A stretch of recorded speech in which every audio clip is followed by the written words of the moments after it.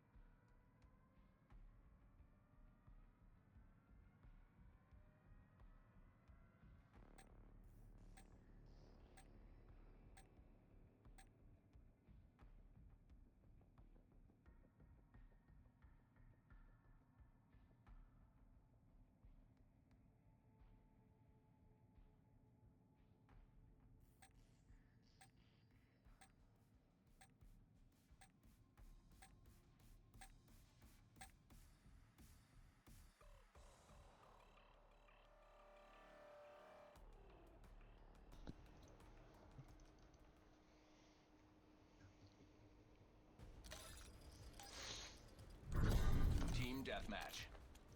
Eliminate all unauthorized personnel. We have the lead. Maintain current posture.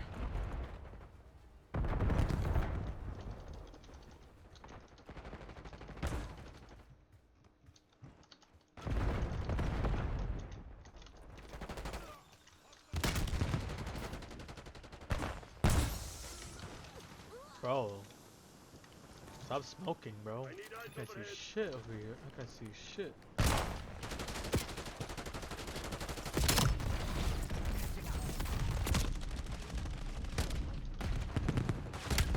I hit monsters this crazy.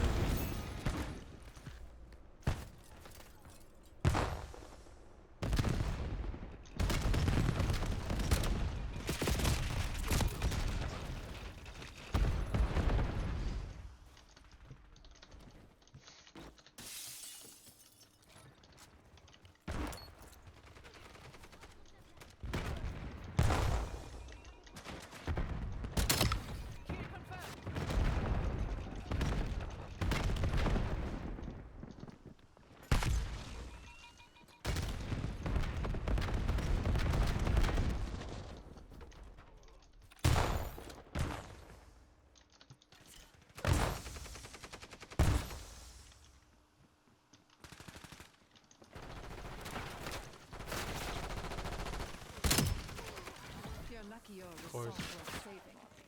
This was ready low.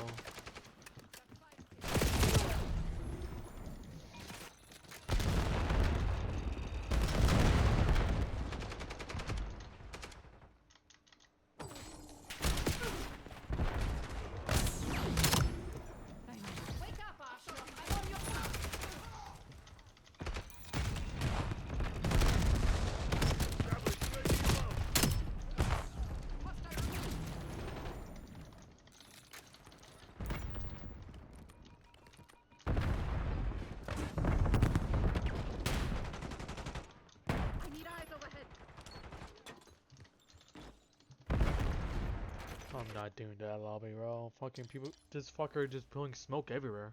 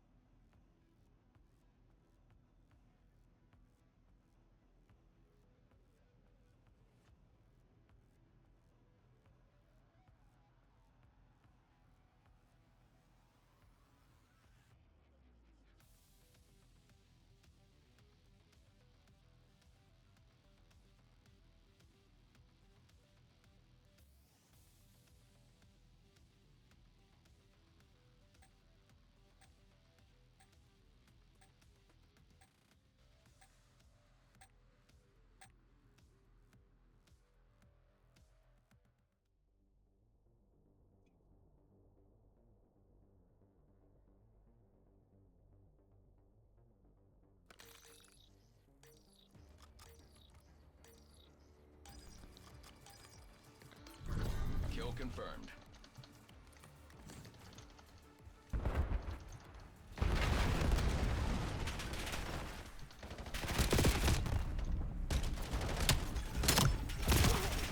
How I hit marker that guy? What the hell? They have the lead. Take it back.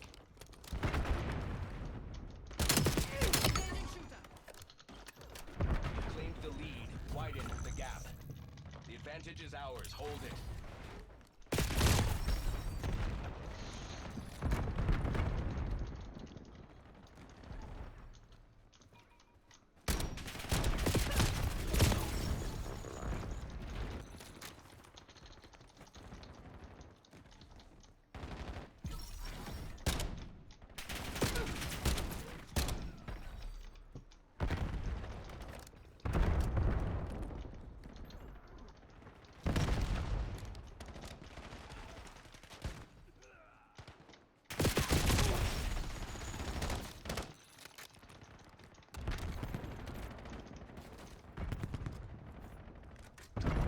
Hostile UAV established above.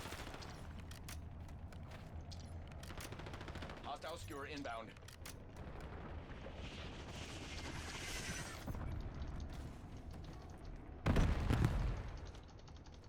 Logging UAV request.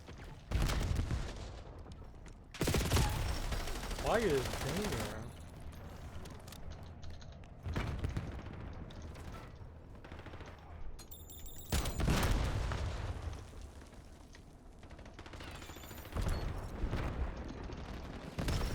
Lead is ours. Do not let up. Enemy. That's a fucking incoming threat. Request counter UAV above. Black Ops took the lead. Do not let them keep it. I suck. Skewer release detected. Enemy UAV detected.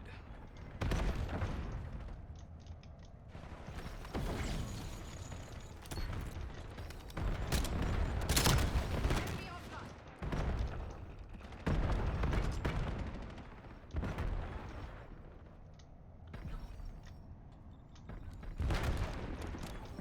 Establish UAV above.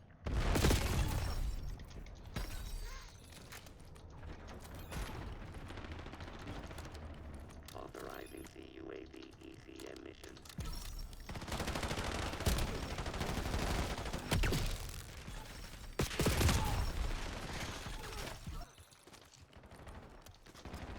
Get a counter UAV in the air. Submitting sewer request.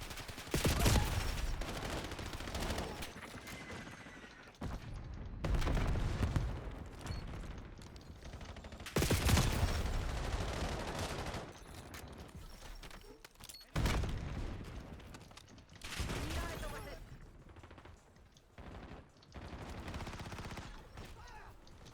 Reaper logging CUAV.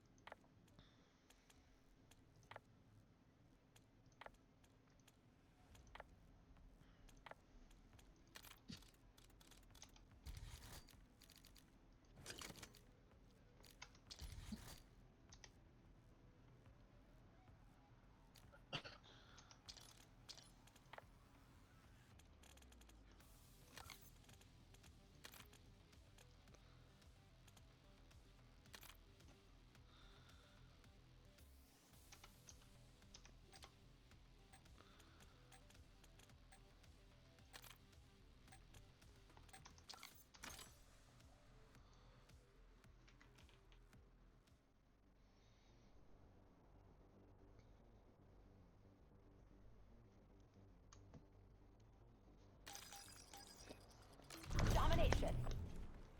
Get in and get out, kill team. Securing Charlie. Charlie secured. Stay tight. We're in the lead. Losing Bravo. We're losing Alpha. Losing A. Losing B.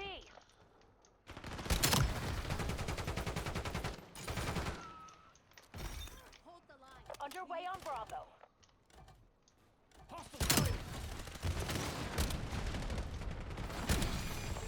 UAV established above. What? Did it die? Securing B. Lynn requesting the UAV task. Lynn requesting UAV overflight.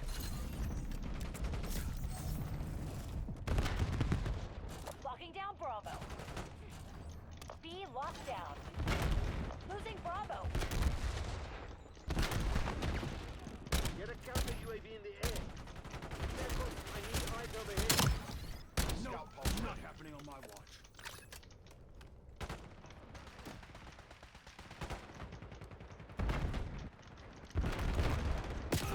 Bruh. Get to cover. Triggering scout pulse.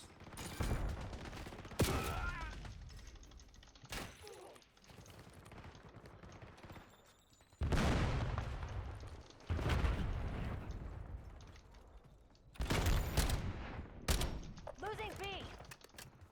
Requesting CUAV above. Establish UAV above.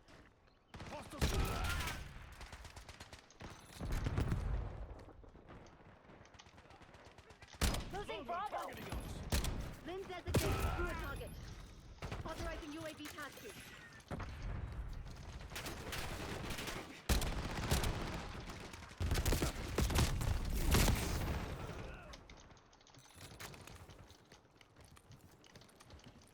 Enemy UAV detected. Get a counter UAV in the air. Oh my god, bro.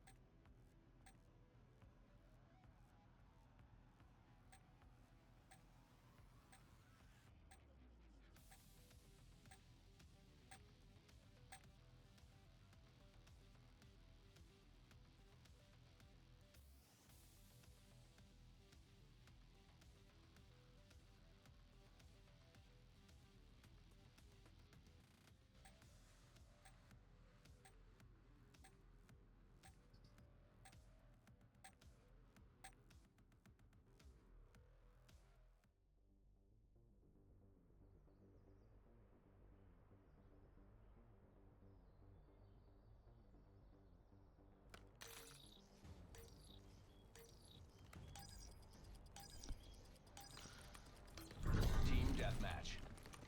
Secure the mission area at all costs. Why does this shit always happen, bro? I hate this. Why does it happen again?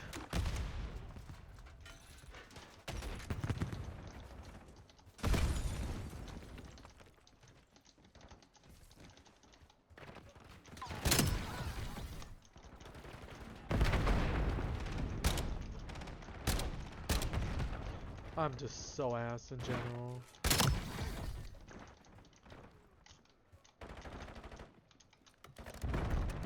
Hostile grenade.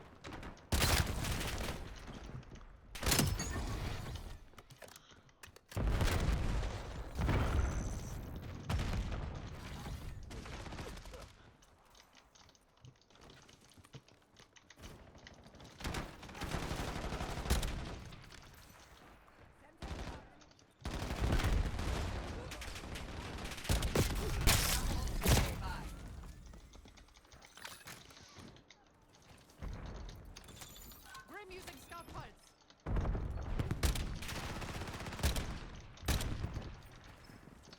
You can't hide.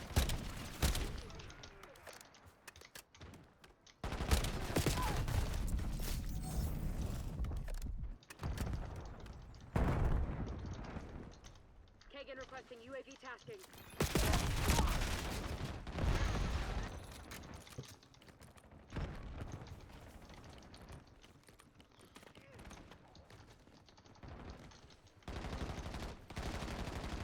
Tackle. Ray requesting CUAV. Ray authorizing UAV mission. Again. We've claimed the lead. Widen the gap.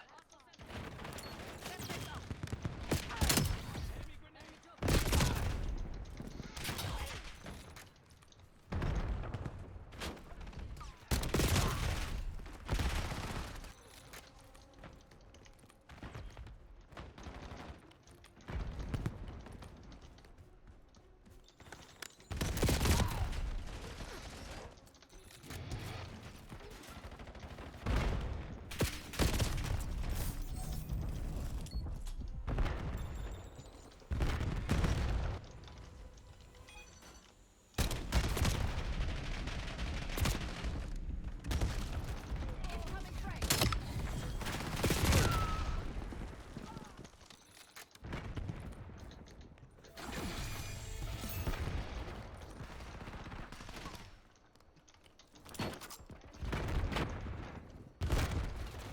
Healing up. Hostile inbound. Hostile UAV established above.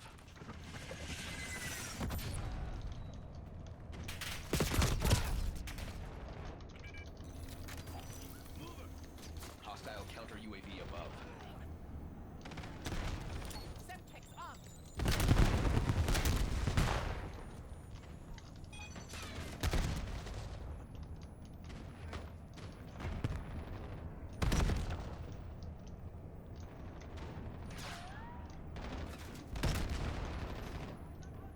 Red method is hot.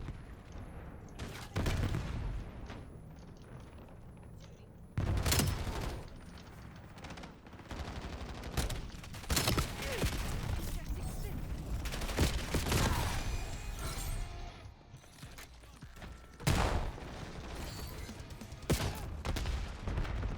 Defending requesting half arm plate.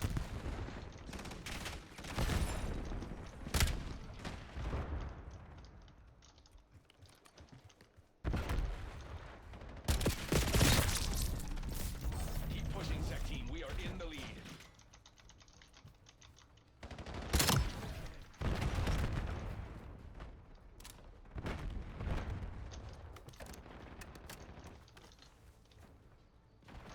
Hand cannon. Rapid fire.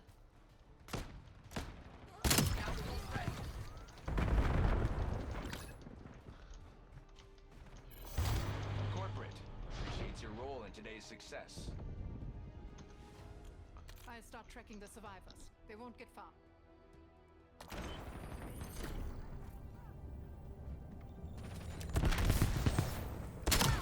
Took one out.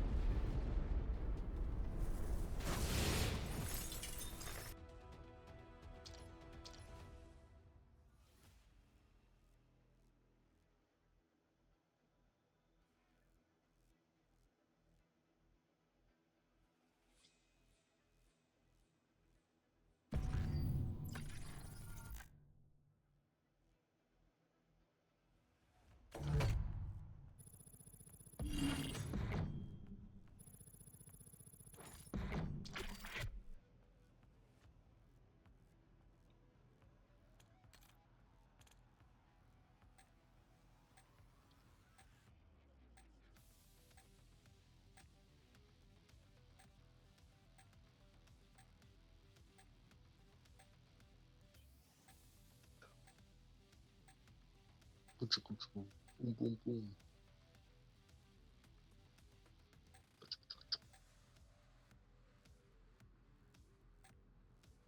Lock in.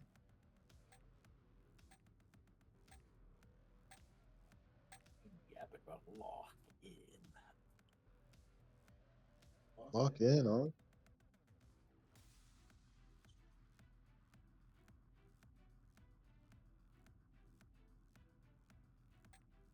Whoa, whoa, whoa, whoa, whoa, whoa.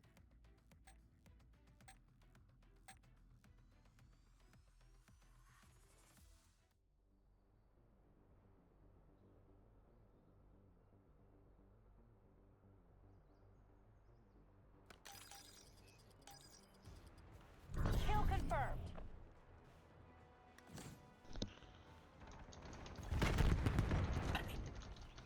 Got the lead.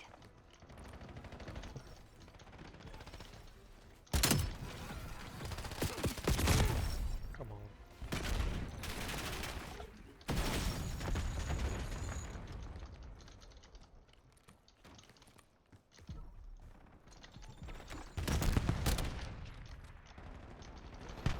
Hostile UAV established above. Bro.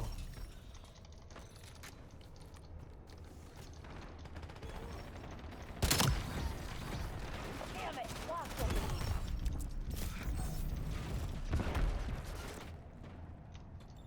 Lead's ours. Stay on task.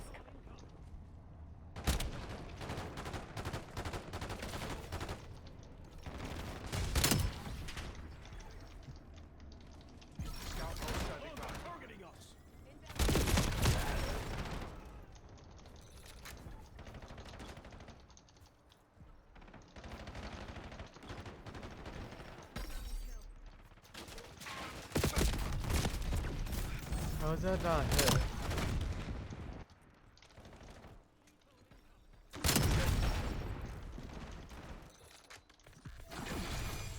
TACOM, establish counter UAV overflight.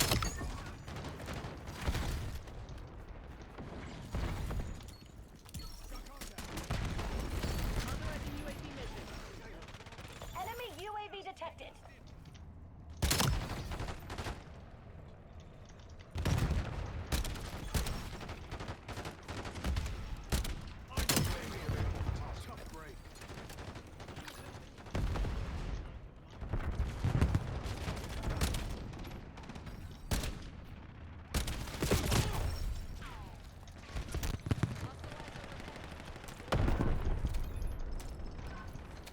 Hostile UAV established above. UAV above. Sensors are capture your objective.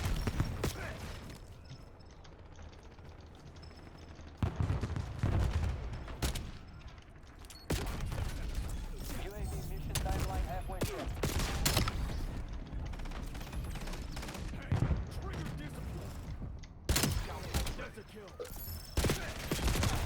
Where's my bullet going? It was like on him. Priority tasking request received. We're done. Enemy UAV detected.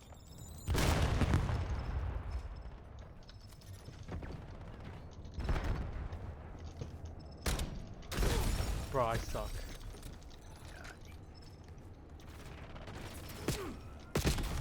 TACOM, get me a UAV.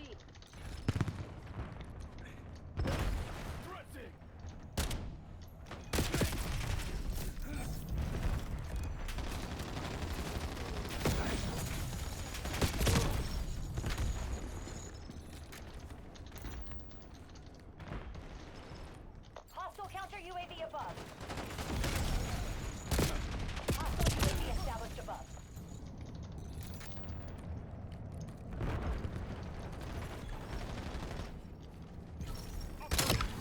Enemy UAV detected. How's that not a kill? That doesn't fucking make sense. How's that a hit marker? Oh shit.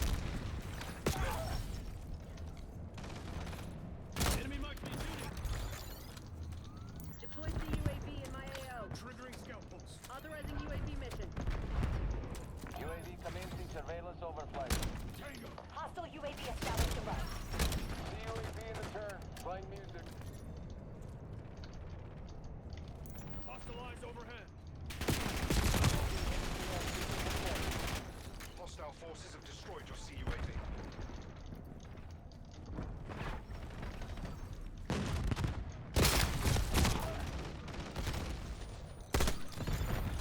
UAV is bingo fuel. Returning to base. Hostile pack destroyed. Enemy UAV detected. I suck.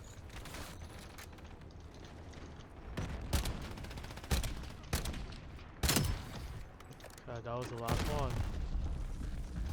Now the Hostile sniper. UAV established above.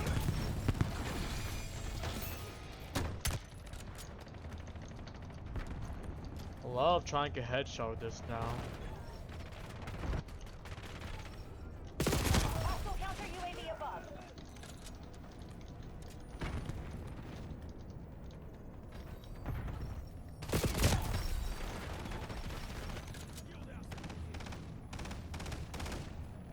Enemy CUAV established overhead.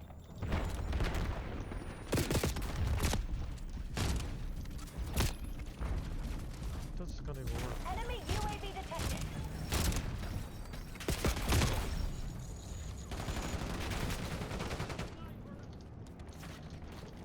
Hostile counter UAV above. Hostile UAV established above. TACOM, establish counter UAV overflight. TACOM, get me a UAV. Enemy UAV detected. Viewer incoming. Enemy CUAV established overhead.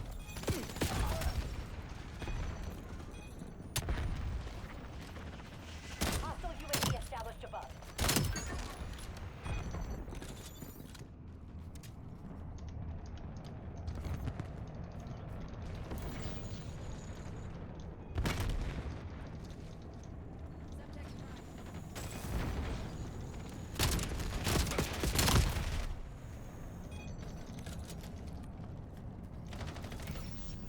You're losing. Switch it up.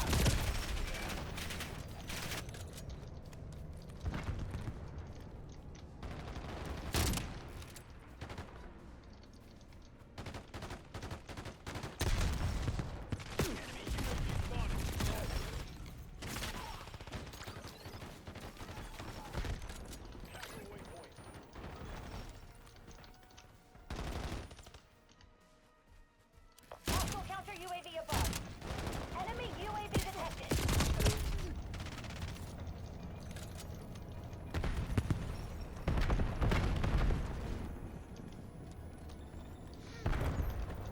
Semtex arm.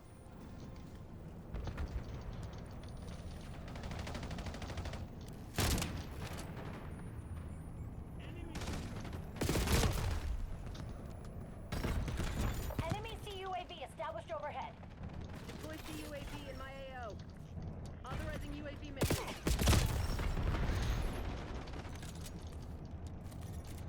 Hostile counter UAV above.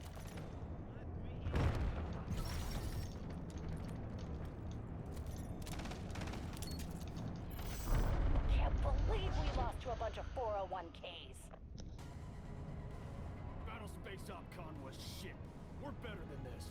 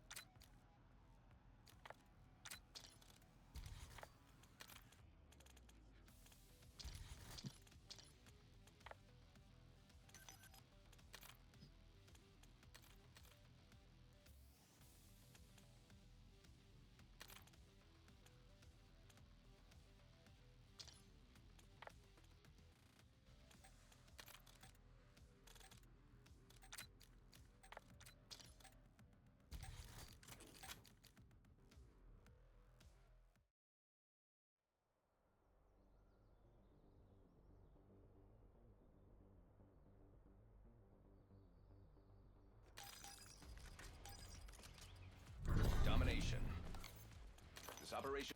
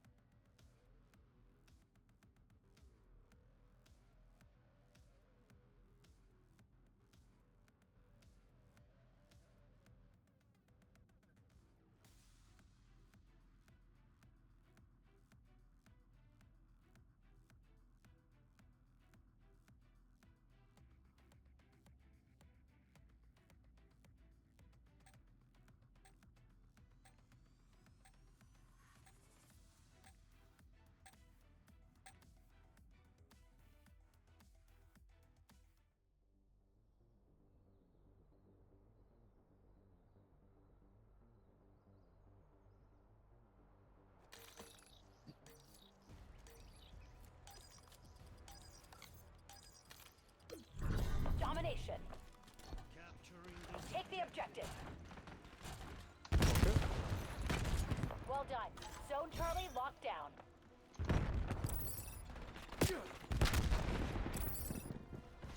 I'm doing good. Love my Losing B. camel grinding. Love it. Like say wait. Fuck. Bravo Listen, lost. what? Oh, buddy. Okay, I think this might be a little bit more easier probably with the scope. It's just the attachment. And just a Taking B. fucking... Okay, wait, actually this might be doable. This might be doable. But how you been? How you doing? How has it been? Underway on Bravo. Enemy complete. How you doing? Locking down Bravo.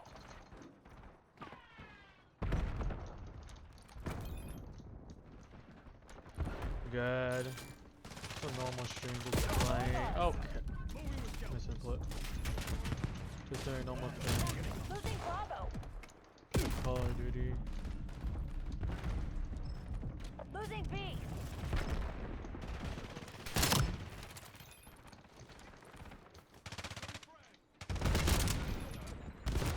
Losing Come on. Bravo.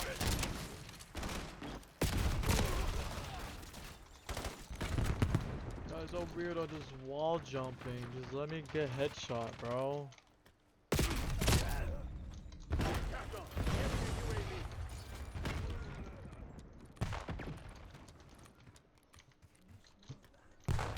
I don't know why to make this gun a headshot. I know. Losing B. Got the advantage. Now we have to keep it.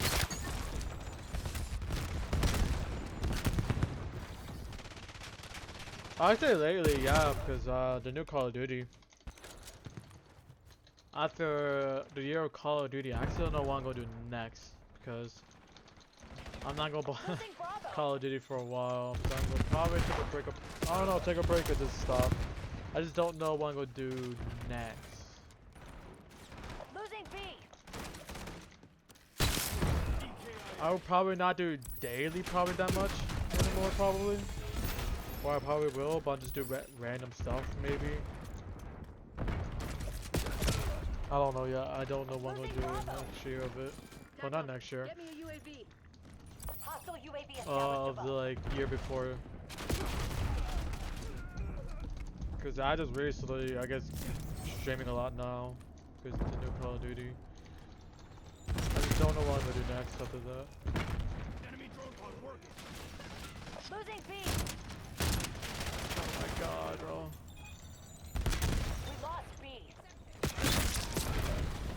Securing B. Enemy UAV detected.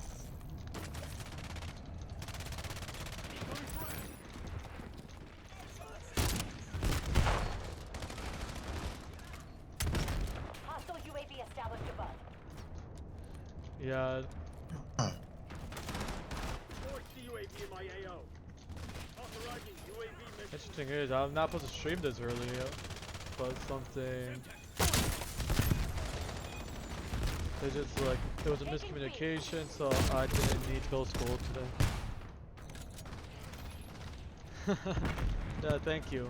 It's just like right now I'm gonna play Call of Duty a lot. But, like right now, this would be right now the today of probably see the title of I'm gonna do camera grinding for a little bit. Don't Enemy after CUAV that established we're overhead. gonna watch the major. Taking B.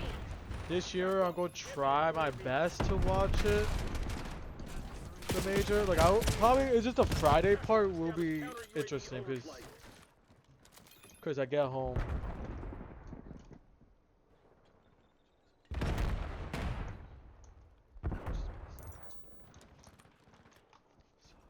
Enemy UAV detected. I don't know. Twitch create.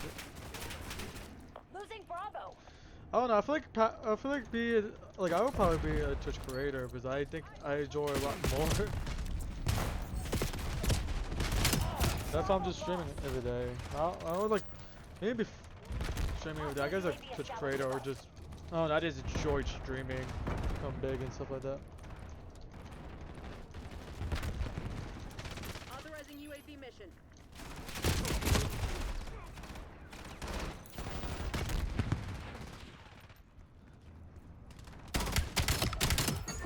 Like what?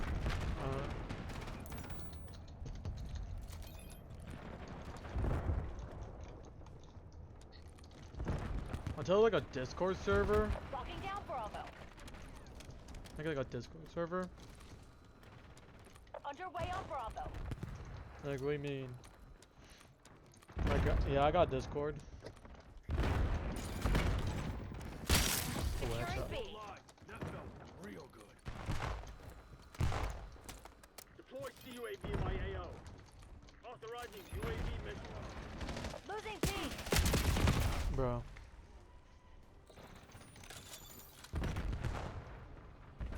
Enemy UAV detected. We lost B. Taking B.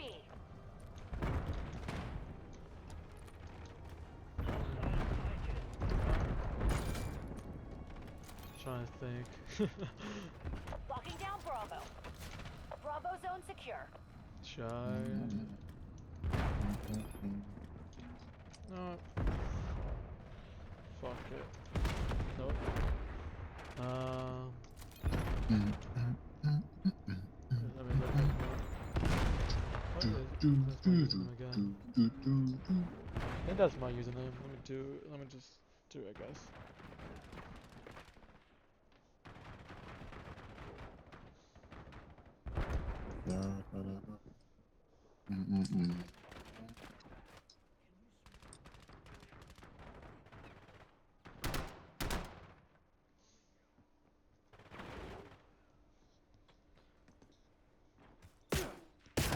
Of course I got.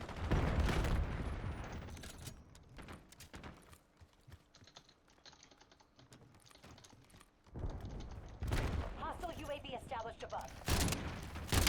Oh no, you're weird. I think that's my Discord. I don't know. I don't know if it is. I'll have to keep checking stuff like that because I have Discord.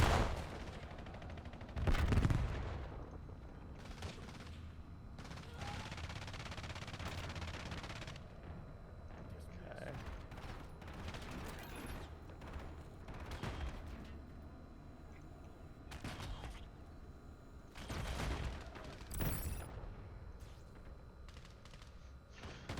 Oh, Losing Bravo. yeah, I got it.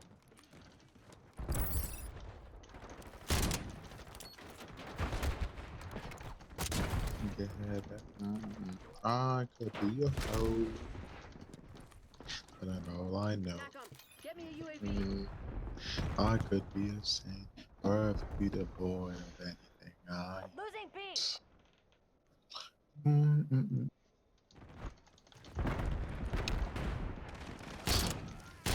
All standing by. TACOM, And establish I counter don't. UAV overflight. TACOM, get me a UAV. No, I think I'm fine. I think I'm fine. I think I'm fine of it. I could go down. Mm-mm. I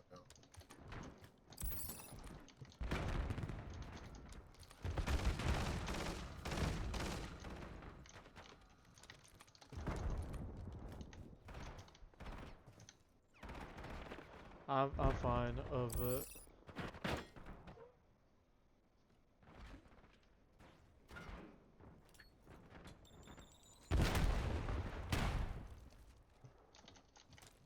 Launch the UAV in my AO. Authorizing UAV mission.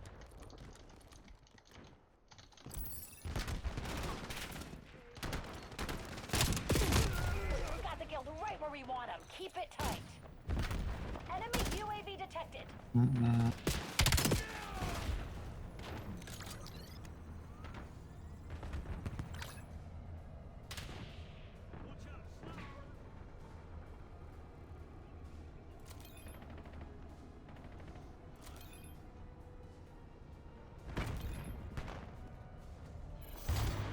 And Yeah. I'm in the system. That's curtains, Black Ops. There's something deep inside. Guild's gonna wake up in a world of pain after that. And other side, it was just a great divide. Oh, can you walk up the pain?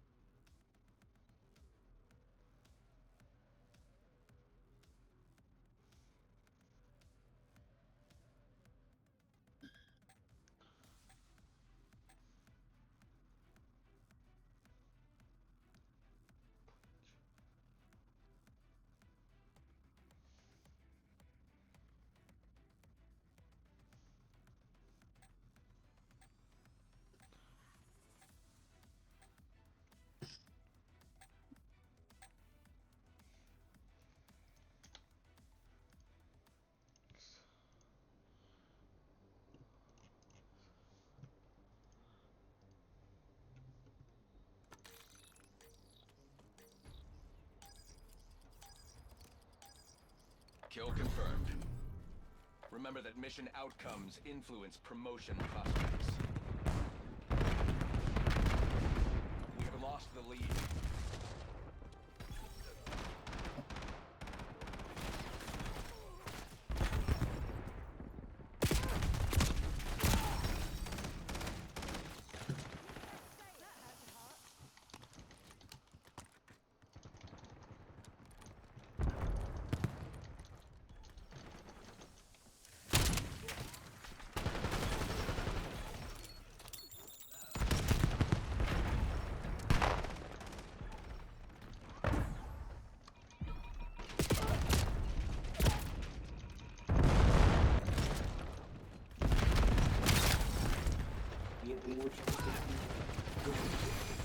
Huh?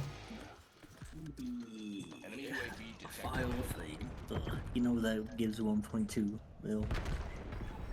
I can do it again before the updates. Oh yeah. Hostile UAV Let's go. established. Another mill. Establish counter UAV overflight. Sure. I think yeah. No. By the time the update comes out, I think we should have like some 20 million.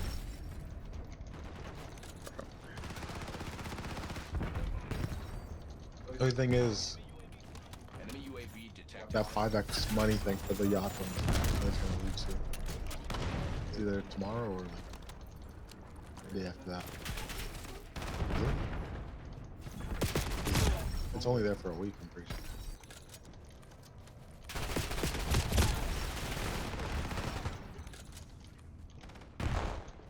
Hostile UAV established above. Incoming napalm strike detected in your AO.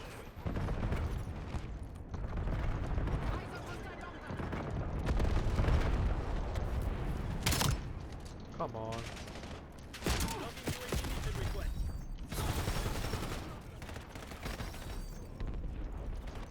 I swear to God, stop giving me the stupid. What? He's giving me the same evil line. What are you playing? Guardians. Oh. I literally need the other evil. I already have 4 of the other Are you ones. gonna play the revamp of special? But it's out. I think. I don't know. This was early access.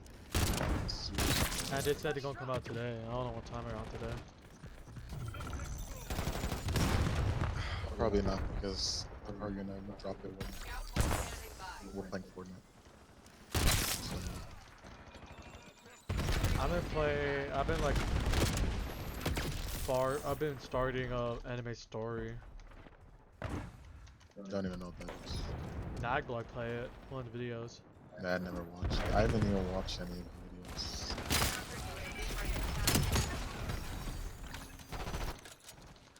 It's like, I don't know how to describe it. Anime story. Angel base. Looking glass on your Is it new? Like these? He played it before? Or is that? Enemy UAV detected. He played it like maybe a week or two on the first video, first time played probably. Yeah, but he played it more than once. Yeah. Like second. Is it like Is it like a turn-based, like kind of? Yeah, that one. Okay, I see that. I'm just doing it. It doesn't look bad, but I don't. I just doing it with like Hostile 4 UAV accounts. established above. Cause like I'm not really using a lot on my 4th account, like all my 4 accounts, my 4 ult account. So I'm just doing it. And apparently raid is hard. You actually need 4 people, so that's why I'm starting doing it with 4 accounts. Cause you're not really supposed to do it solo. He's weird, bro.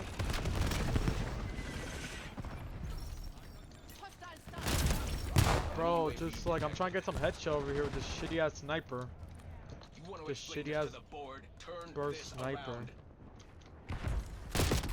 I don't know why I keep holding it. It's just a tap gun, not like hold and release.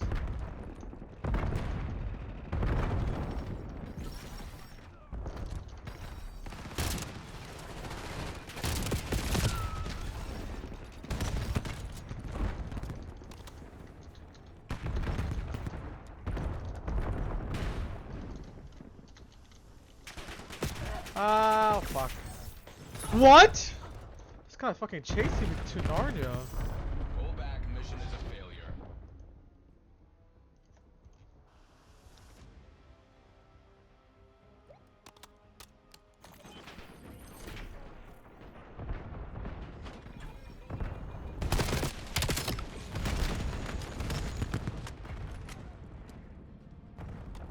Red state.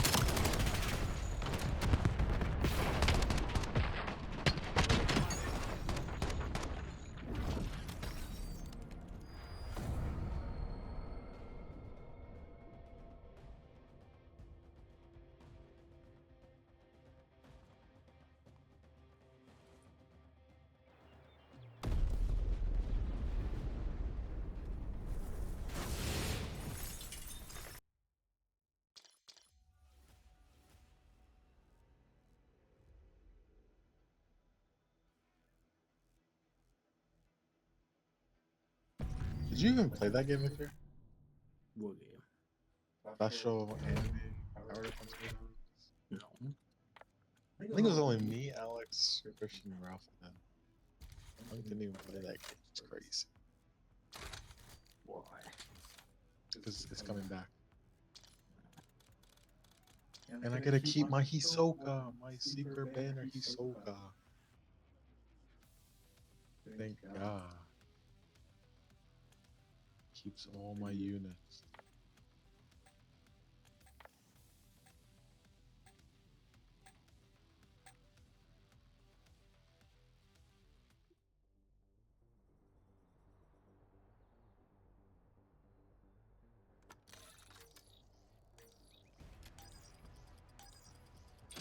Hardpoint. Control the objective. Hardpoint locked down. Maintain current posture. I didn't die. Let's go. Hostiles have the hardpoint. Fuck. That was a free headshot if I We hit control the hardpoint. angled that. Oh my god. Ooh, wait, I'm almost 20. What is that? Almost halfway.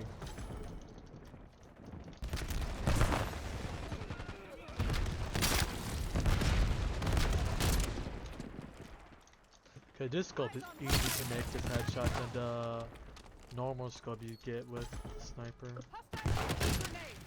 Okay, this is actually possible. I thought it would be impossible. Luckily, they gave me this scope early. With this kind of other sniper, I don't remember. I don't know what sniper. Hardpoint active. Hostile personnel have captured the hardpoint.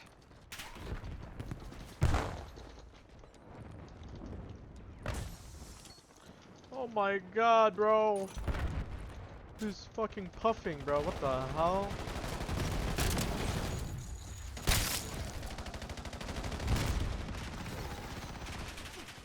Semtex front.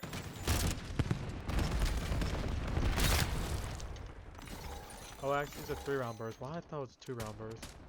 Hostile skewer inbound.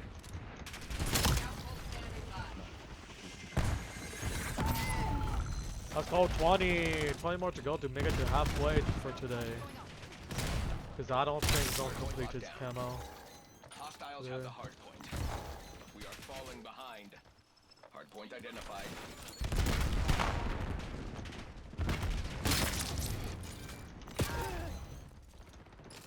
Hostile UAV Not doing bad this game. Hardpoint is active. So many people are kind of standing a lot. Standing still to me. That Focus in fucking... bot lobbies. What do we do? Bro, no! Yesterday, even Ralph... This is crazy. No. You should have seen what yesterday's stream when I was playing, bro. I thought I was playing... I don't know I was playing actual bot lobbies? Or legit? No, they were normal. It's just like that fucking movement god, wall jumping, slide canceling. Only one guy probably doing it. He's doing knife camo right now. But no, yesterday, I don't know what kind of lobby I was playing, bro. Like holy shit, I don't know I was actually playing actual bot lobbies. There's no way people actually play like how they would play yesterday. Even Ralphie was questioning of like, is this bot lobbies? Because Ralphie was just laying down. Because the way they were acting like a bot, bro. Like absolutely bot. Oh no, dude, normal. They're not good. Not fucking movement godding, slide canceling, wall jumping. Well, you can't really wall jump a lot in Newtown. Hostile personnel Fucking this have knife captured guy is a fucking horror. Enemy UAV detected. Okay. Focus. Hostile scout pulse nearby.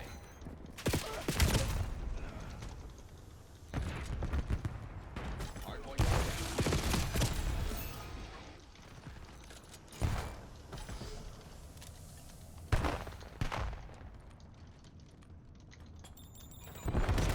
Hostiles have the hardpoint. Oh, please, just give me the other E-boy. We control the hardpoint. Hardpoint identified. No. I can't hit. Shit. Hostile personnel have captured the hardpoint. Hardpoint locked down. Hardpoint is active. I'm gonna have to grind for potions again, I swear. Because I got this 50% potion boost for like an hour. Inbound on your grid. This is basically 30%. I can't get the other one. Control the hardpoint. What is this?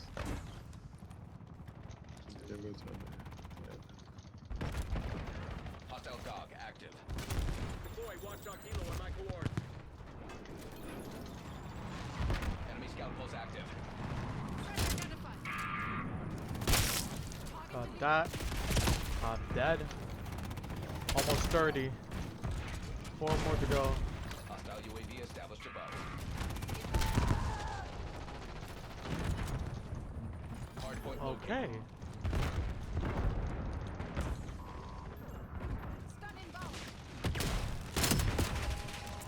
Ay. Hardpoint active. What the fuck? Hostiles have the hardpoint. Skewer release detected.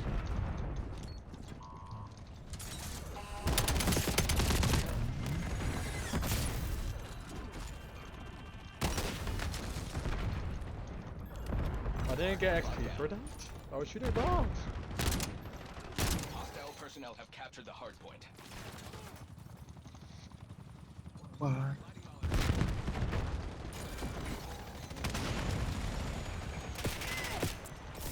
We control the hardpoint.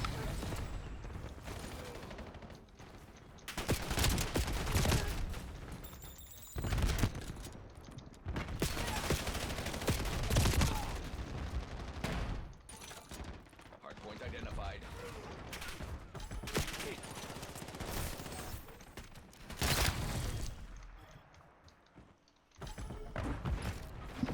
Hardpoint is active. Hardpoint locked down. Hostiles have the hardpoint. Save it for the enemy. Hostiles down. Enemy dog established on your grid.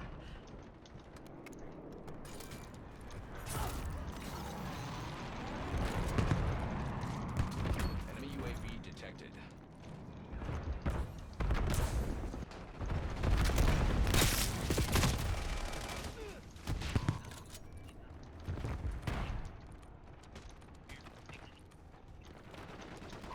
Net call. Napalm strike inbound. Hostile skewer inbound.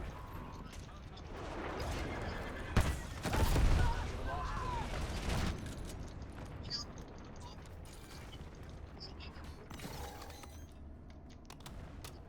Hardpoint located.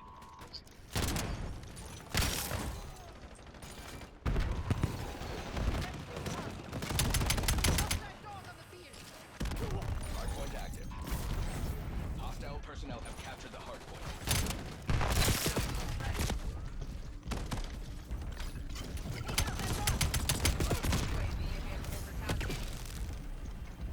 You know how Alex had like 7,000 minutes in party? Playboy party. Yeah, I saw some guy, his guy said, I thought I was Of what? in a party, but he had like 51,000 minutes or something. On He what? sees somebody else that's for Spotify. Somebody else has 64,000 minutes. Then you beat him. Alex needs to hit those numbers. What does he do? Hostiles have the hardpoint. Control the hardpoint. Save it for the enemy. Deploy UAV in my AO. Hardpoint. No, yes, I don't know how to kill him. Standing by. Hostile personnel have captured the hardpoint. Why are people like knifing now? What is this shit? Authorizing UAV mission. Hardpoint is active. Camos. Hardpoint locked down. Hostiles have the hardpoint. Bro, I don't know how people just did it. Cause, bro, actually, no, most of the people did like a day early on the actual Call of Duty because they always like Pulse going out. changed their region UAV above. to, I think Brazil or something like that. Hostile personnel have And I captured just the started hardpoint. doing it like a day early. Control the hardpoint. And it is just non-stop ammo grinding. But I'm doing good pace for it. I got on sniper after that. I already did 2 rockets. I just need to do the pistol. I just need to do the pistol and the melee after I finish the sniper. After that, Hardpoint located. Hostile UAV established above. After I finish multiplayer, I'm gonna do zombie. And then campaign. Hardpoint active. The thing is, I don't have to do I don't have to complete the campaign to get the ending. They just You don't. no, they changed it now. They legit changed it. So you don't have to go on campaign to do the ending to get the ending thing. Just give you it Hostile helo incoming. Logging UAV because request. they know how Enemy fucking UAV terrible the detected. fucking campaign is. Hostile I was about to say, that'd be my first campaign. I had to really have to do it, but luckily I don't have to. That'd be a whole let's play of me playing it if I actually do have to do it. Like uncut, unedited of me playing it. Hostile personnel have captured the hardpoint. Hardpoint locked down.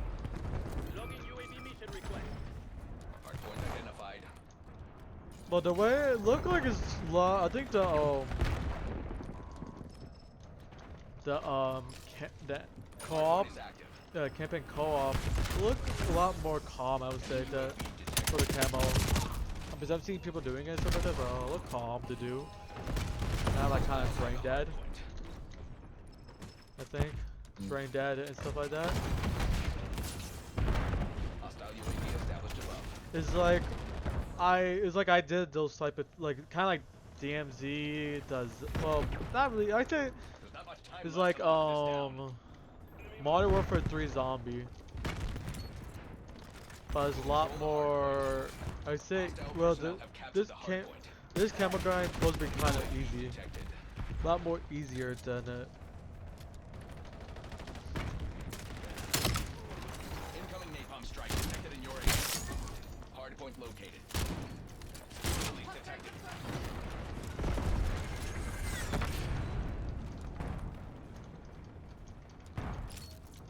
Hardpoint active. Hostiles have the hardpoint.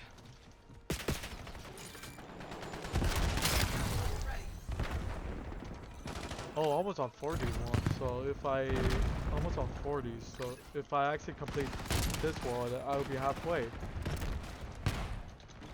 I'm going to stop and I'm Hardpoint going locked down. stop the camo grind at 230.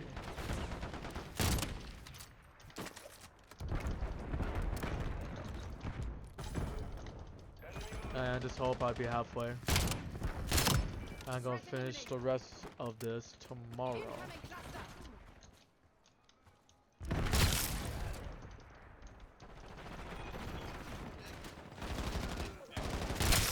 Incoming cluster. Hostile personnel have captured the hardpoint. Stockpile. Nikolai, Need eyes approaching overhead. secure target. UAV in the gun. Reporting hostile contact. Counter UAV above. Hardpoint is active. We control the hardpoint. Looking glass on station. Jammer operating. I get hit! Shit! That was the freest headshot, but I fucking suck. CUAV MTC 50% expended. Mission timeline over. UAV exiting the area. Establish counter UAV overflight. Ms. Kagan will be very Too easy. pleased with your Black work Ops getting today. soft.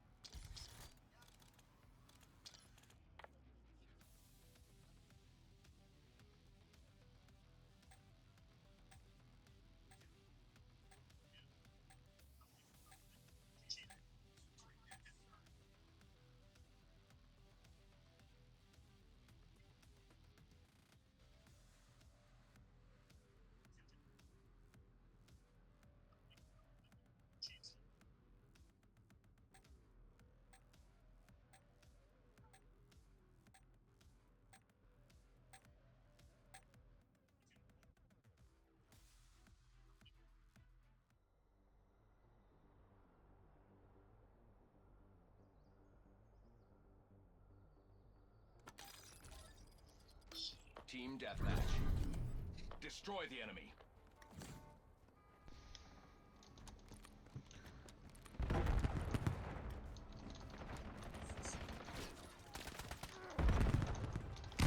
Come on. Lead is Ah, ours. if he moved Not back a let little up. bit, that's a fierce headshot. We are falling behind. Enemy with Semtex. Hey. Ah, I couldn't see my red dot. Fuck!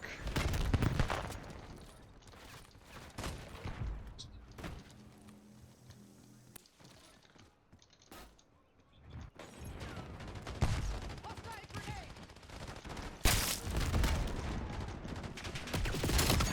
Ready.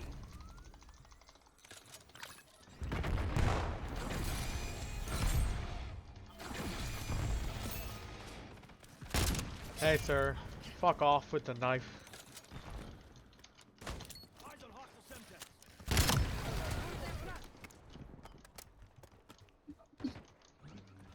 Zaveri requesting CUAV tasking. The advantage is ours. Hold it. Grim using Zaveri scout mines. designating skewer target.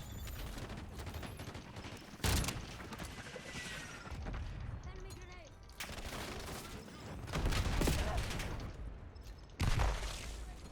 Authorizing UAV operation. They have the lead. Take it back.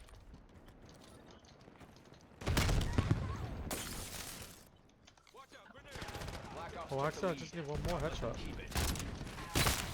Okay. I'm like halfway, and I just keep going until the 2:30. We have lost the lead.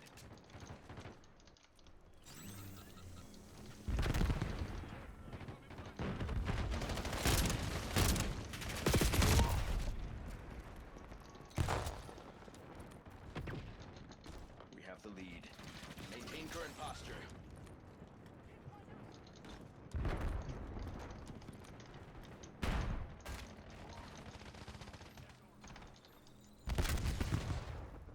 We've claimed the lead. Widen the gap.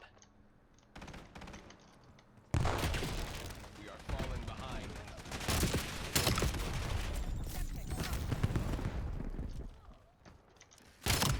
Problem solved. Oh, what the fuck?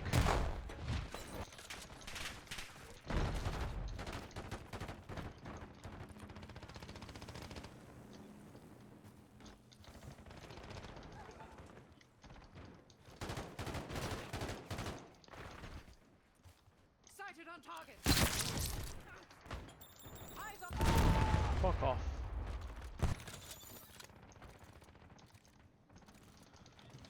Not doing good in this match. Only 3 headshot.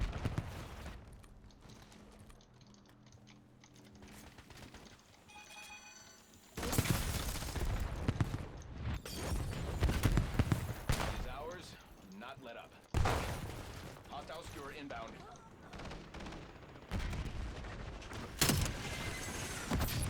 Getting kills mostly than Zaveri fucking requesting UAV headshot. overflight. Come here, sir. I need those headshot. Pick a gun. Thank you. I'm gonna crash out. I swear to God. I swear to God. This is. I got the same Avo item every single time. Like, bro, please.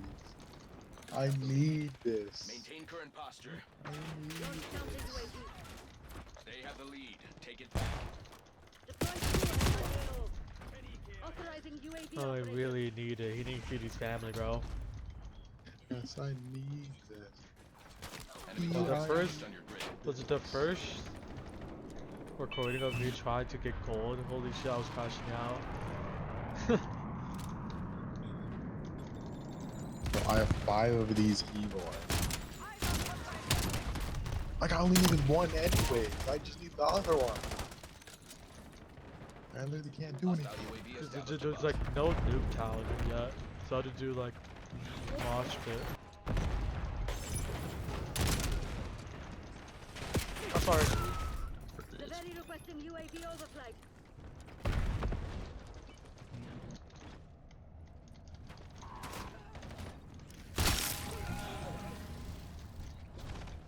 Bro, fuck you, dog, bro. Like, fuck off.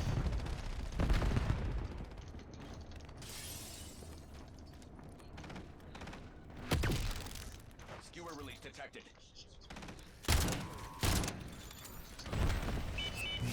Can someone just fuck that dog, bro? Like, what? Can someone just fucking kill it? Like, where is it, dog? I put this shit down. Holy, I can't. Performance is trending below acceptable thresholds. Authorizing UAV Come on, the dog just died around his me.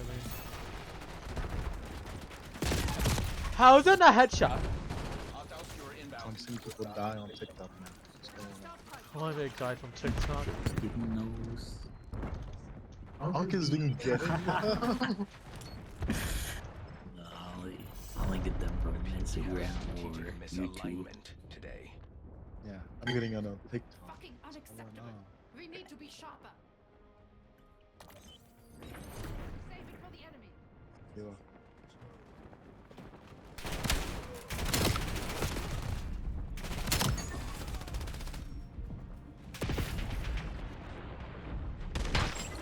Zero reaction time. Huh? Zero reaction time. Zero reaction time. That car was going like 70 or 80 miles per hour. I'm like, what are you talking about? No reaction time. Bro's on different servers.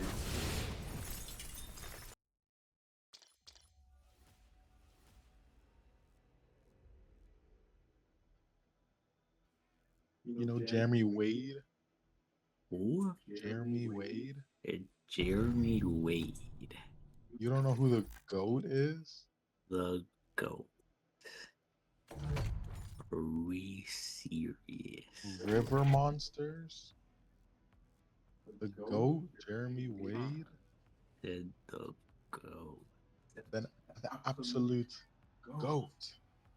Buddy caught every single river Yes, monster. I know that guy. And an extinct one too. That's how goated he is. What are you talking Yes, I know who he is. about? You just said you didn't know who he was. I didn't know his name, but I do know about that because Joe Bartolozzi was talking about him, talking about his show only ended because he caught everything. Yeah, he caught everything. Team deathmatch. Eliminate all threats.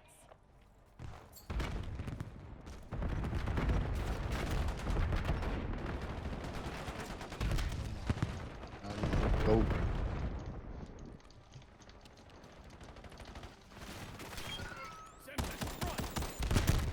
Time to macro this Thanksgiving event. Is it worth doing? Is it worth doing? I doubt it because I don't even think that I guy's legit good. Nobody looked. talks about it. Ah, it just does. He doesn't look good, so it doesn't bother to do it. I still want to get him though. But that's just me. If it was anybody that was in that show, it's I guess it was. Now I'm getting sweat lobbies. Let's go. Definitely asking for it. Definitely what Is that sweat lobbies. Huh? Hostile UAV Somebody's established out above. of the hot lobbies.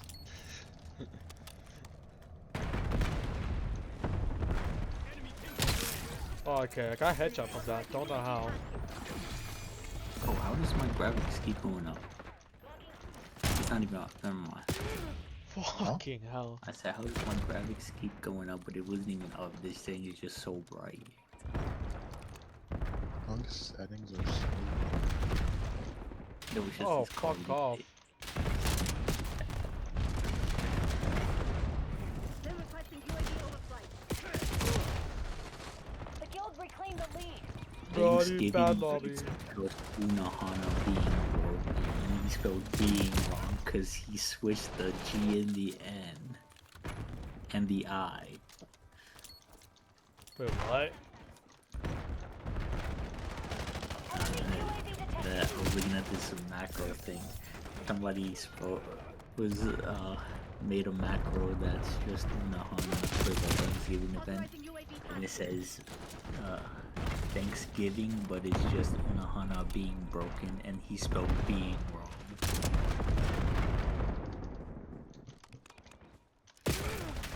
Get me out of this fucking lobby.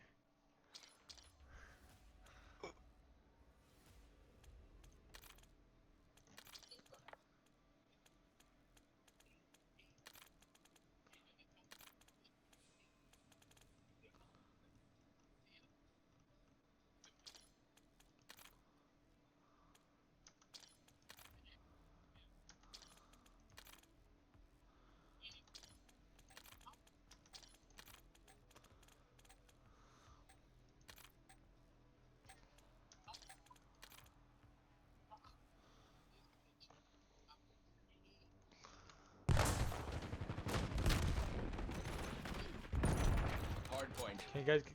At least it's like Success at least not like guarantees fucking continued kids, access to premium fucking benefits. wall jumping, just rushing in with no brain cells. Okay. Is that considered brain cell? Brain dead? Legit, he was just hiding. I got killed by Sony, Hostiles have the hardpoint. but he had to end. Enemy UAV detected. Hardpoint identified.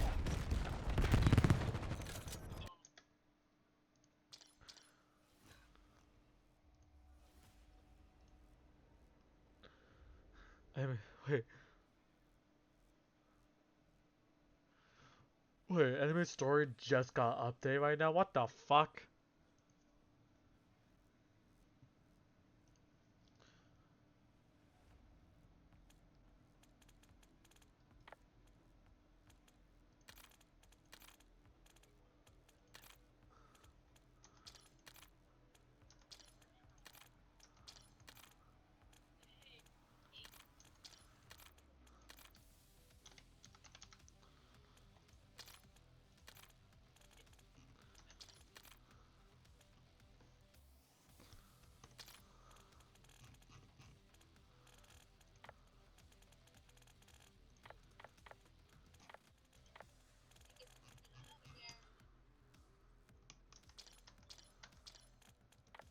I have 16 minutes of this stupid potion, bro. Might be cooked.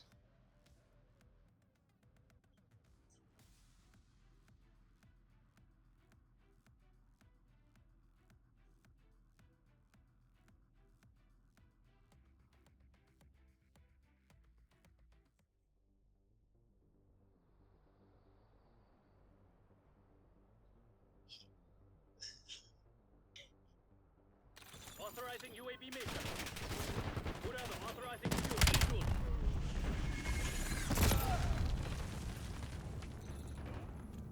Hardpoint. We're authorized to engage. Protect the guild's interests.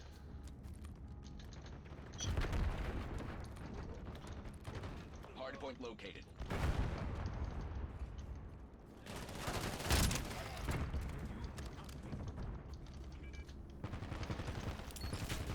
Hardpoint active. We control the hardpoint. I went back to the same lobby. Fuck, get me out of here.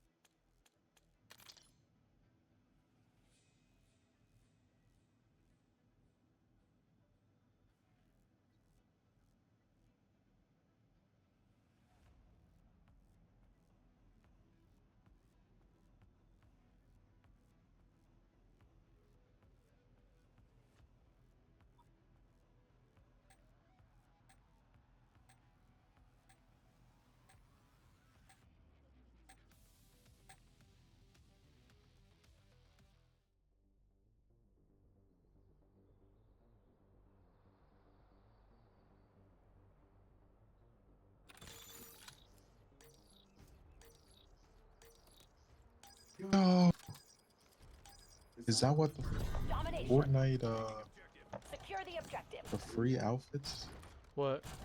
We control for the zone Christmas C. thing? What is it? Got the lead. It's Christmas, Hatsune Miku, and Harry Potter. Harry Potter? That's a Yeah, I don't even know why what he's the there. fuck?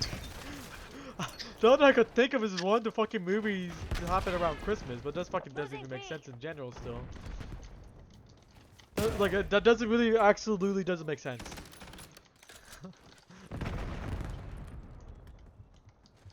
It's AI, guys. Watch. Yeah. He's on to something. He might be right.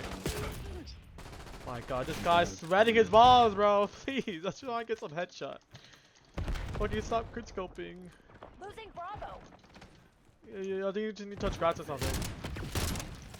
Holy, I'm ass. He's not dead? I know he's dead! That's the headshot. I'm dead. Losing B. Ugh, Bravo lost. Taking Alpha. Hostiles released a skewer. Enemy scout pulse active. You're falling behind, Black Ops. Hey man. Bye man. I'm debating. The only thing I know is there's gonna be a Christmas meeting We're soon. losing Charlie. I know, yeah, I know it would be a Christmas That's Miku, true. but I don't know. But I don't know if it's gonna be a free skin or not, but I doubt it's gonna be a free skin.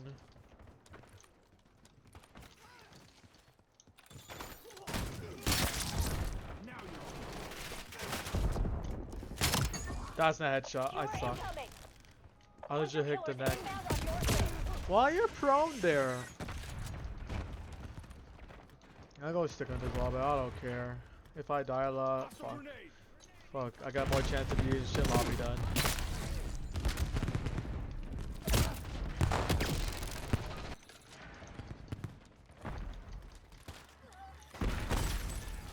Priming Semtex. Oh fuck.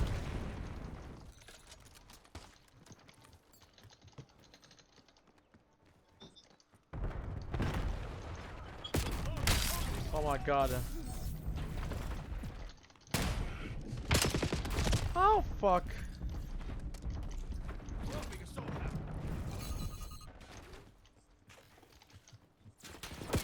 Taking B. What the fuck? He had the wall sniping. I have the wall hack. Oh, he got me. I could. Securing B. Oh my god, I'm just ass. Headshot. Let's go. Securing Alpha. Assaulting the objective. Operator detected. Check your damn fire, fuck. Hostiles released a skewer. They're taking C. Zone Alpha captured. Underway on Bravo.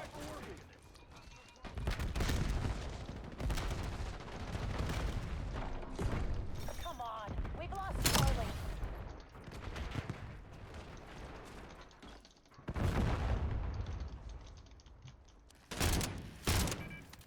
Heads up. Pulse with scout pulse. Let me get my. No, fuck. That stupid drone hit me, bro. Locking down Bravo. Securing C. B secured. That's not headshot.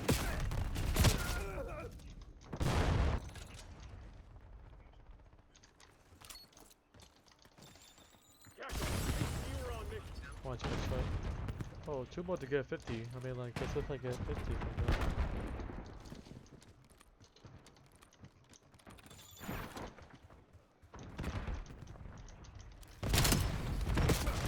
I want big himbos! Nah, headshot!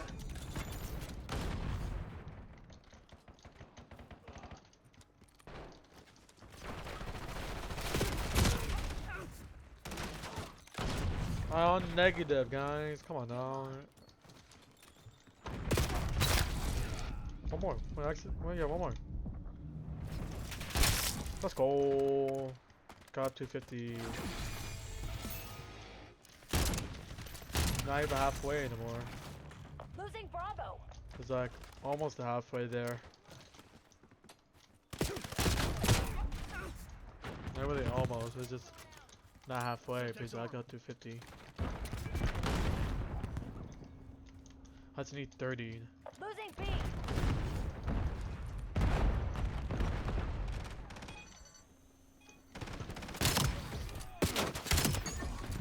I'm trying to aim up, but I'm just aiming down.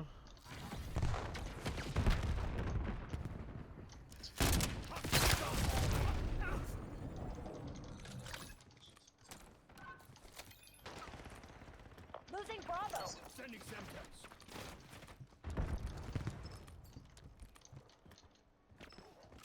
Losing B. Frag out. Grenade incoming. Hostile cluster grenade. Lost B. Incoming frag.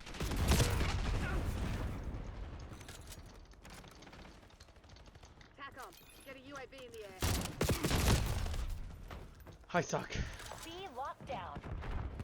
I won't lie. That felt real good.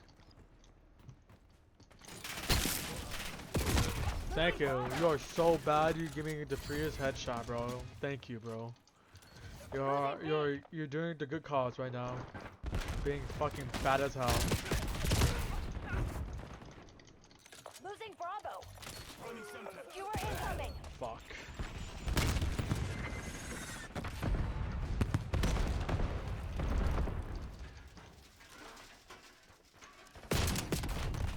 Stay tight. We're in the lead. Hostiles released to skewer. I'm fucking bad now. Missed my shot. Bravo lost.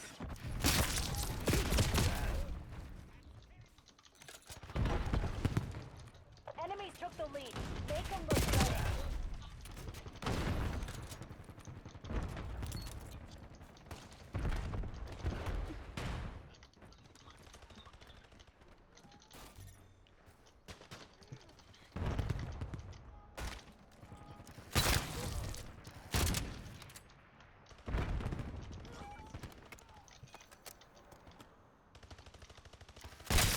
Targeting us.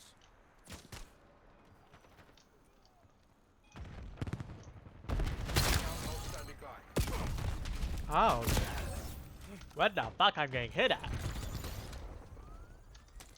Moving with scalpel.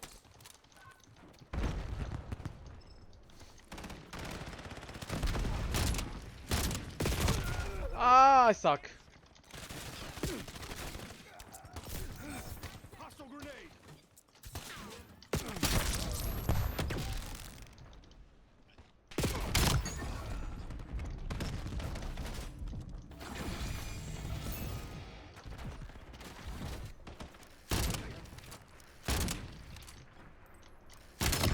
That is not a headshot. Let me run up for a minute.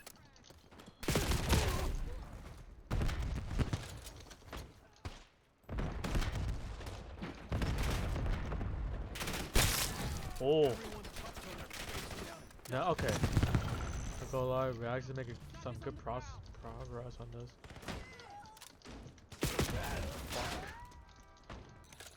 Sniper working. So now I need 20.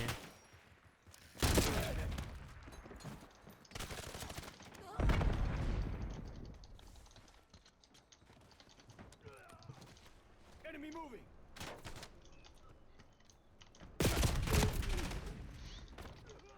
Underway on Bravo. Triggering scalp pulse.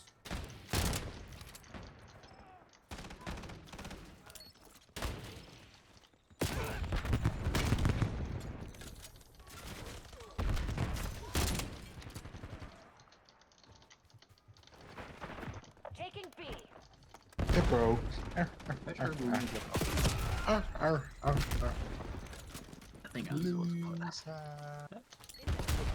Yeah, well, it's not better for me because I got 2 evil items and it's the same.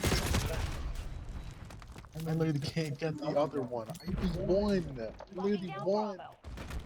And I can't get it.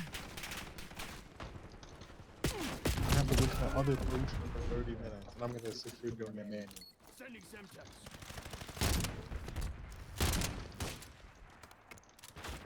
What are you waiting for? Make your move. Get me eyes in the sky. Fuck off. We're losing Alpha. Hostile release secure.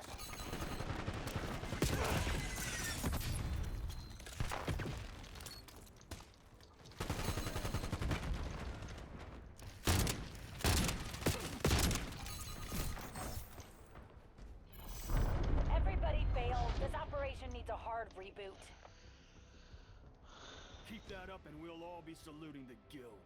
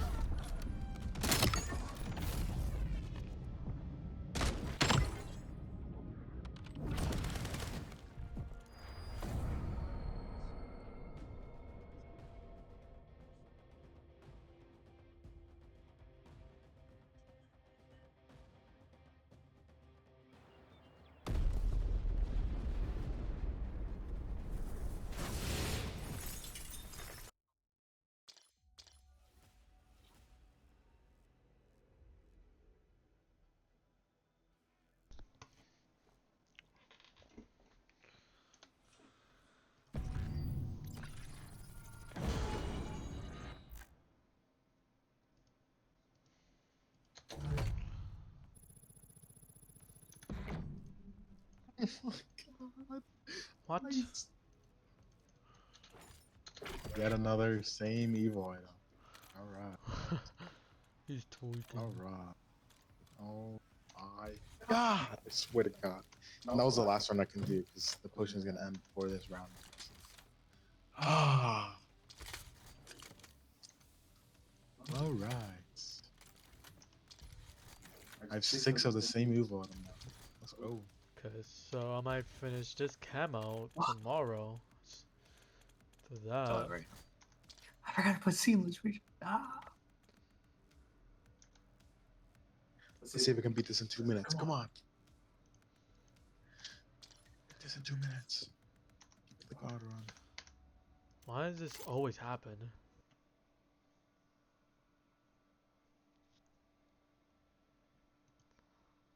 Boom.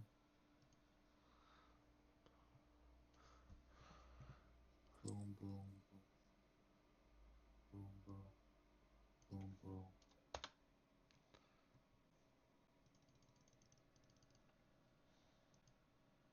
That's the knob and that stop. Doo, doo, doo.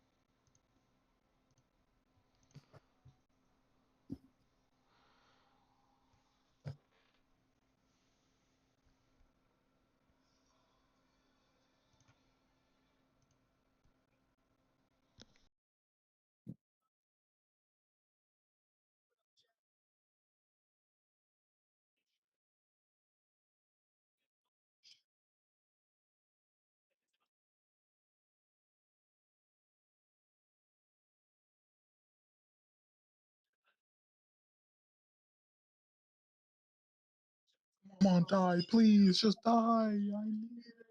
I need this. Oh, I need this, please. Don't do this. Why couldn't you die fast?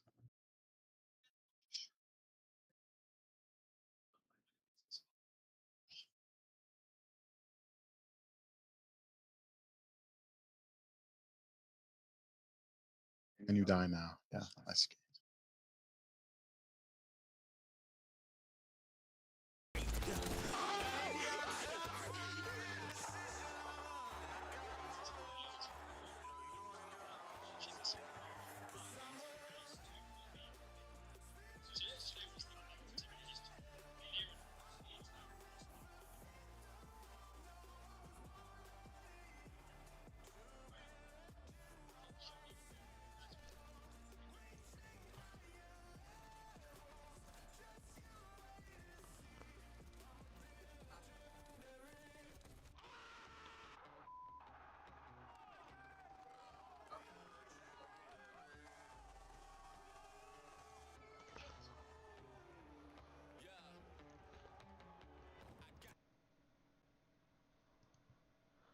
Before all of that, let's do kind of prediction right here. This game right here, prediction. I feel like Optic gonna win. I don't know what to do best of. I actually don't know. But I'm probably gonna do it when they gonna start. But Optic gonna win right now. Optic gonna win in this one.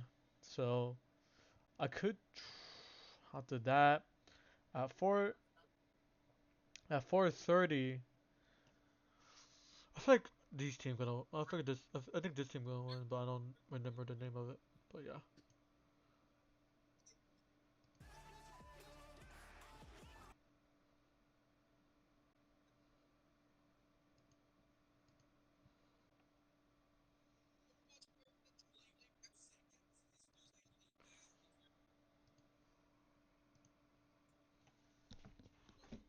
I'm gonna be right back. Okay.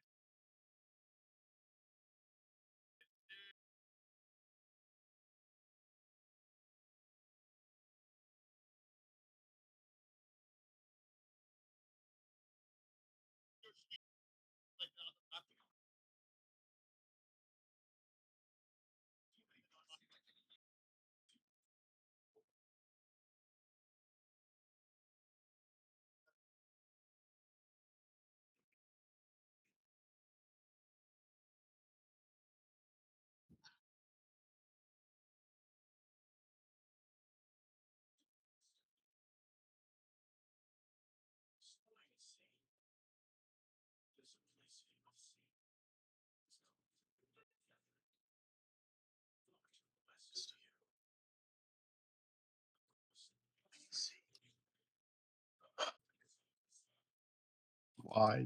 Why couldn't it give me the evil item? Are we serious right now? God.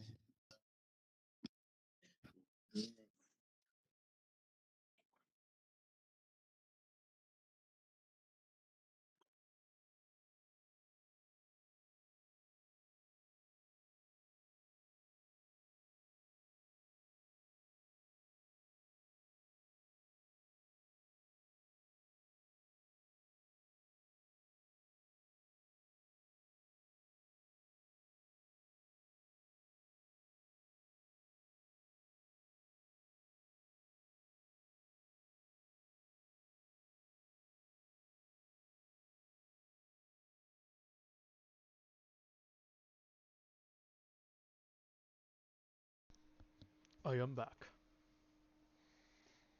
Back. Yep.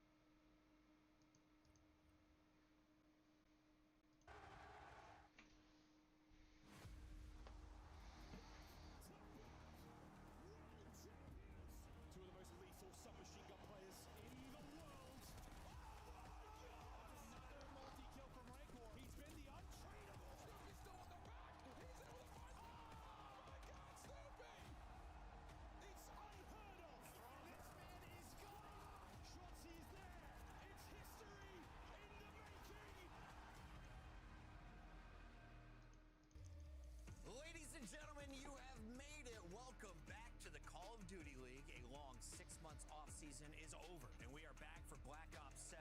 I'm your host, Chris Puckett, along.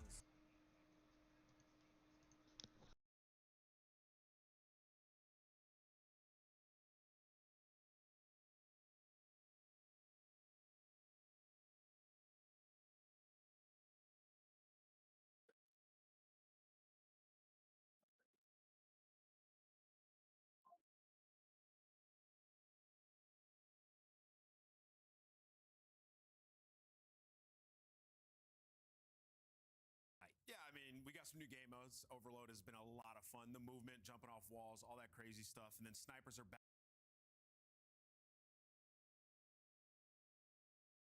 What just happened?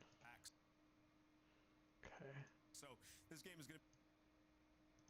I'm your host, Chris Puckett, alongside Anthony.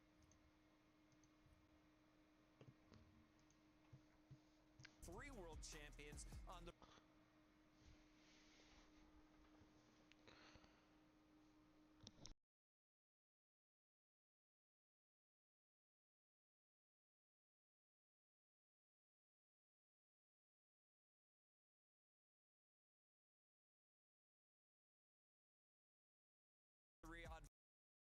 Falcons. We've got Boston Breach in action against the Carolina Royal Ravens. And Vegas Game 7, but they won that event. They've been a favorite anytime you see them in scrims. And the question is, who is going to lead the team in kills? Because everyone seems to be finding success early in this game. Yeah, I mean, the way this game's played, you just felt right away this Optic team was going to be sensational. Yeah. I mean, the answer they found last year was Mercules. And, you know, a lot of the narratives, and, you know, GOAT talk, and, you know, I've been included in this discussion before, calling Simp the GOAT, you know, talking about these different players who are up there in the all-time legacy. Shotzi's entered that discussion, if not leading that now, right? Because they have just been unbelievable, and him in particular has been great.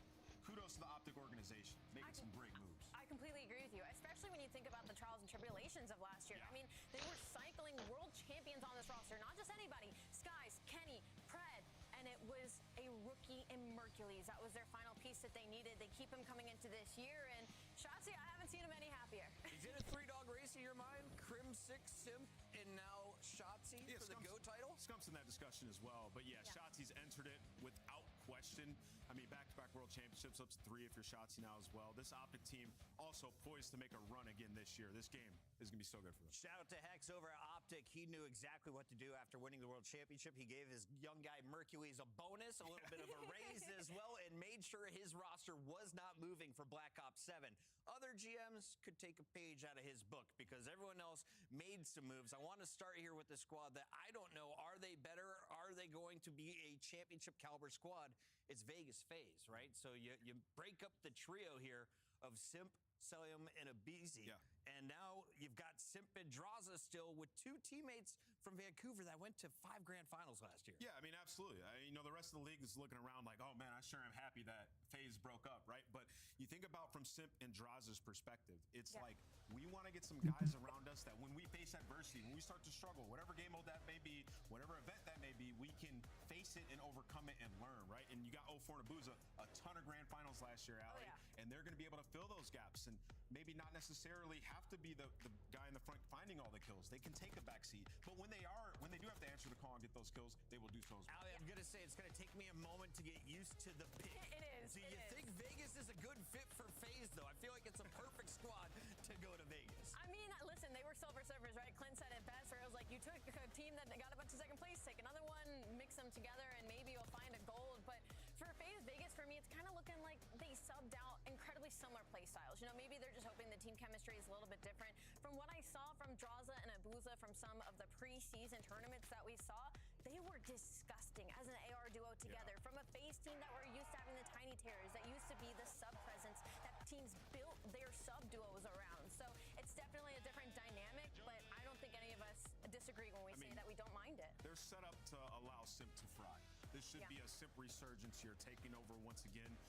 But yeah, looking at this roster, I think there's a ton of potential, Chris.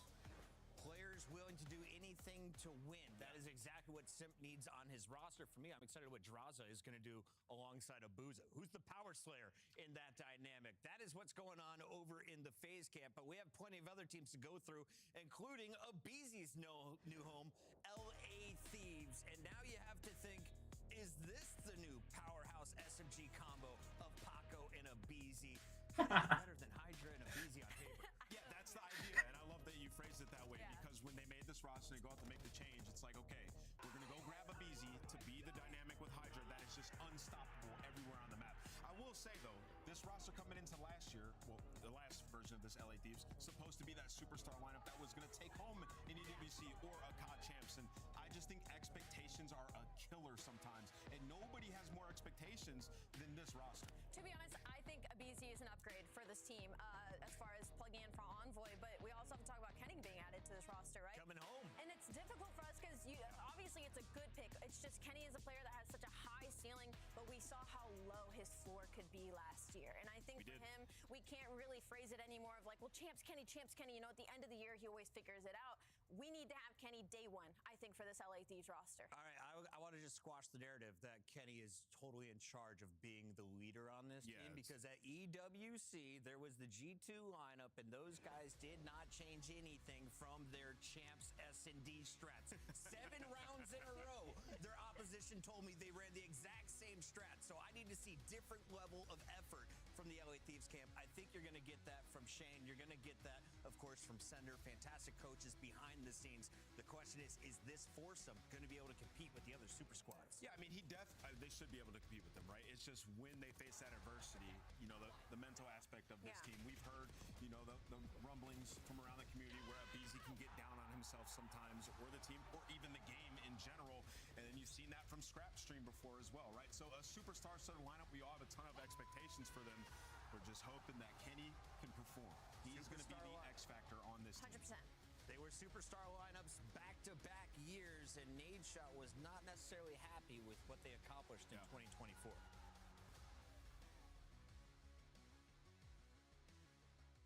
There's certainly a world where keeping the team exactly how it was last year could have been the play, could have been the right idea. I don't think it would have been the wrong decision. I just think from my perspective, it's tough when you have like a super team and you fall short of champs in EWC. We just didn't look like the same team. Like, we got off to a hot start. We almost won Major 1, lost Major 2. Major 3 and 4, we won. I mean, that's a pretty good year. But when you don't make a splash at the big dance in EWC there shortly after, it's kind of just like, okay, something might be missing here. Like, truly. I mean, I love Dan Ghosty and I love Envoy. You can believe me if you want. You can call me a liar, but I'm being dead serious. I love those guys, and I thought we had a great team, but after falling short of champs in EWC, bro, it just felt like you had to make a change. That is America's Nadeshot, and of course his team LA Thieves, but the European Nadeshot, now known as Gotaga, has far eclipsed Nadeshot, and his team, in theory, could be more dangerous than the Thieves this year. You look at the pieces, you got Envoy, you've got Ghosty, big pieces to build your objective game around, and then you have the slaying power of Sib and Neptune. What's your first thoughts when you look at Paris's squad, Gentlemaid? Yeah, my first thoughts, I mean, coming out of the Nadeshot clip into that roster, is like all the expectations on Thieves. You look at this team, it doesn't feel like they have any expectation whatsoever. They've already done better. It's a star-studded lineup, right? They've been performing in the preseason, and the Gentlemates roster from last year was very bad. So this team poised to make a run, to be they're in a very good spot. They are. It's the same situation last year to me, where like the roster looked really good on paper, but the difference is that we got that sneak peek. We were able to see what this roster was able to do. The only thing is Envoy's in a similar situation as Kenny, as I feel like Envoy has to perform very early for this team, considering the dips of what went on last year, for the team to find success consistently. It would feel like his spot's a little safer than Kenny's, though. Like, just looking from how Kenny performed last year and the change that happened as soon as he was released from the team, it just feels like Envoy in this position, surrounded by these guys, in a safer position. The French glove Envoy. They're already calling him Cap, like Captain America. I'm loving the vibes from the fans. If you are looking to join a bandwagon, this is the biggest one right now, the hottest one in Call of Duty. Shout out to everything they've been putting together for the French fans. For now, though, we got to give a shout out to the only Saudi player in the league. He goes by the name of Xnid, and he survived a roster of 12 rotating players in 2025. Now he finds himself on probably the best team he could ever play with. You've got Selim, Pred, and Kismet, 3 world champions, 3 players who definitely cost a pretty penny to the Riyadh Falcons. 100%. Definitely costs a pretty penny. Their payroll has to be absolutely absurd. And to me, last year, when they went out and they got Pred, I mean, even personally, when they got Clayster, it was setting up like, we're going to try to be a big player in this league, and our expectation is to win tournaments. Like, we're not just trying to mosey around, and you see that, right? They went, they got another tournament, or sorry, other esports. In other esports, like, they're a big player, and they went and they got Celium. He was like the prize player in the free agency, and they got him right away. And then you get Kismet to help develop a guy like Xnid. So to me, the entire story with Falcons is like, how far can Xnid go? I agree with that. I agree with, you know, his story is obviously one of the most interesting we've ever had in the COD League, and the way that he's been brought up and developed as a player, he is night and day from when we first were introduced to him. And I get it that we're trying to surround with veterans, surround with rings, surround with people that know how to teach him to play the game. But for me, I look at this and I just don't know about the chemistry, you know, especially when Pred kind of had to take a seat back and develop as a player before he came back into the league. I mean, we know what he's capable of. We've seen his ceiling, but can it mesh with the rest of these players? Can it mesh with a player like Kismet when you are usually running along the sides of players like Shotzi and Hydra? I just question mark on how the dynamics. And who runs the second AR? Is that Kismet's job now? It's gonna be Kizzy, man. It's gonna be Kizzy. Big Kizzy transferring from the frontline S&D specialist to now getting the job done on the back. But remember, Chris, how many times last year did we say Kismet's low-key a little bit better with They are the so ARs? good. Exactly, right? So I think that it could be a good thing, slow the game down from a little bit. Yeah. You know, he can kind of look at that mini-map, Control a see where little people more. need to be. He has to be a focal point of this team when it comes to communication and fixing their issues, which I'm sure they're going to have a boatload of them. They're coming off of a loss to Doug. I'm told we have a tier list that we need to review where you two putting this power rankings together. Let's take a look at this thing. I need to know who is on top of the tiers. This. So this was before the Monster Energy launch event put together by Merc and Study. Thank you, production. Yeah, put together by Merc and Study. Honestly, it's What not would too you bad switch put up into here? it. I think my main thing is the only S tier team is Optic. I get that we've seen Gentlemates have a good preseason. I get the roster of the LA Thieves, but Optic coming off of a championship, they've been unbelievable. They only lost 1 series. They're also the only remaining roster from last year. So I think LA Thieves, you got to bump down. And then Boston, I think you bump down. That ghost icon there in the B, that is officially Gentlemates now. They were under org list for that event. I think after the event, we all agreed they need to be at least A tier because they're challenging Optic for S tier by the end of the year. For now, though, we want to hear some hot takes from the community. And Allie, you have a very special one. You told me before the show. no. I'm making you save it for tomorrow so I can properly shred you with graphics and facts. But for now, the community weighed in, and here's what they had to say. Neptune is a top 5 slayer this year, and Mamba, that guy who broke Form statement right there, and I can't say I disagree with it. I can't either. It's a hot take, but like in a fire way. Like it's a fire take. Okay, fire take. Okay, what? What do you got for me, community? Drum roll.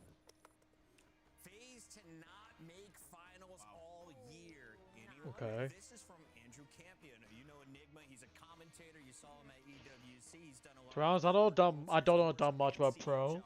Definitely a hot and risky take, but I mean, you look at the roster and it's like, again, we talked about it. They're Silver Surfers. Both these, everybody on this roster have made a lot Well, yeah. of finals all of last year, so I think at least they got to get one. Did he say not make or not win? He said make. Okay. So they're going to make a final. I think they'll make a final.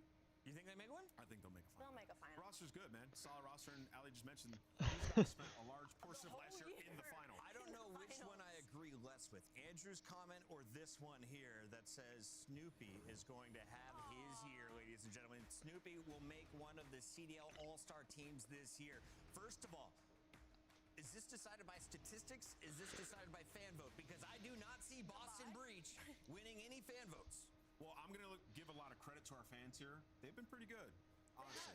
The last, if they voted on the last All-Star situation Snoopy has been in. This is the best roster that he's been in. This year. So if he's going Apparently the game started at 3. There was a time to make a big leap. It's right now. In a game like this, where you can wall bounce, you can make big plays. The SMG's in a very good spot. And now he has, and now he's got Nasty with him. Right? It's just a good team. All right, let's take a look at the last hot take that is coming in, and This one, Cricket Fan 19. I think we could disagree or agree with you. LA Thieves to not win an event. I currently agree with you. They will not win an event with this current lineup. But I think after Major 2, you will see some shakeups and you will see a championship caliber squad ready to close out the year. Yeah, I mean, that's definitely a Well, yeah. possibility. Right If now, you were telling me all the prediction: Juggernaut teams, they'd be the one Optic that I'm gonna like, win okay, if they in this don't game. if they don't perform early, then I would believe that they're on roster watch.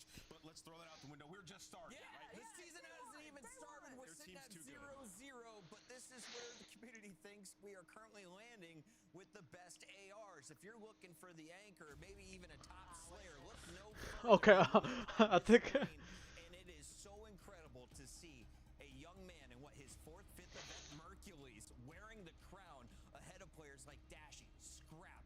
You even got, I mean, Celium's down, what, in the 4th tier here? Hey, look, I'm telling you, at the very bottom of this pyramid, all these players should be fighting whoever made this, because Kleenex was an AR for, what, half a season?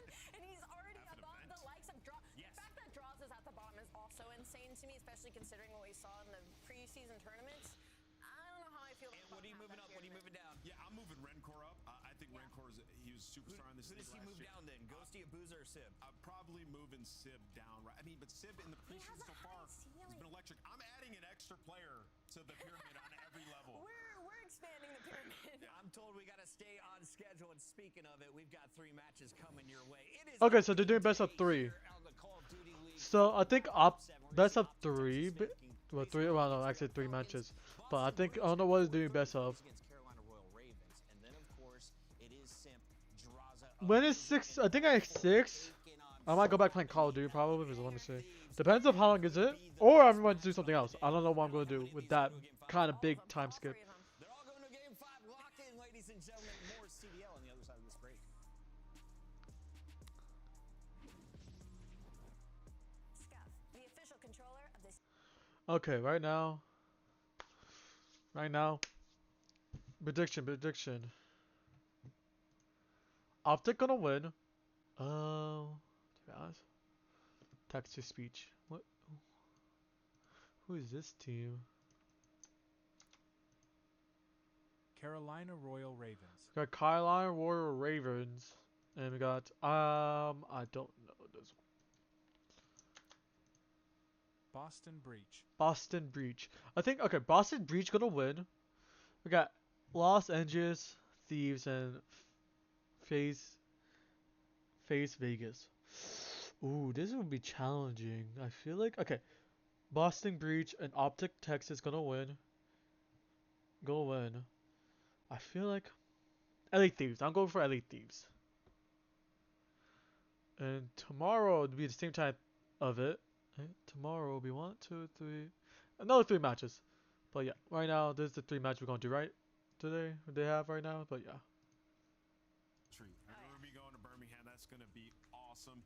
And then also Major 1 tickets are on sale right now. So headed back to Dallas for our first stop. Obviously, Optic won a world championship. Crowd's gonna be. This is the way to start the year, right? We're coming out with a bang. It's been 6 months since we've been on NA soil. We are ready for you guys to get loud in person. Get your tickets right now as they are on sale. And if you can't make it out to Texas, don't worry. You've got plenty of time between now and the end of June to get in on the action.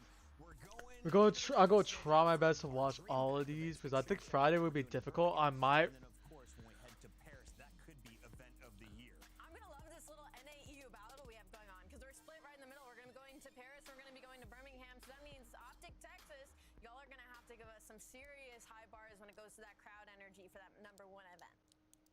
And we got some good news if you're a player. We do. If you didn't make it to the pro level, if you're a young guy making your move over from Halo, we have a home for you in Call of Duty. We call it Challengers. And some Halo players are already on starting lineups, but I expect people like Renegade to take over this scene if you're not careful. The Huntsmen announcing their squad. So many other teams starting to put together star-studded rosters from other titles, and emerging faces are growing here in the Challengers unit. And we got one in the league. Everybody knows Legend. If you were familiar with the Halo scene at all, he's going to be over on Surge trying to develop and, just be patient with them. We've seen a ton of Halo players come in and develop, but let's talk about Challengers. We are going to have Challengers at every single event this year. I can't tell you how important that is to the ecosystem of Call of Duty. When I was coming up, you could just buy a team pass, come in, compete, and make a name for yourself. So there has to be a healthy You environment. did that back in the day. Exactly, Allie. It has to be a healthy environment for these guys, and I think this is going to be the best year of challengers that we've ever had in the CDL. I completely agree with you. And it's always exciting, right? Like, I just remember my first couple of years watching COD. The best times and the best moments for me that I remember when challengers teams, the amateur teams came up and did something versus the big dogs and solidified their spots. And even Merc last year was proving something. 4 elite seasons and a Pro-Am at Major 3. It's all going down in Black Ops 7. And of course, we've got a new game mode in the new title. Let's revisit what will be Game 3 and every best of 5 out with control, in with overload. A new objective-based game mode. Like Overload, I feel like it's fun. For each team. Now that Like maybe this season, maybe this Call of Duty, I might play rank. Maybe I don't know yet. big picture. How does this play out compared to something you might have seen in previous Call of Duty? Yeah, how does this play out? It's super fast pace. There's an EMP, as Chris mentioned, 3 different spawn locations that will alternate. You want to get that EMP. There's 2 zones that you can, download the EMP into to get yourself a point. And you're going to see teams kind of playing quick, but then slow down when they get close to goal and try to set up plays, right? Yeah. So it's a lot of like on your minimap, setting up plays, pitching at the same time, and then knowing when you actually have that opportunity to score. It's super fast paced. It's a lot of fun. It's a lot of having to switch between offense and defense very quickly. Like Ann said, the pacing's going to be insane. Think about, capture the flag. Think about uplink. It's very similar to those game modes, and I think it's fun. It's going to be fun to see what kind of strategies the teams try to strive for and where they're going to lean, if they're going to be more offensive, if they're going to be more defensive.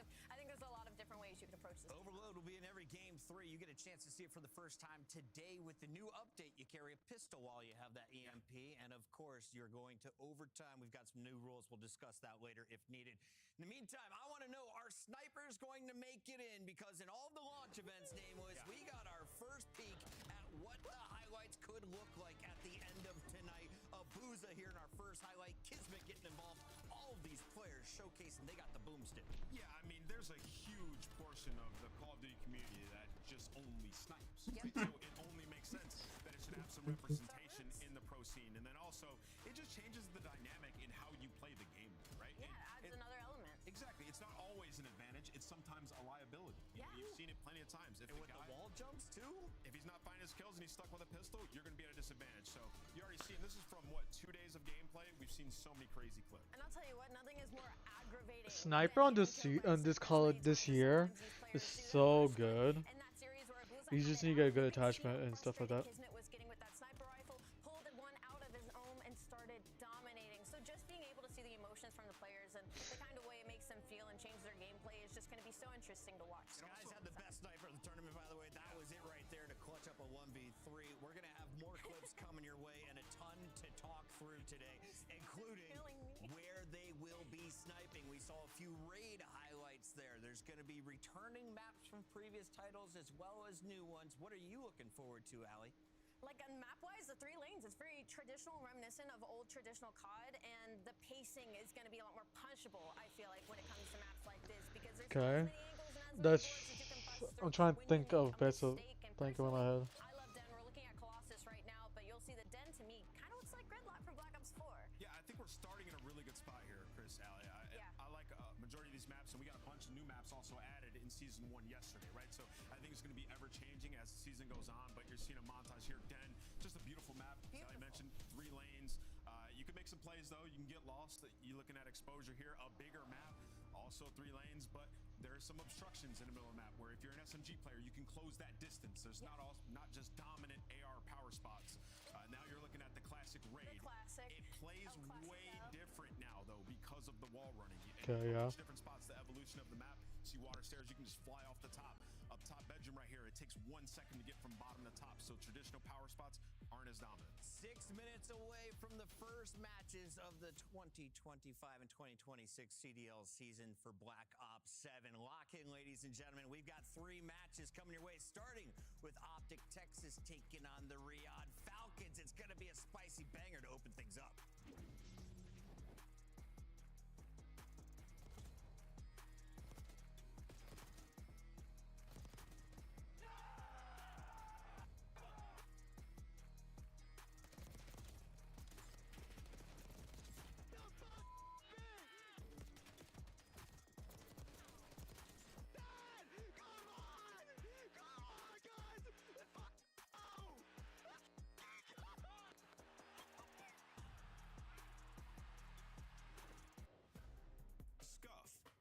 controller of the CDO. Monster Energy, official energy drink of the CDL.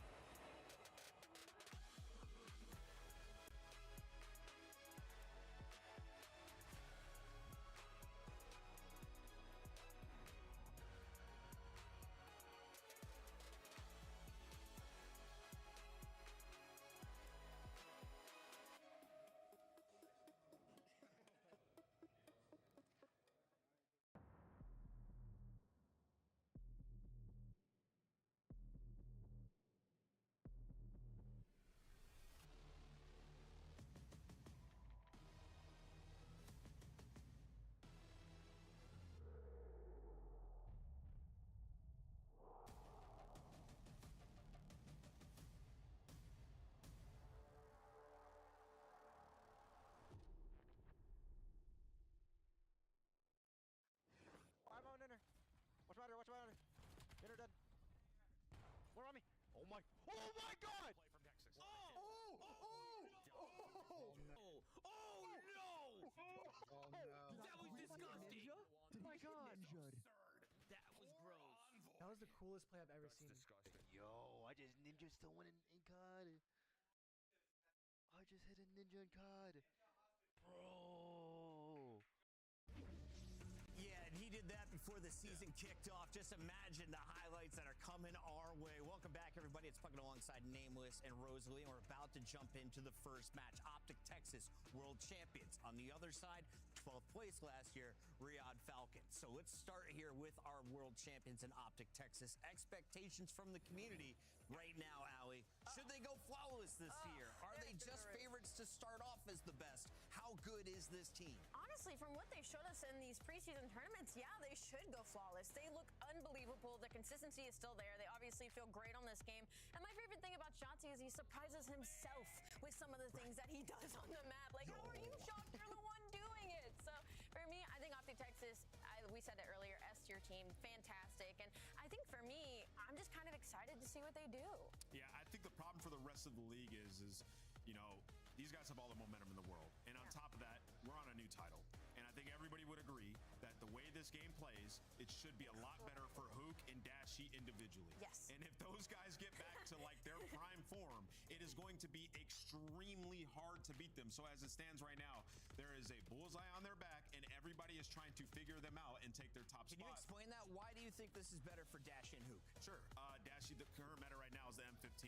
Any type of hybrid gun where you can play extremely aggressive and win gunfights versus an SMG up close, that is when Dashy's at his best, when he can go streaking.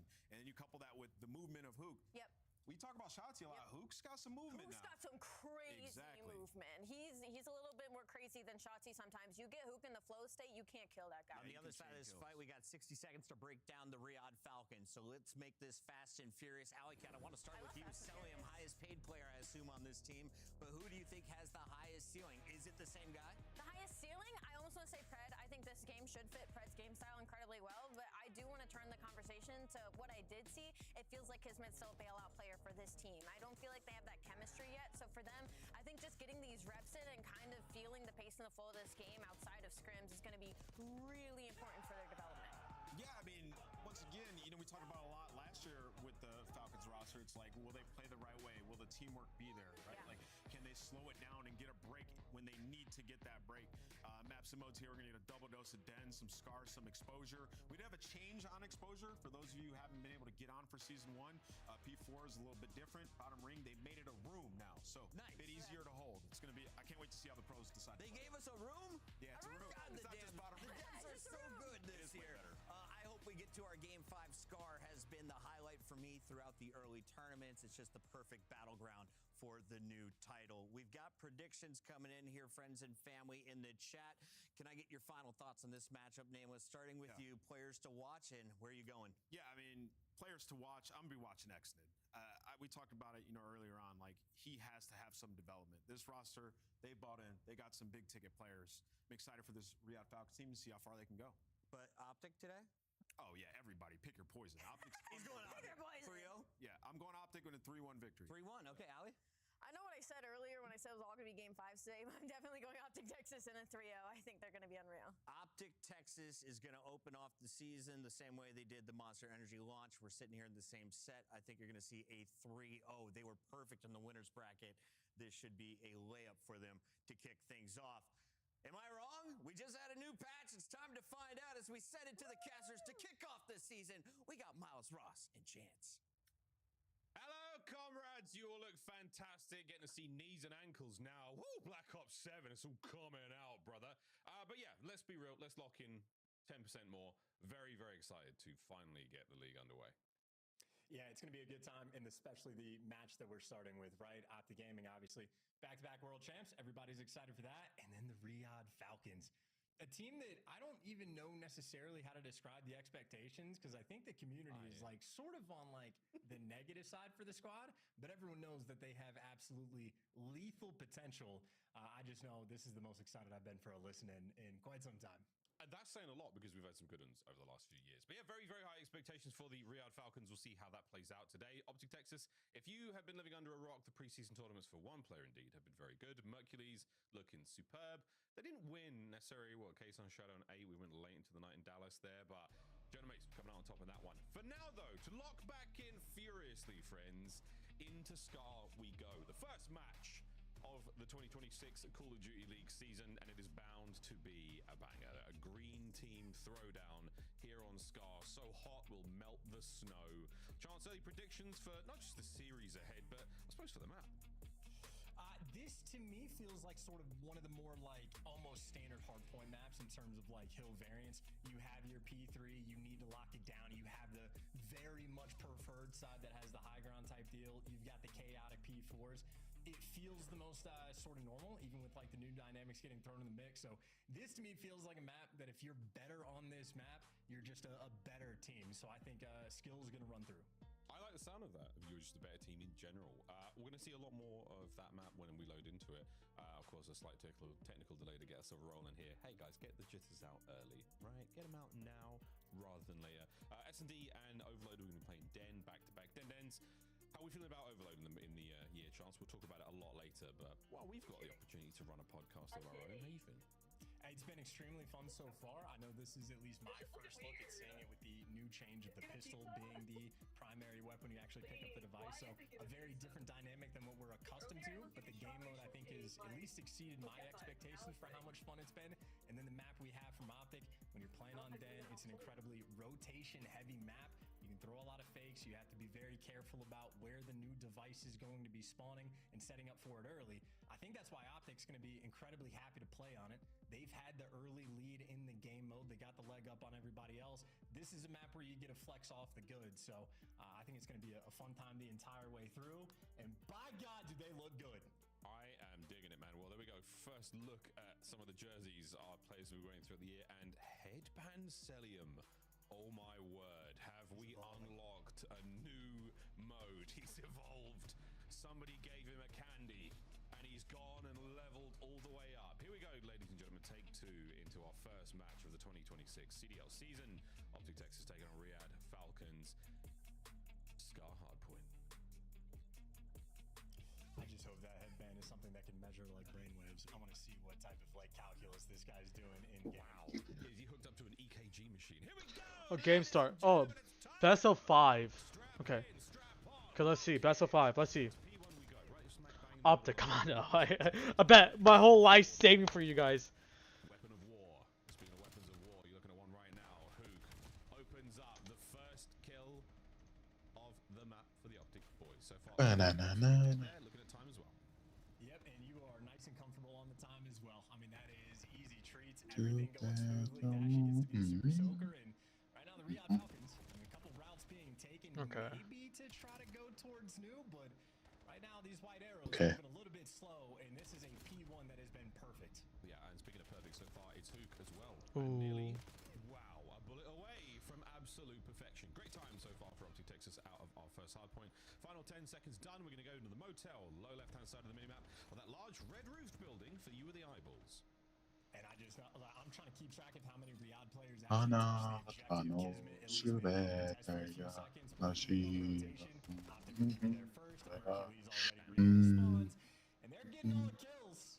Yeah, I'm thinking the Death's prediction might have been pretty on point there, Miles. Young looking to get the Hellstorm as well. Fan favorite and a Black Ops classic. If you watched any of last year's season, you know exactly what I'm talking about. But it's not going to happen. It's all dead. Optic wiped off the board. Riyadh Falcons on time. They're fighting back. I'm worried about this being Okay. a team that can maybe be a little bit scared of going near the Oh, okay. once they got it, complete takeover. Optic. And Oh, you're sort fuck. of being the ones that are pushing the pace. Celium's there to collect too. You're pushing out. You're going to flip the spawns, and Riyadh Falcons. It might have taken them a hill and a half, but they've woken up. We're very much there. Looking towards new as well. Top side of the map, we go to the crashed plane. Oh. Work here from Pred on hold, just finding the final few seconds. Through shop now, the rotation through mid. A lot of angles to be worrying about here on Scar, but you've got the Falcons in first. They've won the rotation. Exnid, the man on the screen there, has taken a whole heap of shrapnel, but he's still alive, doing what he can to stay here on time. Pred and still join him in the feed, and it's another 3 dead for the time being. Optic on the back foot. Yeah, Riyadh Falcons, they got the high ground spawns, they got the better power positions. If you ever get the clearance to push up and get that covered, you're going to be good. You're watching the pinch. Dashy is there, and well, he gives you 2, but it's not quite enough. You still hold on to the time. Riyadh Falcons, they've woken up. They're on point. Preferred spawns treating them oh so sweet. It has been a wonderful P3. It's been a wonderful P3 and a litty one at that. Enough gameplay. Let's go for a listen in. We are, I think. Should be. I'll push that well. I needed 20 deep range. 20 research on you, I think. We're missing one? I have left. One guy's on me at road. I think we are missing. I got time. And B cut.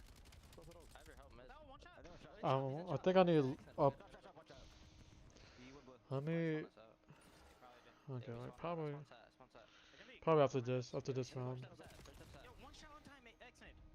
X is absolutely on time. or I could just do this. I'm behind in the back. Jump in the back. Back right. Back right. Yo, on me, front wall. Back right on the block. Front wall dead. Okay. On time, X-Nade. On time, X-Nade. Yeah. Still back right somewhere. What's back left? Back left. I want top left. On the stairs. Yo, back left. There's one in the back. Spawn trapping. Yeah, shack. One shot. Shack one One shot. guy's spawn trapping on the left. That's him, that's him. Nice. Blue left. Blue me probably. Maybe the time. I have the right. Yo, he's laying down front saddle.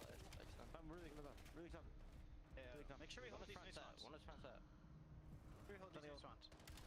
Where are we spawning? Nice left. I'm hard blocking. I'm top right. I'm top right. Or wood. One could have spawned out wood. I'm picking out. Spawned out. We're good. Nothing wood. Alright, one's at old. Yeah, I'm staying top green. I have right side wood. I have right side wood. Hellstorm? I'm gonna go top green. I'm helping mid. Probably gonna hit like shop. I'll pick the back one. I'll pick the back in a second. I'm in shop. Not a bad listening chance. Slow moving Hellstorm there to help keep the hill clear. And Riyadh Falcons with the lead. Yeah, now you're trying to run it straight up. I mean, it's literally an uphill battle. Kisman's going to be leading that charge. Oh. Okay, optics is actually. What is it? What is the hard point? Well, how much you need? I'm trying to remember. I think it's 250. They're almost on the 300. They're almost on the 100 mark. Okay, on the 100 mark. Come on. Falcons plays through the mid car, damaging from Shotzi. Not enough for any kills just yet. We're waiting for a bit more noise here. It's Mercury's in the feed, catching his.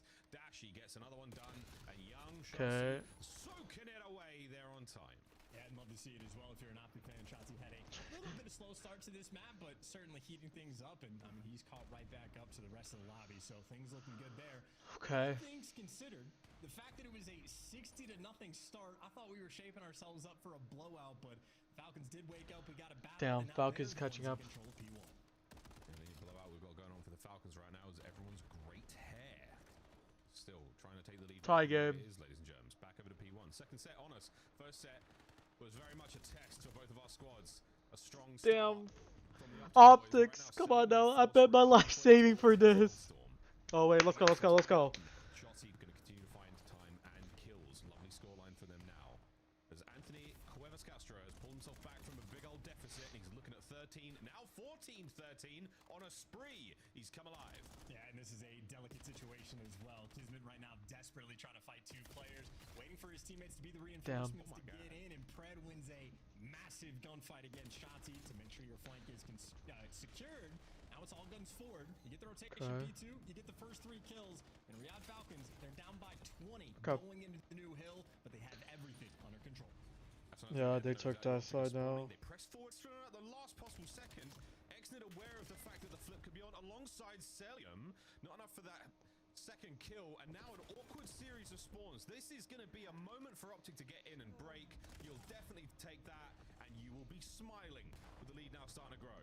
Yeah, I'm smiling, guys. Funnel system as well. Hook was the furthest man pushed up. Mercury trying to follow that. Okay, 52. Everybody sort of filling into that. Okay, we're on like we're on the halfway. More or less swarm though around P2, and an interesting spawn from Hook. You got Falcons players everywhere surrounding the hill. They need to break quick. They're trying to find these kills, but it's not happening. Mercury's holding it down with an iron fist. The pistol into the back. A 5 spree on time. The shoulder shimmy. For the streaky. No, hits the wall jump. No kill there, but I'm loving what I'm seeing early. Actually, there the final few moments on time. 170, 170. Shotzi there. He gets first. He gets brought down. Riyadh Falcons. Okay, 2 Falcons on the port already. Yeah, and they got the left side spawns as well. So this is deja vu all over again. Okay, Falcons got one. The Falcons got a kill. Wins the gunfight. If there's any main AR that's going to be twisted, he's top of the list, but he's also completely surrounded. You lost the left side spawns. Bro, Desi is like on the minute 17. Minute 17. And Kismet is legit 46. Oh boy, gets himself 3. Pred the last man left alive for the Falcons, and Optic are starting to figure it out. And now you want to try to turn the rest of this 195. let the gunfights come to you. Falcons is so behind. Got a kill. Almost there. 50 points. 50 points. And what was once a close game, Optic have certainly found their form and blown it open. Dashi at the start of the hill, and Shotzi. Well, Shotzi is the most one now. Optic ahead of the game. You're way ahead of it. The funnel now. Mercury's Ooh.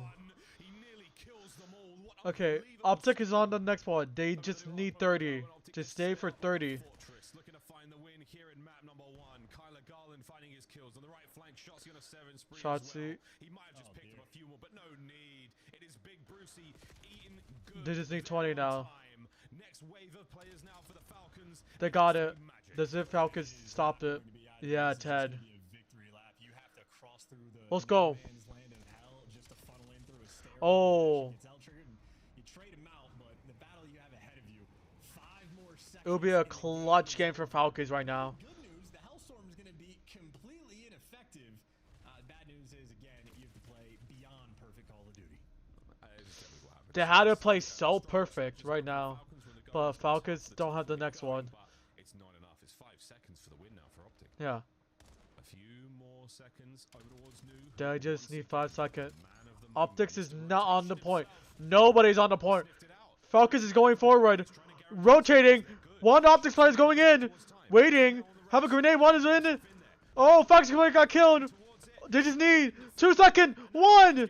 That's game 1. Oh my god.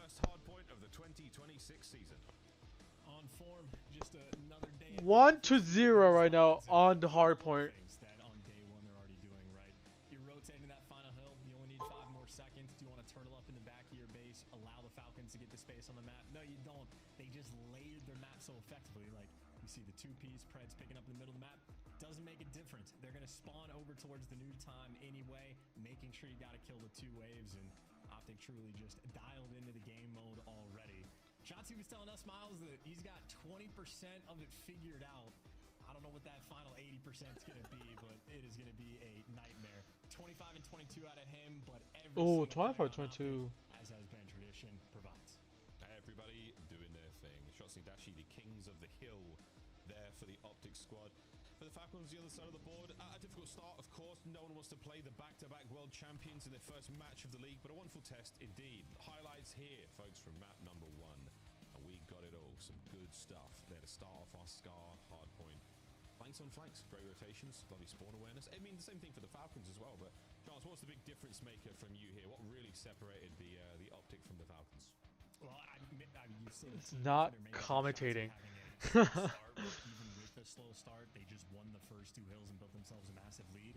So by the time Shotzi sort of catches the flow state, figure things out, he just goes. Wait, Ralphie, is it good audio for now, or should I live it up? On this map alone, all of them basically coming in the second half, and just those little. Because I was looking at my phone. I think I need to put a little bit up.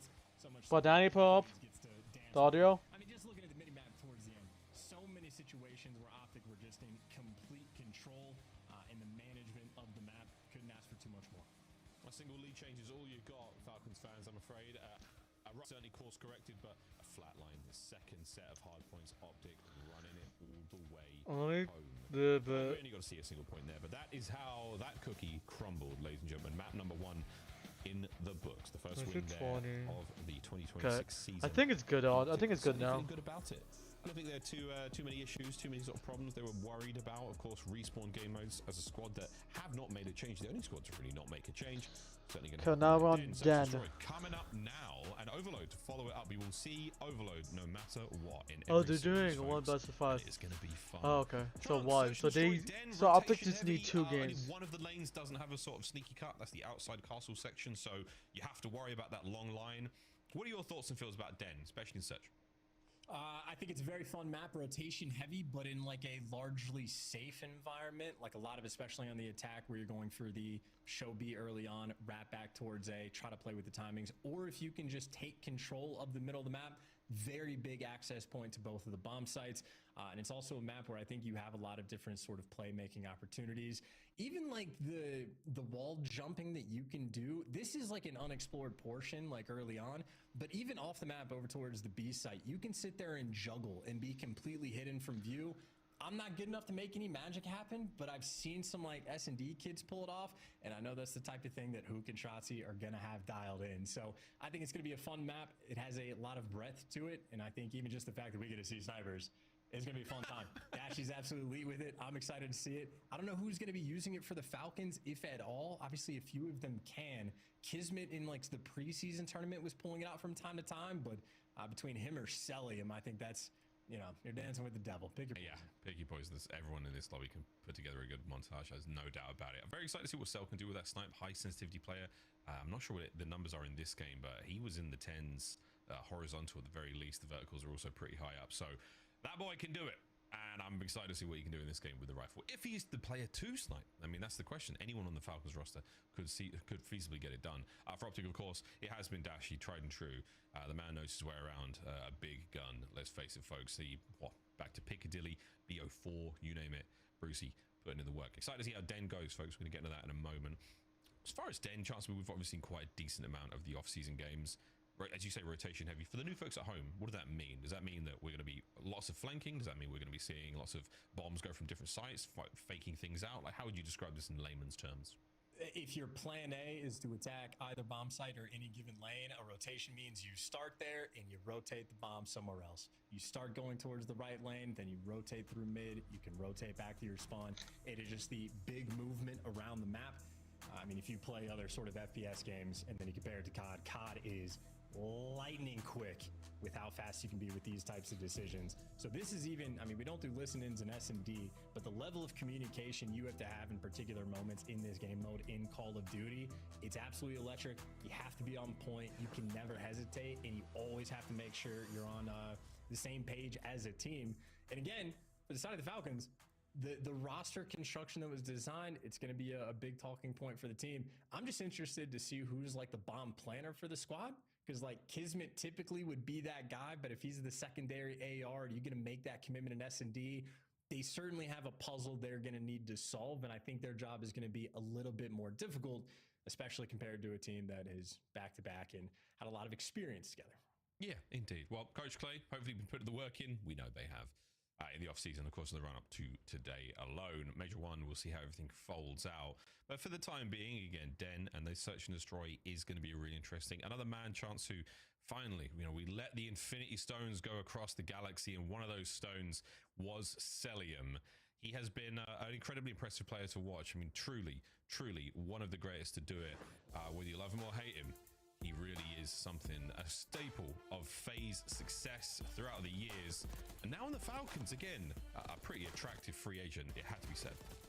And I think a decent amount of pressure on him as well to sort of provide, because if he's been a staple of the FaZe team for years, he's had the longtime duo of Simpin and Beezy that have always been there. And because, like, again, reputationally over the years, there's been times where he's been labeled as a guy that plays for kills, plays for stats a little bit more than the objective. A lot more pressure to be that guy on the team. And on the flip side, Kismet has almost the opposite reputation. He is Mr. Objective. He is Mr. 99. He will be in the hill getting the most time.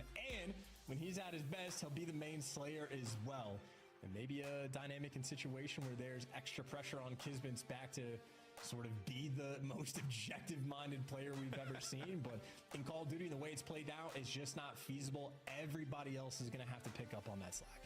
To round out the last world champion here on the Riyadh Falcons, of course, Pred. I mean, what an explosive year he had with Seattle Surge there on Vanguard. A guy who knows how to pick up the pieces, who knows how to pick up the flak, and absolutely causing damage. Shotzi once called him the greatest player in the world when your team finds a 3 down. If you kill 3 of the enemy, Pred is going to put himself in the most opportune position to find the next set of kills. A devastating player when he is in form, when he is in flow.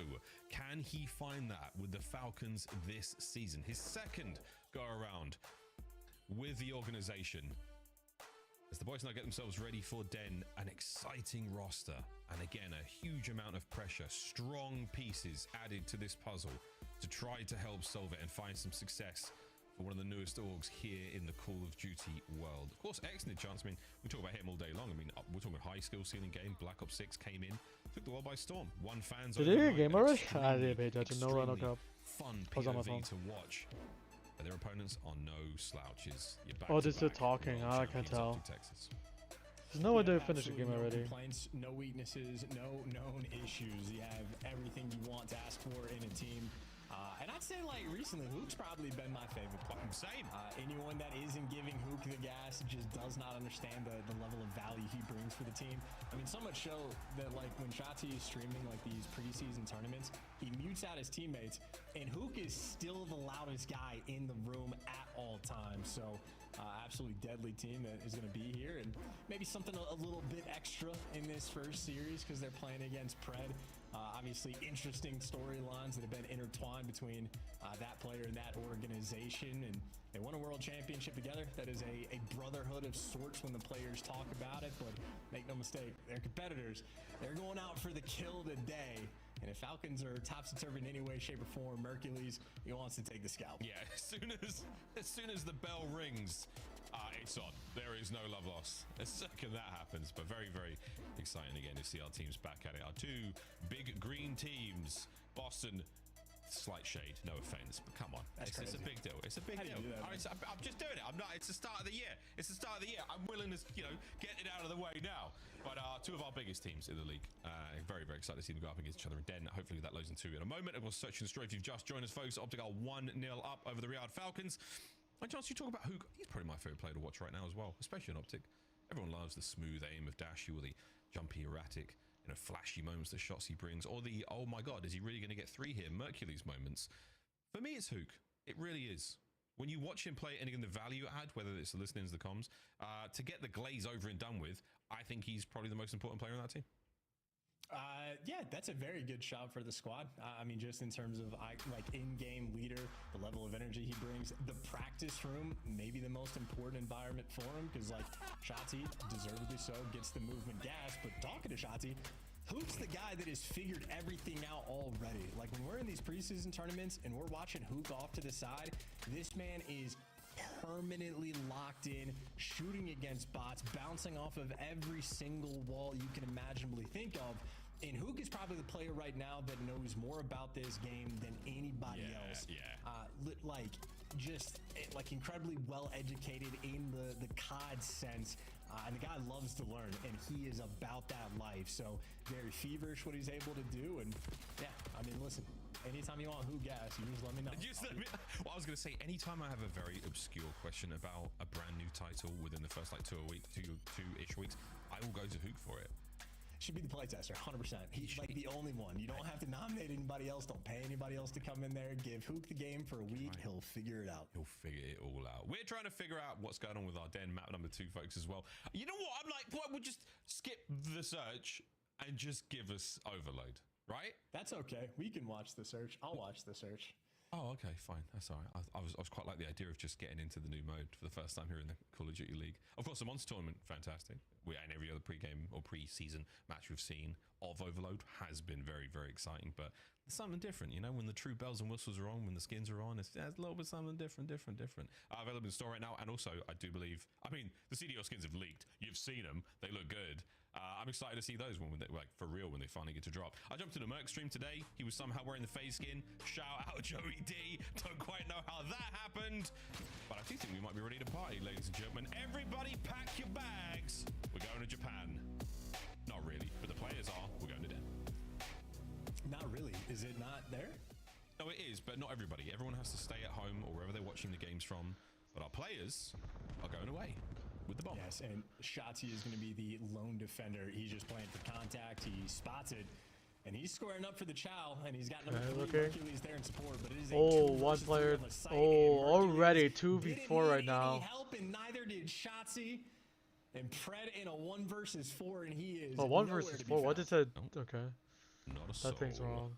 Because is it 1 versus? He was the man on the backside of sight, and it is not going to happen. Everyone on Optic finds a corner, and he corner lays down, and round 1. Now I would presume we'll go to some lovely cinematic free cam shots the observers have got lined up for us, while Mercules disrespects his surroundings. Great round there, Chance.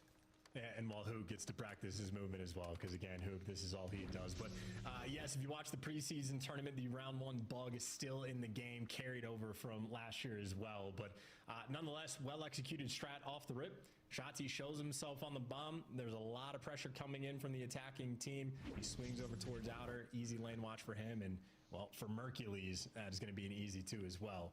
And nothing more demoralizing than losing a round that quickly and having to spend 50 seconds just staring at a black screen, debating on what you want to do on defense.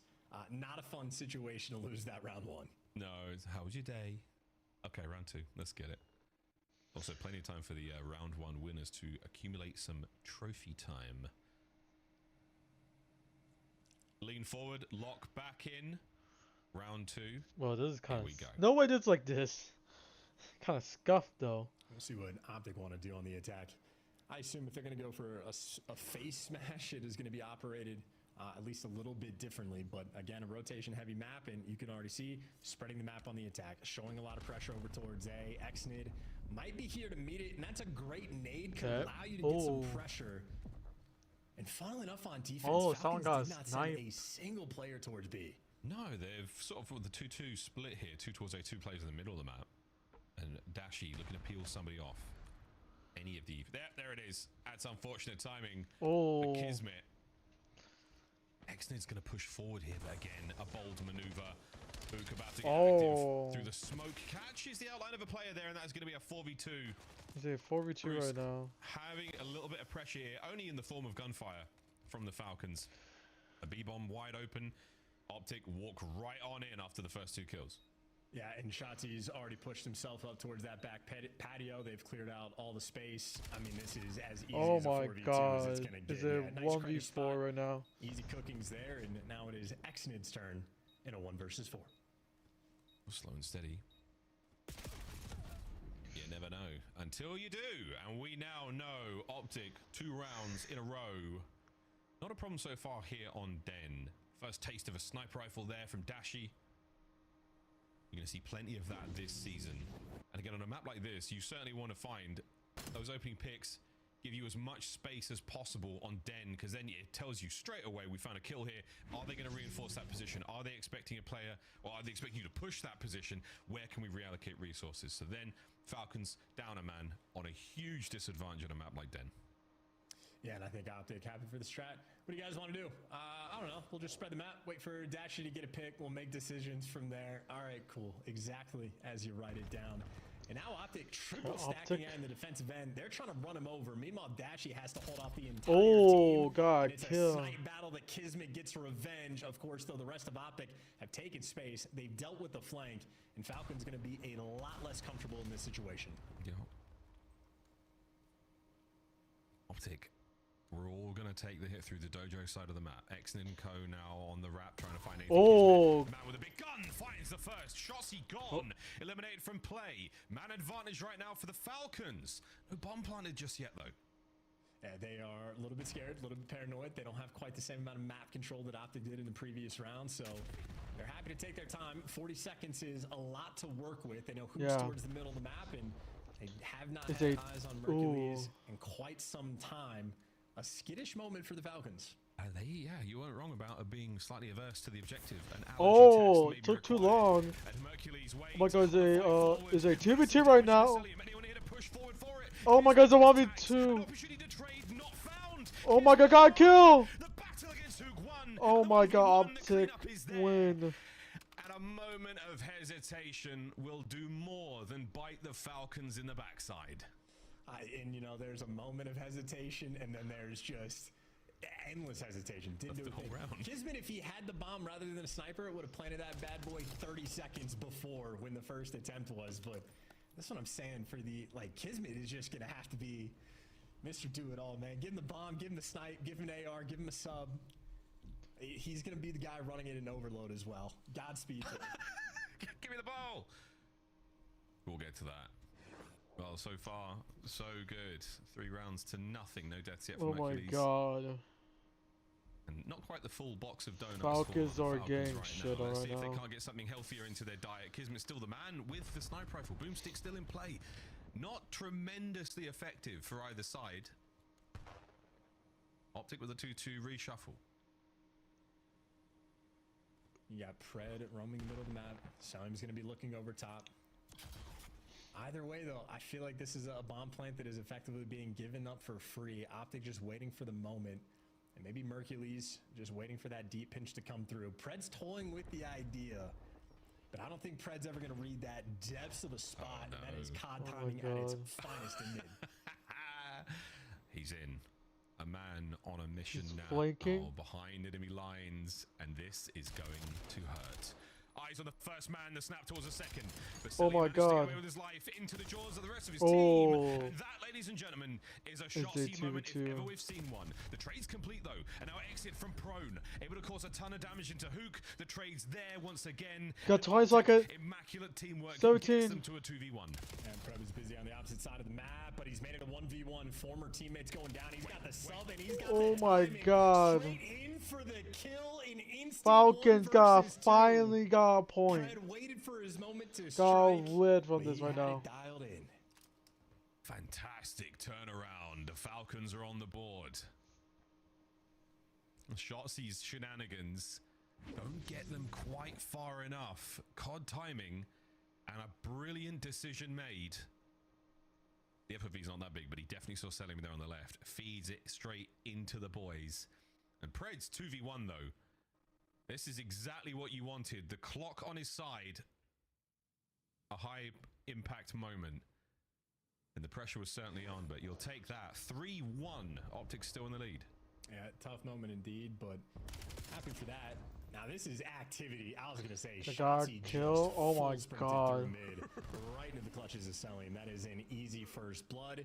Of course, though, Falcons yet to group up together.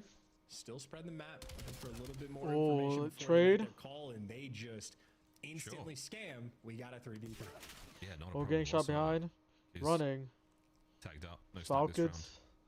He's actually handed it over. Ooh, that was I actually do close. believe it was Celium there running it.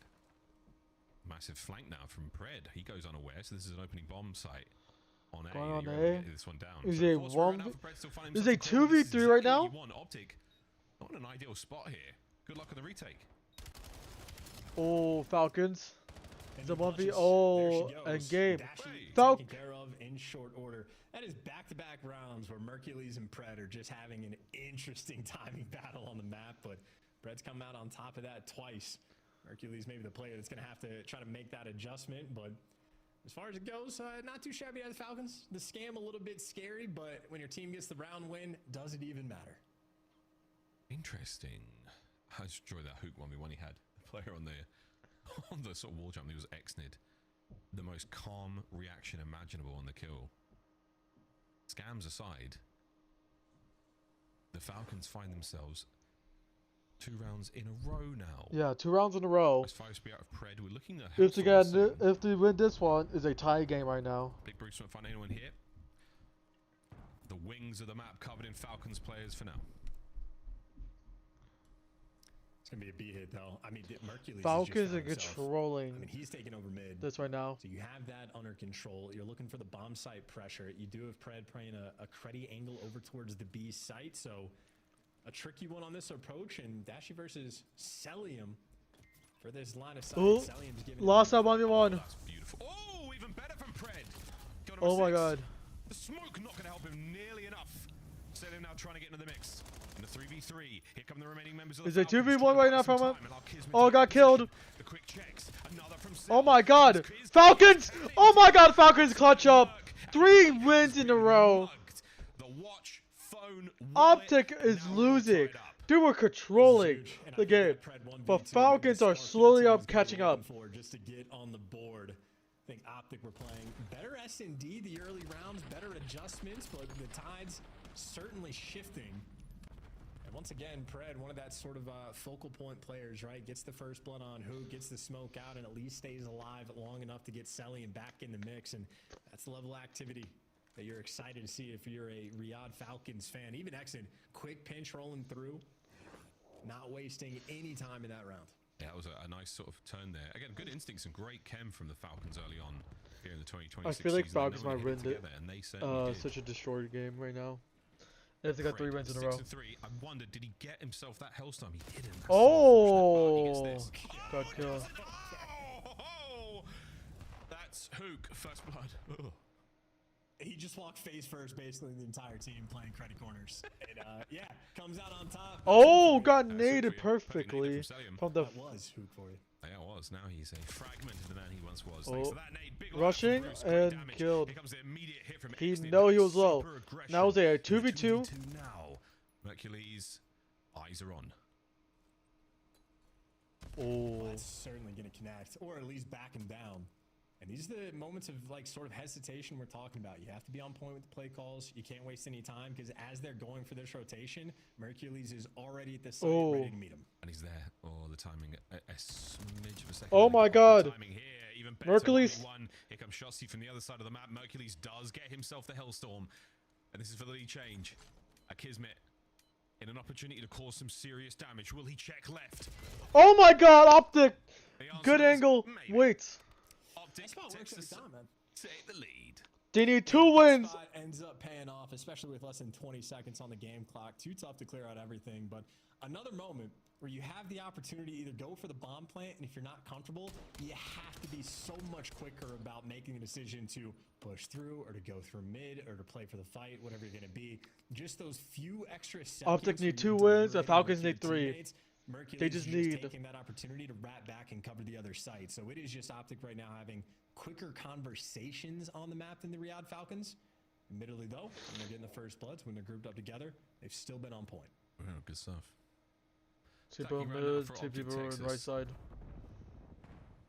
Lovely bit of work there from Mercules. We'll see if the Hellstorm comes into play. A lot of coverage here on Den. Let's see how we go. The first Hellstorm of the 2026 season that we get to watch. I'm not sure if it's going to find too many targets all over the A-bomb site. Oh, most of them are just hiding. On the inside, and Optic will be able to buy as much space as they Oh, want. miss a shot.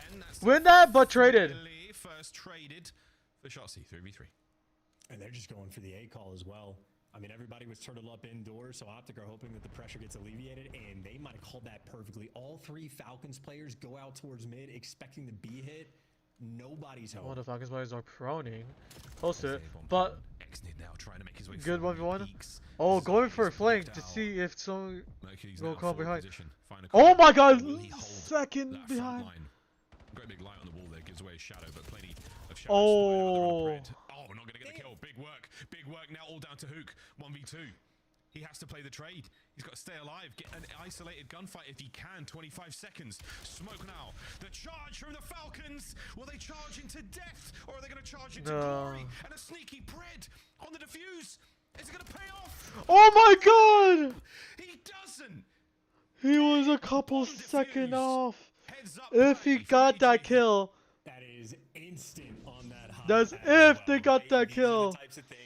If he was there a couple seconds. Oh, actually. Like 1 second difference. If Hook is ever so slightly faster. Oh, if he didn't go back, he probably would have maybe won that. Did not hesitate.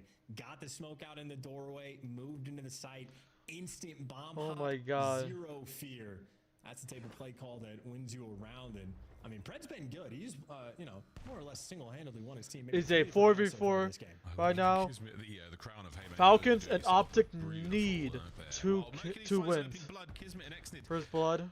They jump their way to the top window and they find nothing but trouble. So down a man now on the approach towards the A-bomb site. They have to go the long way around, and Optic have read this one. Here comes Shotzi. First man.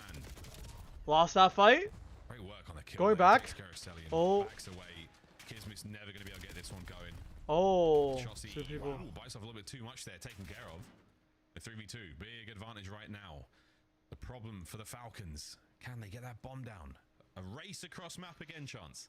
And I mean, this is going to be an interesting decision for Falcons to make because, well, I suppose at this point, no matter what bomb site they rotate into, they're going to be matching somebody. You got Mercules, the defender towards the A site. That's where the pressure is going to be. He's playing a little bit passive, a little bit in the back, but he's throwing shoulder, just waiting for the intel. But the rest of Optic not quite here in position. Ooh, Mercury. The pressure is on Merc. Yep, pressure is on. Oh, miss. Out. Here comes the damage.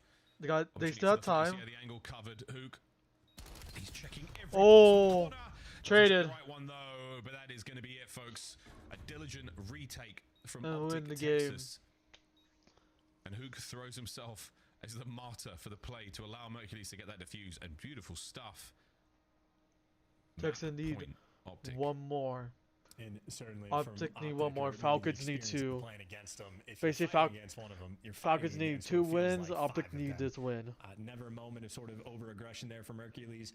Waits for his teammates to get back in the mix, even if he's got a guy dead to rights, making the safer call. I mean, this is just efficient work. A lot of team shots rolling through. A lot of assists for the Optic boys. Trying to win this off the back of their teamwork. A round away from doing so. Okay. Optic is moving. Where are we going to go? B-bomb site looks like it. Opening salvo, a couple of nades out. We're going to commit to this one quickly. We have the numbers if we're Optic. If the Falcons, you're hoping for someone to make a mistake. And that will be seeing it. Here comes Hook on the approach. Watch how he takes care of these corners. And beautiful way to attack it. Lovely damage. Singing in the boys now trying to find something. Missing? Still holding the middle of the map. Oh my god. So much damage. Oh my god. The rest of the boys now showing up as the smoke clears. It is Shotzi the smoke is ruining. Full control. Oh, Hitch died. Gives you something extra. I mean, they're fighting a full-on. Oh my god, the whole fight is happening. Falcons. By the time you do, it's a 1 versus 3. Overwhelming force is going to get Optic this game. They're going to get him this game, indeed, where they attacked the B-bomb site. They did not give it up. They lost this game. It was a test. It was a way.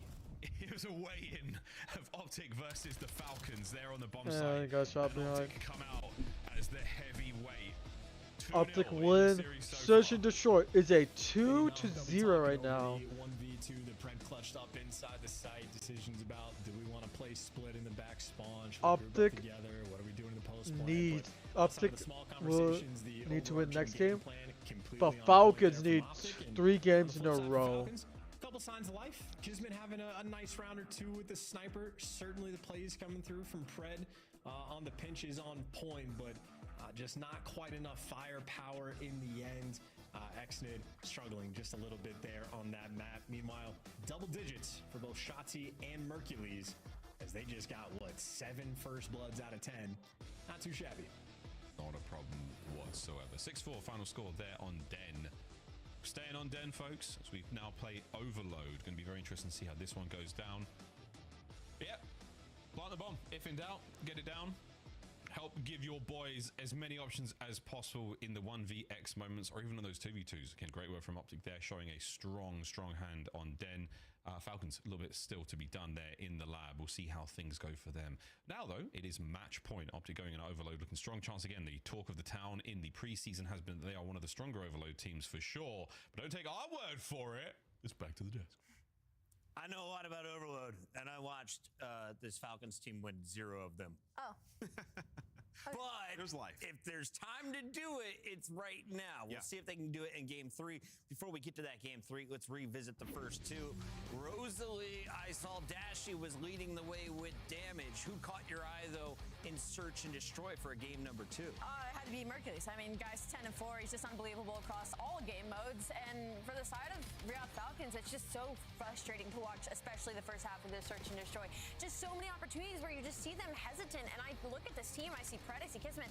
I don't see a hesitant roster. I don't see players that make hesitant decisions. And we saw it punish them multiple times versus a team like Optic Texas, where if you give them an inch, they will more often than not take a mile. Yeah, I thought Optic's more willing to take risks. You're seeing one right here where Hook just like knows they're trying to play slow. Maybe get a pick on a scam, and he takes the angle where he feels like he has an advantage. And Chance and Miles did an excellent job talking about it, just kind of like how slow the Falcons were. There were 2 different offensive pushes where you saw there you give up a blood, or you're not willing to get the bomb down. Like maybe save your smoke and try to get it down on B in that moment, because what happens is they're so afraid of mid.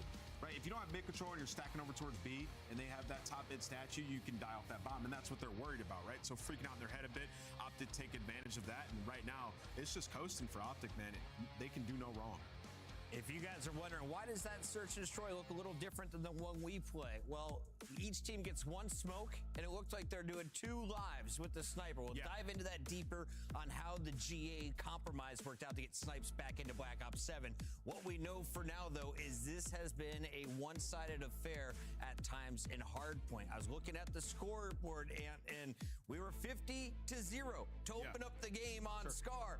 Then it was 116 to 110 in favor of the Falcons. Is Scar always going to be a map that sees such huge swings in the scoreboard? Yeah, well, I mean, Optic spawned on what I would consider the good side, right? Because you can get up into P1, you have the smoke above the tank, which is kind of an obstruction to the other team, and then they're just spawning back green the entire time. So I was not surprised that they started up 50-0, and then it became a little bit close. But in the second half of that game, what you saw was Shotzi's ability to just make plays, just get away with his life. I think it was on Plain Hill where he's laying down in front. He finds a 3-piece to just extend their lead by about 60, 70 points. And those are the moments where like the good teams are going to be able to pull away when they can get themselves in those situations. Yeah, and this is one of those maps where players can get a little bit lost when it comes to breaking some of these money hills. And I think Riot Falcons, I mean, if we looked at the back end numbers and the hold percentages, they were losing a lot of these opening team fights regardless of how early they got there. There was a couple of moments where I could see some growth in Xnid, a lot of rotations, a lot of big wins to give them that advantage. But unfortunately, it's just like you keep letting a player like Shotzi get up top window and just have the time of his life behind you. And for Riot Falcons, got to work on that player counting just a little bit. Yeah, it just started off, it was on Grandma's Hill where, Shotzi was up top and he just like dribbles a nade and he was weak. They don't go to challenge him to clean him up. Just the pressure gets applied, right? And now you're spawning all the way out when we go to P5. So Optic, they're just clearly ahead of Falcons as it stands right now. I don't believe that there's a massive talent gap. No, either side is when you're watching. I think they played that well for a long period until they lost that P3, that full 60, and it was like, all right, guys, what do we do? I feel like there's somebody cheating still.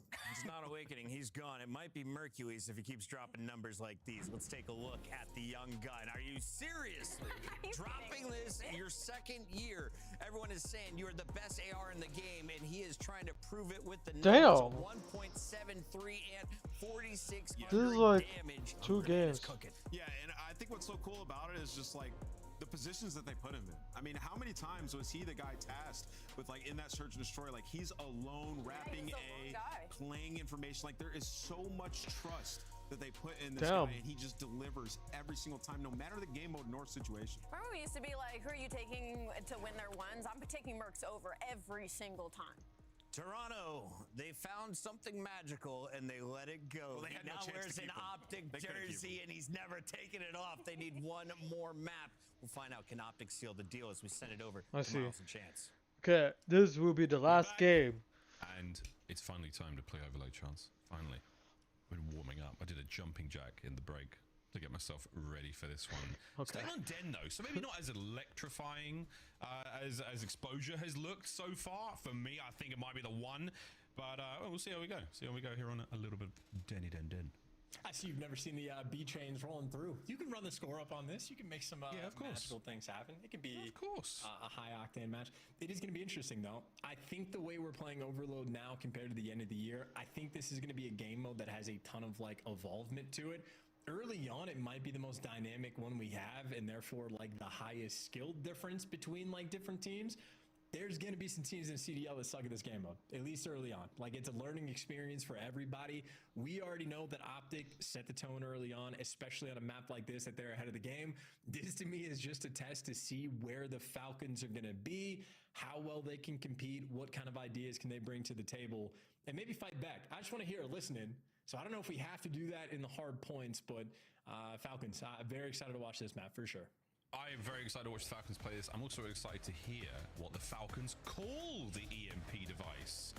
You at home might have your own name for it. The rock, the ball, the device, the drone, you name it. I'm going to go with EMP and ball when things get really litty, chat. But Overload, a brand new mode here in the Call of Duty world. Thanks to the lovely folks at Treyarch for putting this one together. New year, new mode. Same us, though. Same us. You don't get extra points for dunks or anything fancy like that. You have to run it home to score. First team to 8 will win. If you reach the 4-point mark, we do swap sides. It forces halftime. So quite frankly, as you said, Chance, there will be some teams that just, and I quote, suck at it. They're going to get knocked out real bad, real quick. And it's even for a map like this where, like, if you're spawning on the right side of the map, attacking towards the left, the B zone is going to be the preferred point. What feels like now, 90% of the time. But by the time we get to the end of the year, as things develop, like there's going to be teams that might just not be good at that type of like play style, that type of setup to like run the point home, or maybe guys can actually figure out how to utilize, you know, there is a set rotation for where the EMPs are going to be spawning in. Starts in the middle of the map, goes to the top side, your third spawn goes to the bottom, and then it resets. It is calculable, it is knowable. So if you're a team, you're going to have set design plays for any given EMP spawn about what direction you want to go. Instant wraps, you want to go through the middle of the map, you capitalize the space and just run it forward. These are the types of things that are like extremely difficult to figure out on the fly. Again, everybody's still learning the game mode, but like for that S&D we saw from the Falcons, if they're hesitating an S&D on a map that like most people seem to have like the vibe of, the understanding of, I think to me that strikes fear of what's going to happen in Overload unless you get the ball rolling. If you get a pop-out performance, if you get that 3 dead and Pred just gets to go and be in form, they're going to find success, but I think it's a very tough task. I think we're going to see a lot of teams, I think with Den in particular, fight for the drone mid-map, or for the ball, sorry, I'll start doing it. I know, it's happening. I'll fight for the ball, fight for the EMP mid-map, and then run it topside straight away. Go for that top lane score, immediately maintain control of that, because then you have the next spawn up. And this is a map that doesn't have a cut. It doesn't have a way to get to that without taking a full wrap from your spawn all the way to that long lane. So I think this is going to be a 2-0 lead sort of situation where as long as the team maintains control, 2 off the bat right away, and then they have to fall to the bottom side of the map to the sort of computers wall jump area. But that is going to be that. So we'll see how that goes, folks. A slight issue getting into map number 3, but we're going to be throwing absolute magic in this game. I'm stoked to see how Overload plays out. And to your point, what it looks like at Major 1, what it looks like at Major 2. And again, the very first time we are seeing this played with the new overtime rules, which is again at the end of the first round, at the end of the round at halftime, you're able to make something happen with 30 seconds if a player is holding onto the device. And again, if you're carrying the device, pistols only. So a significant portion of firepower has been eliminated from the objective player. We'll see how it plays out. It might be changing in the future. Yeah, never know. Treyarch are very, very responsive, and I know you're watching, friends. I know you're watching, and we're as interested as you guys are to see how this one plays out. But Overload, very, very interested to see how this goes. If we do go to overtime, 4 lives either side. Good luck, have fun. And it is fun. Yeah, the overtime rule is very interesting because, like, you know, if you're in a situation where you have the opportunity to score very quickly, congratulations, you win, you score, you get the dub. But if not, it sort of plays just like a TDM. But then the guy that's like holding the EMP device is getting like pinged. The other team can see him. And I think for the overtime situation, it's going to be maybe sometimes intense, but my expectation, the pace is gonna slow down dramatically. Everybody's scared to die. You can't be that guy that gets first blooded, and it can be difficult to work around the map. So much so that I don't know how much the pros have developed it, but if you end up in a situation where you are knowing you're expecting to go into overtime, you probably want Ninja on a class, because if you don't have that when the overtime pops, you're going to be absolutely terrified to move. So just a very sort of curveball added layer of, hey man, the teamwork needs to be on point. The communication always has to be there, and any scam would be absolutely dire if a player throws away their life. So Modi, you have to be very calculated, very on point, basically from start to finish. Chance, how would you translate scam to folks at home who maybe don't live and breathe Call of Duty culture? A scam is when you do something stupid, I think would be the easiest way to state it. If you're just in a positive situation on the map where there's no need to be aggressive, to go for some degree of pressure, and you make an over-aggressive play that gets you killed, that would be a scam. Hold my beer. Hold my monster. If we're at a 4v3 Miles and the first thing you do is says, hold up, I'm going to make a play, and you run through mid and get caught, that would be a scam. Same thing we saw in the S&D. You had a 4v3 for the Riyadh Falcons. X-Ninja, he's trying to do the wall jump stuff to like cross over the side. He either messes up the movement or just isn't prepared for Hook, and that's throwing away your life. There's nobody there for the trades. That would be a scam. There we go, folks. Or if you get a call from a number that you don't have caller ID for, that's also probably a scam. Probably a scam, and they're asking very, very important questions about your socials or mother's maiden names, all that sort of stuff. It's ready to get an overload, folks. Watch out for the scams. They'll get you, though. They're spear phishing when they know it's you. Or it's the one you really got to watch out for. We'll see how things go as we load into overload. Here on Den, once again, I'm expecting 2-0 lead to the team who gets that first one down. After that, we've got to go 2-1. I'm not sure if we're going to see a team that dominant in the mode so far to get the fast halftime swap at 4, and then of course 8, the final score. We can see a map finish pretty quick. We do have a slight delay, I suppose. The EMP, once it is reset, it has to sort of respawn. It doesn't just reappear immediately, allowing an immediate relay. You've got to hold that position before it unlocks, and you can make a run. So there is a technicality on how long the game could be. We might figure it out by the time the end of the year rolls by. Well, yeah, this is like an extra layer of like how dynamic the game mode is going to be, in the sense that hardpoint at the start is just a foot race to learn as much as you possibly can. Every single time a player spawns up, they're solving a puzzle. Where are you putting your stun? Where are you putting your nade? What route are you going to take? What do you need to do in any given situation? By the end of the year, these players have it absolutely dialed in. But also in hardpoint, you're mostly doing everything as fast as you possibly can. Why would you waste any time? Always go for that good position. Overload is going to force you to play at different speeds. Like if you're a squad that likes to be a little bit more patient, a little bit more controlled, make sure you have a sizable advantage before you like try to make a pure play with the EMP device. That's all well and good. If you're in the early game, you got 3 minutes on the game clock. If you're down 3 scores and there's only like 2 minutes left, you got to get the ball moving. Like you just have to go so much faster than you might be prepared for. So different speeds are required in this game. Fun to watch, and I would say right now, Optic likely on the preferred side, but only towards that B zone. We still have so much to learn. Game on! Shotzi's flank pays off. Continues to be a difficult thing to deal with. Optic had the we're going overload. down low, ladies and gents. on the move. Who's going to be our first man here? Great defensive setup now from the Falcons. They are playing this one Great as close as defense possible for to Falcons. the goal line. Got a kill. Good First trade. kill in. Hook gets the trade. Sweet. Mercury's not enough damage to get the kills, and the remaining members of the Falcons now pull forward. Wait a minute, ladies and gentlemen. An opportunity for a wrap towards the A goal, maybe. As we've cut our way through. Hook with a pistol, no good. Pred's now on a run. Falcons is. Yeah, and he's gonna get chased He's very gone. quickly, though, by Oh, but he Shotzi, died. And yeah, Dashley be there for the cleanup kill.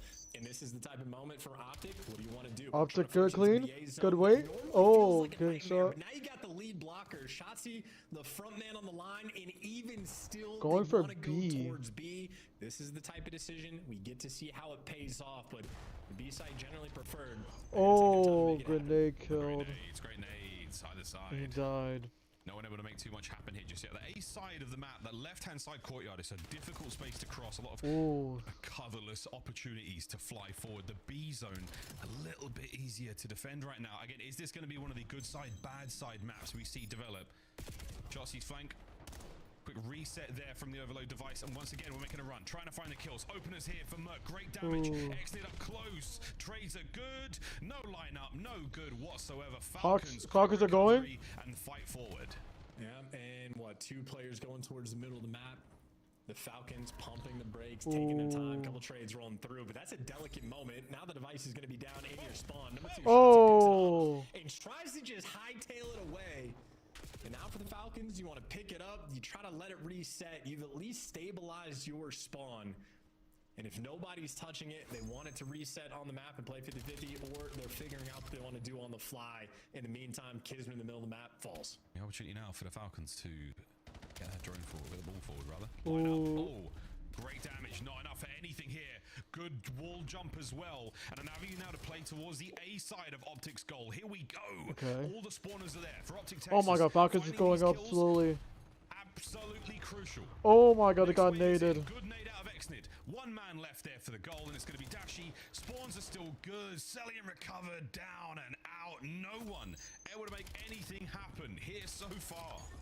Yeah, meanwhile, Shotzi's running. Shotzi are protecting. And they got it! Optic got a point! 2 minutes remaining. Now the players are spawning towards the top, but for the Falcons, that's actually where you want to be. Of course, though, you're in a pinch. Feels like a nightmare. Falcons need to go. And now you got coverage out towards B. Number 3 is there for the cuts. Number 7's behind you. This is where things get chaotic. You got to win that fight, and you don't. Mercules doesn't take any damage, so it's close enough to Optic's Mercury goal, just could just legit hold. 1-0 lead, minute 35 in the first half. But you don't want to be close to it. Shotzi trying to get in position early, trying to catch these players out, but again, Falcons like to defend it from deep. Exit there on the close left. Oh, trade. All first man down, able to get a trade. Mercury still with a nade to go with. Oh my god! Down the close left, oh my god! and that should be good. Oh my god, that's 2. And Optic got a minute and 10 seconds. Yeah, Cellian just got his second kill of the map. Unfortunately, on your teammate is not what you want to have happen. And if there was a heat map of what has been taking place, Shotzi has literally just been living behind him. There's a free 1, tries to earn the second. Actually, no, he gets the free 2, does enough damage on the 3rd, and now Dashi gets to be the lead blocker. Once again, we're stacking towards this B goal. Fantastic nade work there from Kismet and Exnid. Again, it is a kill box. A classic setup. They just have to win these gunfights. They just need to camp 40 seconds. Grab this one out. Optic to the second half. Right away. We've not necessarily parked the bus, but we're going to hold on to the middle map. Good kill. And Hook somehow finding himself a couple of good ones. Lost that fight. Real work. Cellian doing a nice bit of work there with a kill front. Dashi with huge. Dashi going to rush. This next player, and you've got an opportunity to make a run. 20 seconds. 20 seconds to go. They should. See a third. Well, he's got the device and he's got one of the best pistol shots in the league. This is what you want to have happen, but with 13 seconds, it would be miraculous if they pulled it off, and even Kismet gives you that first blood. Yeah, you cannot force this one through. It's Optic happy for their 2-0 lead. They're holding them down on this side of the map, and Dashi, it's good work again. Here comes the 30 seconds, a sort of a shot clock. As long as it's in play, as long as it's in play, overtime will run. He's got 30 seconds to make it happen, but unfortunately, he gets killed there, and the round will end. We are swapping sides. Going into the second half again, Optic willing to take risks, willing to make stuff happen, and the man who's making it all happen right now, 18 and 6, Shotzzy, getting lost all over the map, allowing his boys to really get things going. And again, Shotzzy is doing good. I think you talked about this previously. Beyond Every the spawn, overload map is bothering gonna have a really them. different vibe. And we're seeing a little bit of that Den one here where it's really, really rotation heavy. Yes, it's also like pre-patch, post-patch. With the amount of kills Optic was just getting, I think pre-patch, they get their 4 points very early on. I mean, Shotzzy's 18 and 6. Falcons he was quadruple positive at some need point, but just now 3 the device carrier in has a 5 pistol minutes. rather than like the whatever primary weapon. Specifically getting that B zone cap seemed way more difficult. Yeah, it's proven more challenging. Well, nice start here from the Falcons. Falcons got 2 kills. There of Celium helping buy some space through the middle of the map. Optic now on the back foot, and they're flying towards B. And so is the ball. Here we go. EMP on the way. Pred up close and personal near the M15. Gets himself one. Can he catch another on a shot? See good damage. Or to a former teammate. The wall hops are getting dicey. Wins the fight. The next line of defense for Optic is the goal line. Waiting for Kismet on the pinch. Mercules and Shotzzy gonna have that covered. Everybody else that's guns forward. Falcons are doing Kismet's good. gonna be forced to make a Oh, play but in got this shot moment. behind. They got the setup though. He couldn't get one. He gets baited into death, and Celium knows run for the hills, or you stand your ground and die right there. Optic have secured the device. Optic will in 4 probably minutes, and if you got a 2-0 lead, will hold it. Not gonna be in a massive hurry. Let's see how effective they can be on the attack from this side of the map. And so far, through the bottom line, towards the A goal, we're trying to make something happen here on the Celium. He played defense well. Damn indeed. Damn indeed. Gets himself one and gets away with his life, but the ball is still moving. EMP now on the way to B. Oh, Shotzzy got makes the killed. call. It's clear, mate. No, Kiz through middle. Catches it out and Pred. Good spidey senses, more than tingling. Once again, Falcons, control of the ball, control of the map. And they're running this through the top side of the map as well. So this is a little bit of a rare situation to see in this moment. And they're losing. Oh my god. And the reason it's rare, you're going to find out, is because you lose immediately. That's why if you're on the right side, they wrap it out towards the bottom or middle side of the map. 3-0. Because if not, well, Shotzzy gets Already. Falcons Yeah, need 4 basically. He's catching Xnid in a really unfortunate moment. A couple of big kills on the players on spawn. That's going to be another goal. It's going to be 4-0. Oh my god. 4-0 indeed. But now to the bottom side of the map where the Falcons fortunately get the spawn. So Optic have to play for this. They've got to give up the power position and all the control they had. But wait! Mercules, an investment on an open side of the map. Can it race its way towards the B goal? Optic are in position for that one as well. And we might be looking at a very, very big turnaround here, Chance. Oh my god. Yeah, now 2.5 minutes. Optic will shut them out. 4-0. You just get the rock. You can do whatever you want with it. The way they complete the whole game, they need 8. And they got 220. You get Mercules here for the cutoff kills. Great information. He might get traded, but you got the pressure on with 4 lead in 2 minutes. This game is very close to already being over. Yeah, absolutely. 2 minutes to go. We're able to see the Falcons go absolutely crazy.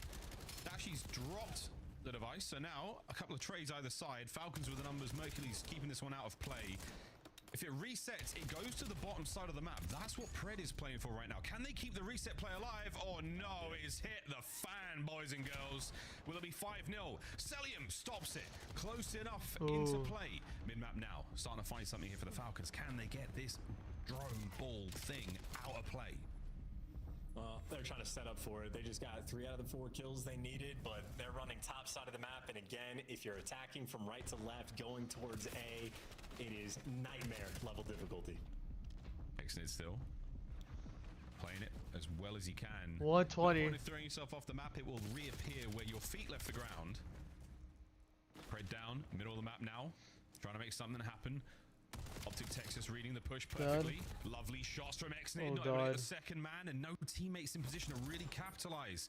Celium now trying to slow this one down. Pred through the middle gets his. An opportunity for a pinch. Can Optic go big? Wait. Pred doing great work now. Numbers are up now for the Falcons. An opportunity to backpedal towards B. Oh my god. Falcons might get the first one. We're on the board. Oh my god. Hey, they got their one. That's all you need. Of course, though, it takes 10 seconds for that EMP device to respawn on the map, so they're going to have to, teleport. They're gonna have to fly or make some magic happen. I think right now we're just gonna be Magic would not happen. They got 30 seconds. For a sort of shot clock, 30 seconds. And also, around if the shot. Falcons are holding it. Oh. At the same time, ladies and gentlemen, the first half was so strong for Optic. Shotzi once again, 31 Shotzi and 50. is just cleaning up. Is Optics is cleaning up Falcons. Falcons have lost already. Most of the punditry correct. Oh my god. Fantastic way to start off the 2026 season. Going up against the Riyadh Falcons and a clean and dominant 3-0. That is a 3-0 game. Oh my god, Falcons. On them, in the middle ball spawn is like the current one that's active. Didn't even win a single one. Oh my god. Force it towards A. They lose the point immediately, and because the previous EMP spawn was in mid, 3-0. Falcons have. I think they eliminated. Let's just name it next time. Back-to-back scores. They already had the 2-0 lead. And that's pretty much going to be all she wrote. But those types of like decisions on maps, like having to know where the next EMP device is going to spawn, is the other team going to be set up in position there first? So many things. Oh my god, 32 for shot. Texas happy to have the Shotty early on, but tip it to Shotzi, tip it to Merc. I think Shotzi just basically got the 32 to 60. For 80% his of name. that map. So yeah, feed up. Merkles? Merkles? I don't know. I suck at reading. 3 kills a minute. I don't know. But oh my god. Mate, 4-1 the final score there on Den Overload. No need for the exposure. Hard point, friends. As we say bye-bye to the Riyadh Falcons for today. The opening day of play for them, not a fantastic one. The 154, 6-4, and again the final score there on Overlord, not Overload, not ideal. Tongue twisters to start the league off. We're going to now, I mean, a bit of a reflection chance. Optic starting things off strong, exactly what you want as a fan. Yep, fun time, fun 3-0. Not a lot of time wasted. Fans are going to be happy. Players are going to be happy. I think you can do no wrong. And in that sense, for people excited to watch the Riyadh Falcons play, I think that series sort of went as well. I mean, the desk predicted it perfectly. So, yes, that match went exactly as expected. I know it's day one, but a lot of learning we have to do. A lot of learning indeed. Well, not a lot of time for the folks who are trying to get their drops. Isn't that right, Desk? Try and get your drops. 3-0s don't help. Come on. I think we're getting to game 5 at the end of the night. We're all right. We still got Vegas playing. An hour. But this one went as expected. If you watch these two teams just a week ago, this was kind of the state that we saw the Falcons in. And on the other side, this is the strength of Optic Texas. So everyone was wondering, can they keep it up? They definitely could. The question I have for you two is, who of the 4 had the best day? Let's take a look at some of the highlights from this series. Who on Optic should be wearing the crown for the MVP performance? I mean, right? Yeah, I mean, when you get a 3-0, I would actually probably go Mercules just because the Search and Destroy was the game mode that felt like it got the diciest. 12 and 4 performance. Yeah, he just had such a big performance, and he was also the guy on the island. Shotzi also played absolutely incredible. Yeah, it was just a bloodbath at the end. I have to go back to, right? Like, it just felt like after Optic got that first one through, Shotzi just lived, as Chance said, in their base for a good minute. I mean, he went on a 7 spree and allowed Optic Texas to get that second through the loop, and we didn't leave in the first half the bottom left side of this map. Optic Texas, I wouldn't be shocked if Shotzi beat the kill record on this map and mode specifically throughout the entirety of this season. Yeah, I mean, you just saw a team that was totally in control. And, you know, talking about Overload, especially on Den, like when you can get it up through the BSD side, you get in their base, it is so difficult for the team to wrap back and find those kills, right? You can just take your time until that perfect opportunity is there. And, you know, once that does happen, like you said, Shotzi can just get lost and wreak havoc while the team plays the reset. Optic just clearly ahead of Falcons at this point. That being said, though, like Falcons, something to build off of. You just went up against Optic. They're a very tough opponent. There was life in the hardpoint and the Search and Destroy. Just need to make some strides here in Overload.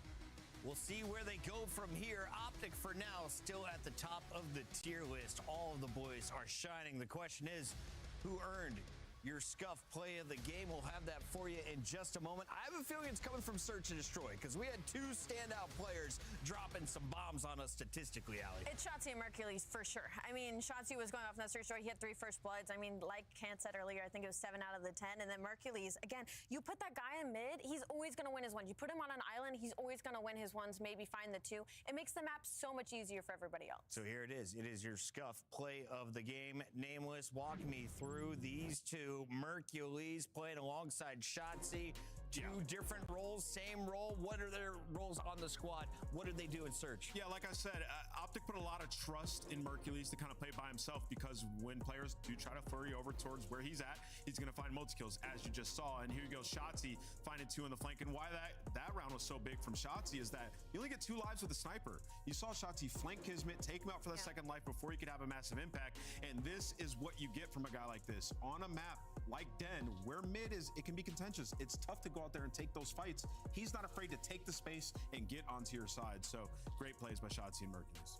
Fantastic stuff from both of them. And of course, Dashy and Hook are still on the map every time we showcase the highlights. I feel like they get left out.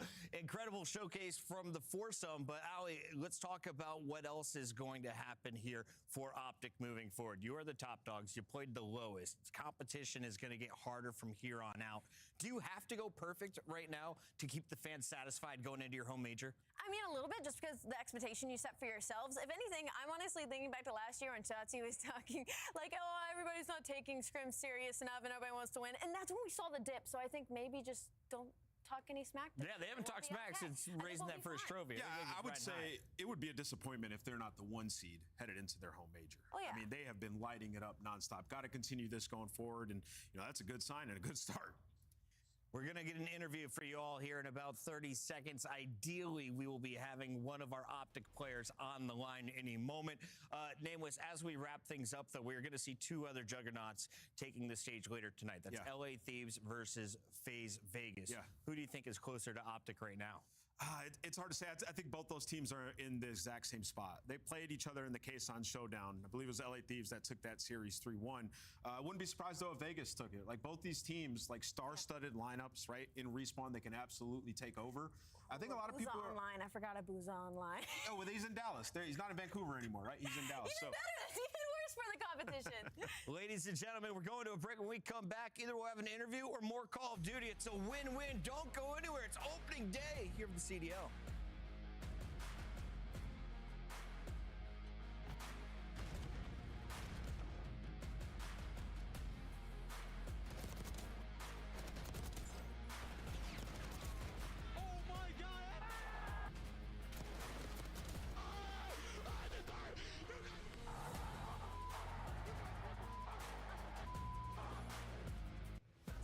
The official controller of the CDL.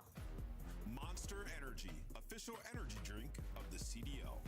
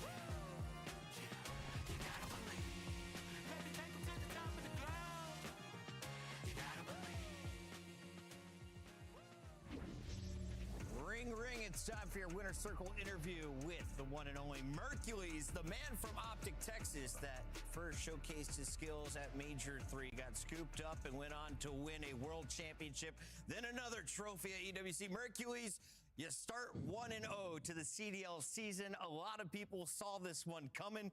But how does it feel to be in your seat right now?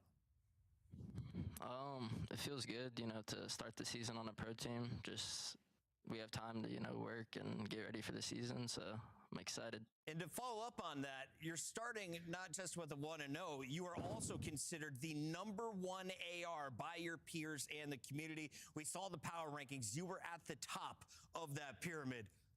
What is it about the game that is working for you right now? What do you think is separating you from the rest of the pack? I think I just have an insane team that, makes it easy for me to get kills. I have Ant and Kyler, just pushing pace, running at them, so it makes it pretty easy for me. 3.0 in search looks pretty easy today. Mercules, I want to ask you, man, you guys look dominant. I mean, throughout all the preseason tournaments, we got Bruce behind you. I know he's gassed up for you, man, but you guys are making it look easy. Do you feel like you have a massive edge over the rest of the competition, seeing as a lot of teams broke up and reformed? Yeah, I definitely think we have an edge off the beginning, just off chemistry and stuff, but I don't really think that's the reason we're winning. We're locked in right now. I love that, man. Merc, I want to get in your head a little bit.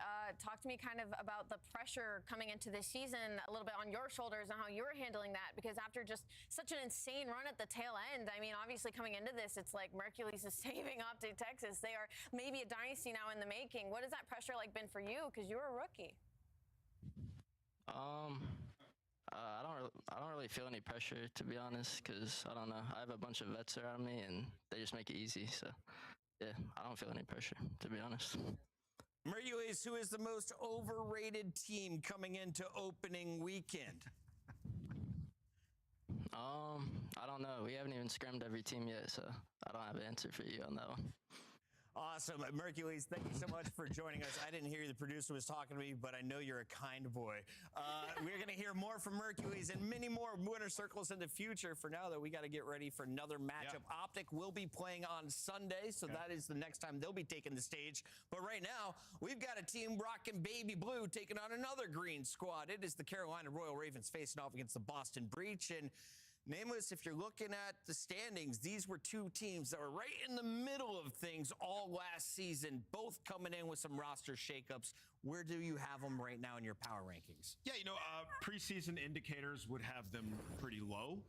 Coming into it, we'll start with the Royal Ravens. You see this roster: Slasher, Craze, Lurks, and Nero. Nero now going to be running an AR for the team, so that's a big dynamic shift in his gameplay. You got Lurks coming up from Challengers. He was playing with Stallions last year, had a decent amount of success. They're going to be looking to develop him. And then Craze, who made a huge splash at the tail end of last year, a guy that I've been super high on. I think he deserved the spot in the league. I think he proved that largely at EWC. I completely agree with that statement. I just think for me, the Carolina Royal Ravens is a huge question mark. I mean, we know what we'll get out of Slasher. Lurks, though, coming over, I believe, from Halo. That's a player that we have not seen. We look inside of Nero, and Nero making a role change when we're used to him being such a aggressive, forward SMG. I worry about the dynamic of this team. I don't know what's going to happen, but I do know Carolina shocked people in the Monster Energy tournament. They went further in that bracket than a lot of people expected, and Craze was popping off. I'm expecting that SMG to be the player to watch. On the other side, in our hot takes, a community member said that Snoopy is going to finish on an all-star team.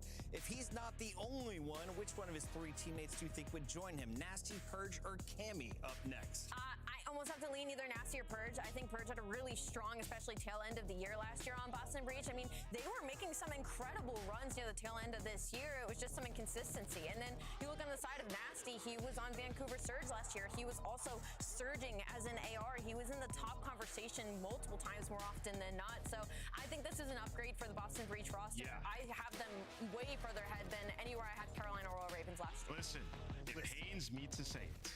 Okay. But it was right for Gigawake to get dropped. Oh my God! And it's time to bring in Nasty. Listen, Nasty's been a guy where everywhere that he's went recently, they have found success and they've been an underdog. And he's developed so much. And he's going to be such a good player for these guys, not only to help Snoopy on the map, but also to be like that voice in practice to get them over the hump. So I think Boston, with one of the more underrated moves in the preseason so far, they haven't looked the best, but they have a massive opportunity here to start off 1-0 with not the hardest match. If I am Boston, I am so happy with the pickup of Nasty. For those of you who watch the NFL, it's like George Pickens landing at the Cowboys. You know the potential. He was wasted on other teams, showcased his skills on some new ones. Where is he going to finish here on Boston? That is the big question for me. We got to get our maps and modes and some pick'ems in here. So, Alley Cat, leaning into this one, are you feeling Boston first to 3 or Carolina? Oh, I'm going Boston Breach first to 3 for sure. I think it'll be maybe like a 3-1 situation, but I just don't feel confident in the Royal Ravens roster. All right, we're all 1-0. Nameless. Yeah. You're going to go a different route? Or we side I Boston? think this is our game 5. And I'm actually going to go Carolina in this one. I do think Boston had some upgrades. Preseason indicators have been great, but I think Carolina. You know, whenever I choose Boston to win. Freeze wins. Boston bombed out. I don't think they get it done. I think Carolina is going to start off their season 1-0. It's time to find out how right are we, how wrong are we? We've got your caster duo remotely, of course. It's Miles and Chance.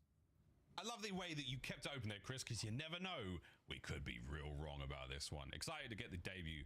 Of course, Lurks and Craze here in the league as well. Craze turn a lot of heads at EWC. Big splash indeed. Shout out to the Stud fam. We'll see how it goes with the Ravens alongside the Vet, Slasher, and of course, Nero, who, let's face it, is a demon, Charles. Yeah, and him being on an AR role is going to be a very interesting thing to watch because he is a light speed player in the mix, hyper aggressive, and whether or not he tries to bring that and mold that to an M15 play style, or if he's actually going to truly switch things up and try to, you know, rediscover himself with an AR. Either way, insanely high skill cap player, going to be a ton of fun to watch, but Carolina, very much a team. Sort of unknown quantity. We really don't know what to expect at this level. Boston is a very good test for them because Boston, in my opinion, really good dark horse team for the year. If you're in the market for a dark horse pick, you know, their stocks sort of going up in that sense. But we know they're going to be good. At the very least, it's going to be a solid squad. They have a good coaching staff behind them, a well-orchestrated game plan, smart players across the board. Cammy, veteran in his own right. At this point, it feels like Nasty's a veteran. Snoopy's well into his CDL season. This is his 4th one he's going to be participating at. So we know Boston are going to be good. The question for Boston is, can they ascend and like solidify themselves in a top 4 spot? And so for Carolina, we get to find out sort of how the cookie's going to crumble, where they stand next to that pillar, and an opportunity to start their year off right. And a right year they would love to have. An org that has had great success at the start of last season, the Black Ops 6 season. We saw them, I think, peak really at, Minor 1 tournament, which is a difficult thing to say because after that it was kind of downhill. We'll see if that can be the case, see if they can pull up get the updraft and really start to take flight. Almost ready to get into our series, focusing. There's a slight crash there. Excited to see Cammy once again on another Black Ops title. Pre-season, you know, shambles from Cammy, pretty good chance, I can't lie. He looks solid. Snoopy, again, he had a very, very good look in a lot of the matches I saw him play. A very, very explosive player. And again, alongside Nasty, who has had a really, really good BO6 year. Again, a lot of love there for that Boston Breach roster. I think as a dark horse pick, you are absolutely right on the money there. A solid, solid squad indeed. Again, this should be a very, very good matchup. Are these two teams, you know, sitting at front-running spots for winning tournaments? Not at the moment, but God only knows how far the ceiling is for these squads. Very, very excited to see the youngest player in the league play today. I mean, Lurks from 19 years old, and not a fun thing to do to load in against another set of demons, but truly living the dream. Let's see if it's a nightmare or not. And he, you know, he's got the oldest player in the league there to back him up as well. So Carolina runs young, but they got that veteran leadership, and Slasher's a guy. He's had, I mean, in terms of current players, the most storied career of anybody. 2-time world champ. He's been around the block. Like his first 2 tournaments he played back in like Black Ops 2, he was the guy placing like your top 20s. It's a great placement. We're working our way up. So the type of experience and grind that Craze and Lurks are currently going on, Slasher has been there in this moment. And same thing from Nero, like having to make adjustments sort of, I don't want to say in the middle, but in your like year 5, year 6, like you're in the swing of things. Slasher can offer some guidance there. And of course, the pure competitor that he is. An interesting team. Of course, if it doesn't go well, we're going to be a little bit fearful for this squad, but that is why Boston's sort of the perfect matchup. And on the flip side for Boston, Snoopy, I think it was Cricket Fan at the top of the show that brought it up. Snoopy's a really good shout in terms of, like, this game might have been designed for him. The type of dynamic play that he has brought, at least in the early preseason tournaments, he has been an absolute nightmare to deal with on the map. And of course, coming off here in Black Ops 6 for Snoopy, in my opinion, the most clutch player in the league, or like in the top 3 conversation, he legit like hit a 50% clutch rate for 1v2s and then 1v3s. And the way Boston designed their S&D game plan was to set players like him up for the clutch. So I'm very excited to see these guys in map 2 and 5 as well. Maybe Purge is going to do some fun things with the Rocket Overload as well. It's a team I trust to really put the time in. So once we do get going, it's going to be a good time. That's an interesting thing to say, Chance, to trust. A fun one from Brian Stats, that Nero has not lost. Well, he's 4-0 so far in league opening matches. Nero bringing the goods, and many of those wins were under this banner as well. So Nero no shy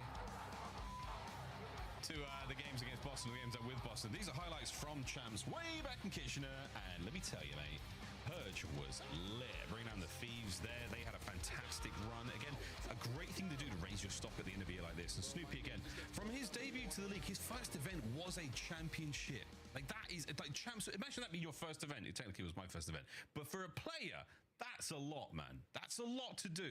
So for him to come in under, you know, the guys in the wings of Doug Sensor Martin, who currently has a pretty solid record against a lot of pro teams in this game alone, I'm just saying, it's the truth. Wheeler brought it up on the desk earlier. No one picked up on it. No one picked up on that, which was crazy. That was a criminal moment in Call of Duty League broadcast history, but whatever, chat. But yeah, I'm excited to see how Snoop does, man. He's just going from strength to strength. The guy is figuring it out. Very, very young player. Very, very strong talent, in my opinion. Absolutely. And the first map we have in this series is going to be Colossus, which I think Colossus might develop into, you know, Bocage is the original Skyline, those like little, it's your bang out map.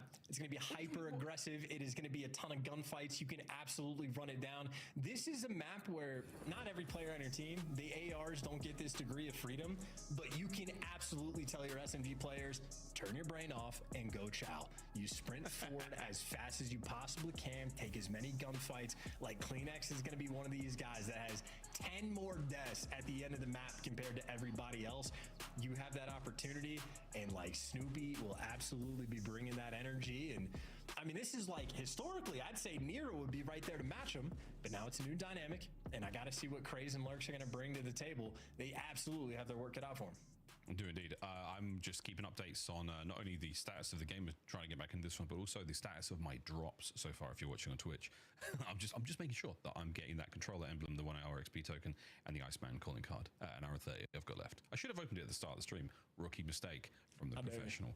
How dare I? Chance, I'm excited to see Nasty alongside Cammy this season as well. Nasty, Mr. Byron Plumridge himself, had a very, very good year on Black Ops 6 under the Vancouver Surge banner. Second place, second place, second place. I mean, it hurts, but also what a transformation for a player like that. Really, really strong individual player, great teammate. Stoked to see how that all goes down. Folks, I have received an update. We have had another lobby crash. So we're going to wait. Oh, whoa, whoa. Another update. We're not going to break just yet, folks. Breaking news. Just that. That means we're actually pretty close to getting into our first map. But yeah, again, for the rookies, the debut, not an easy thing to do against quite a well-seasoned, well-oiled, not terribly deeply marinated, and a squad that has fried and has, you know, done frying. So I think for the Ravens, this is going to be a tall test for them. But that makes it all the more exciting. Folks always ask me, Miles, when's the game going to start? On the other side of this break.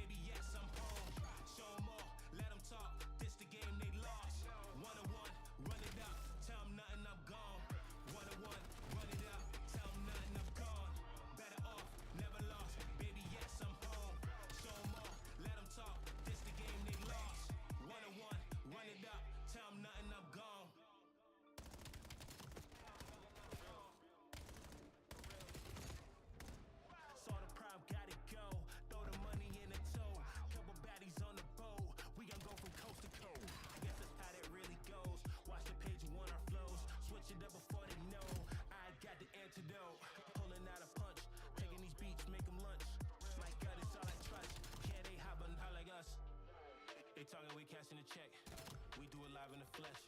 Came from the bottom, connect. Built a way up, that's respect. Built a way up, that's respect. Came from the bottom, connect. They talking, we catching the check. We do it live in the flesh. One on one, run it up. Tell them nothing, I'm gone. Better off, never lost. Baby, yes, I'm home. Show them all, let them talk. This the game they lost. One on one, run it up. Tell them nothing, I'm gone. One on one, run it up. Tell them nothing, I'm gone. Better off, never lost. Baby, yes, I'm home. Show them all, let them talk. This the game they lost. One on one, run it up. Tell them nothing, I'm gone. They talking, we catching the check. We do it live in the flesh. Built a way up, that's respect. Came from the bottom, connect. Built a way up, that's respect. Came from the bottom, connect. They talking, we catching the check. We do it live in the flesh. One on one, run it up. Tell them nothing, I'm gone. Better off, never lost. Baby, yes, I'm home. Show them all, let them talk. This the game they lost. One on one, run it up. Tell them nothing, I'm gone.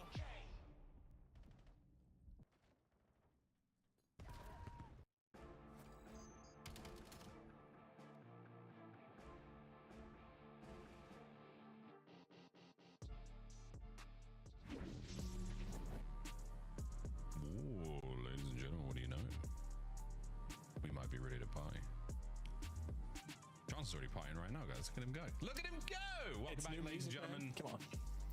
To match number 2, I should say, of the 2026 Call of Duty League season. So far, off to a good start if you're an Optic Texas fan, 3-0 over the Falcons. But now we have the Carolina Royal Ravens taking on Boston Breach. Teams with, I wouldn't say a tremendous rivalry between them throughout the last few years, but excited to go watch them go toe-to-toe nonetheless. The debut of 2 rookies for the Ravens. On the side of Boston Breach, well-seasoned, well-oiled, tasty vets at this point in time.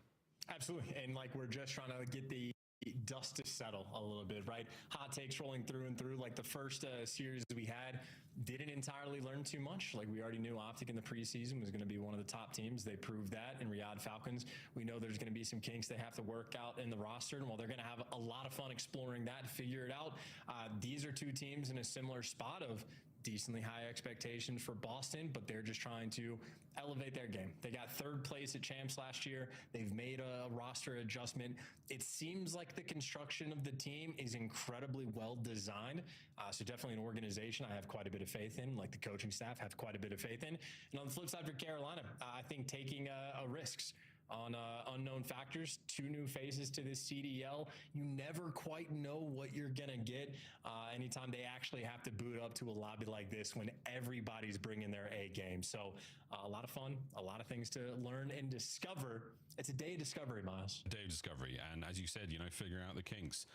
Good luck on that discovery journey. An interesting one indeed. But yep, we're almost ready to get into our first map of the series. We did have a lobby crash just before that break, and by now, looks like everything's hot shot, ready to go. Excited to get into this one. I'd love to look at the maps and modes again if we could, production team. That'd be a wonderful thing to bring up once more just before we get into the full swing of things. Colossus, first time we're going to be seeing that played here in the COD League. Scar Search and Destroy as well, a lot of fun there. Another den. Interesting to see another den. I thought we'd be seeing Scar personally, but hey, that's the way it goes. Colossus, no chance, as you said. Brain off submachine gun players, go for it. I mean, P1 in its own right. Those 2 ways in, two sets of stairs in, and then the wall jump off of that little top balcony. It is going to be an explosive affair. It is the map where, hey, do you want to break a kill record? Have fun on this one. If you get a close 250, 249 kind of performance, someone might be able to drop 50 on this map in a CDL competition. So that's going to be fun to see. Exposure plays very differently than Colossus in general, and very differently now that P4 has been adjusted. The hill, rather than being sort of underneath the ring on the front side of it, shifted it to a brand new building sort of in the back center, and is definitely going to be a hill that has a ton of priority. And if you ever play this map for the first time, you prioritize this statue for your access into P1. Whoever controls this controls the hill. Controls the world. Royal Ravens taking on Boston Breach. Here we go into our first map. Not a whole lot of time gained from this opening P1. It's been a solid amount of kills either side. But there we go. The Ravens are in. Fuck. Of course, the Carolina Royal Ravens in there. Gorgeous blue. blue. That might be cook here. I think this prediction might be wrong. 3 in a row so far. Turning it into a 4. The young man having a good time so far on Colossus. Happy for it, and as long as he is here, his teammates knows that you do not have to worry about statue control, so he can do a little bit of a dance, deal with 2 players on this rotation. And now he's got Nero's the reinforcements. It looks like Cammy deals with him, but Cammy still with the pressure on. Slasher's running him down, successful at that, but it is going to be mixy of a fight for these back spawns. Boston, come on now, Boston. Hand side control if they can get it.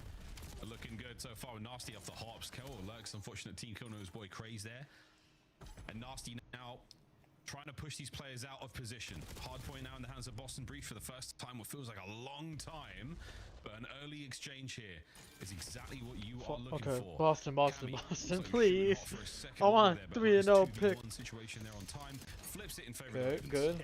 Oh my god. You got the P1 control, you get a highlight real play out of Lurks, and more importantly, you got a guy blocking the back spawns. Oh dear baby, 35 seconds for the final bit of this P2 hill. Carolina looking to get it all. Nero even wins the extra gunfight. Actually, Boston Breach applying a lot of pressure to try to run it over, so maybe a little bit late on the rotation to New. Lurks this year fighting Cammy, and they had the pinch on time. So Carolina with the edge on the rotation, and they got a 26-point lead. Oh, we're going to keep riding the Lurks train so far at 8-2.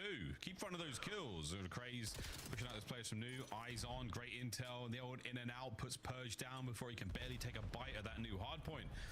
Once again, it is a war on 2 fronts right now. Through the middle of the map, Craze is going to be covering the push. Good work again.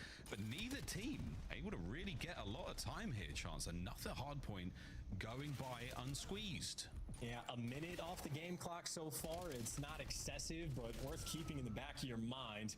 As Lurks, well, finally gets dealt with. Okay, Boston slowly catching up, We've seen on this Come on, Boston. Admittedly, it's only for the final 20. You see those blue Carolina arrows really shifting for the bottom and left side of the map. Nasty gets overwhelmed, and Carolina happy to play the long game. They'll trade away 20 seconds this hill time. They will set themselves up for New. I'm trying to remember what was Bocage before Bocage. What was the bang out map for the Vanguard year? Nuketown, good god. Well, it's all down to Lurks. What do you got, mate? Well, you had plenty of damage, but you ran into a Cammy and he put you down. Over towards low left. Oh my god, Boston, let's go, Boston! Come on!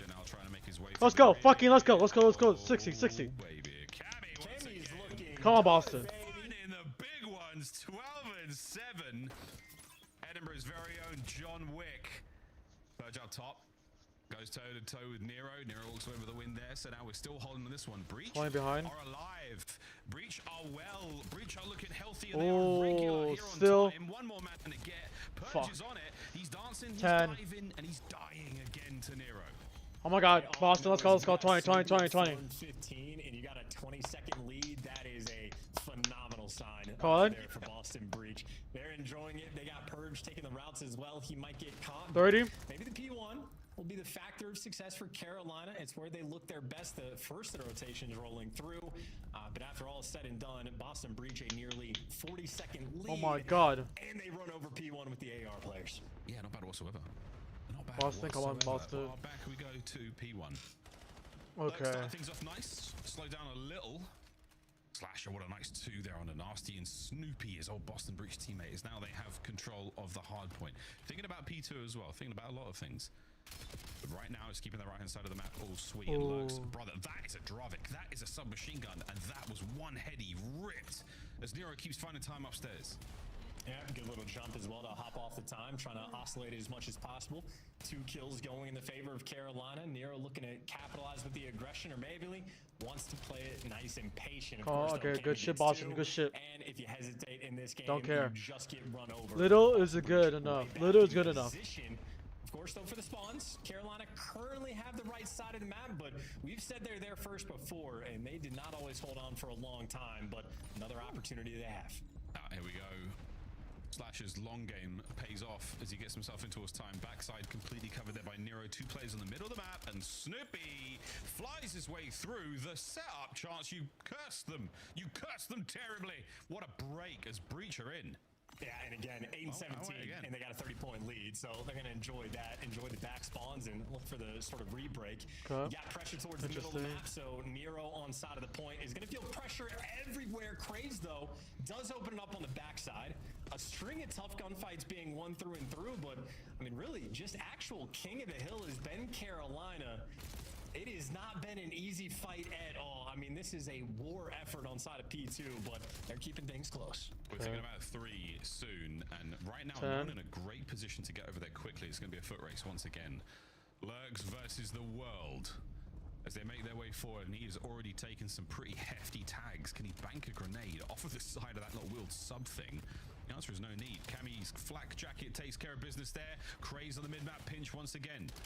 150, guys. Now on the attack towards time as Craze on a 136. spree. Make it to 150. Make it to 150. Just looking halfway towards that hellstorm, and the hardpoint finally has a Raven nested inside it. Oh yeah. Well, this so far has been an absolute dance This is battle. an interesting Very fight right difficult now. to stay alive, very difficult to get set up, and it has just been a head smash. There's your clean 4 down you're looking for, though. 30 seconds left on the time, and how quickly they just spread the map. So much so, I think Purge was expecting a bit more aggression, but they got the 4 down snap. First 10 150, seconds has been 150, guys. 150. Good shit, Boston. first time, and it is not looking good. Nasty deals a Loyal is ton of doing damage, and his teammates really there for good. follow-up It's kills. actually an interesting Beautifully fight. orchestrated there by Boston. It's a small map, but when you get those moments, you gotta capitalize. They do so there. Yeah, the Ravens, good rotations, but hold the hard point nevermore. Not Ravens great. got the next Breach one. with a slight lead.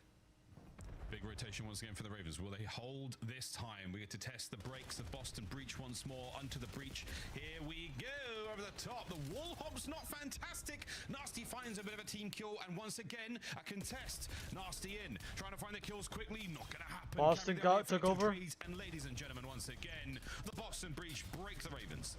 Yeah, he got it. It was beautiful. It was calibrated. And even with that initial team kill rolling through, they made sure they prioritized those back spawns. Oh, good wall jump. Term.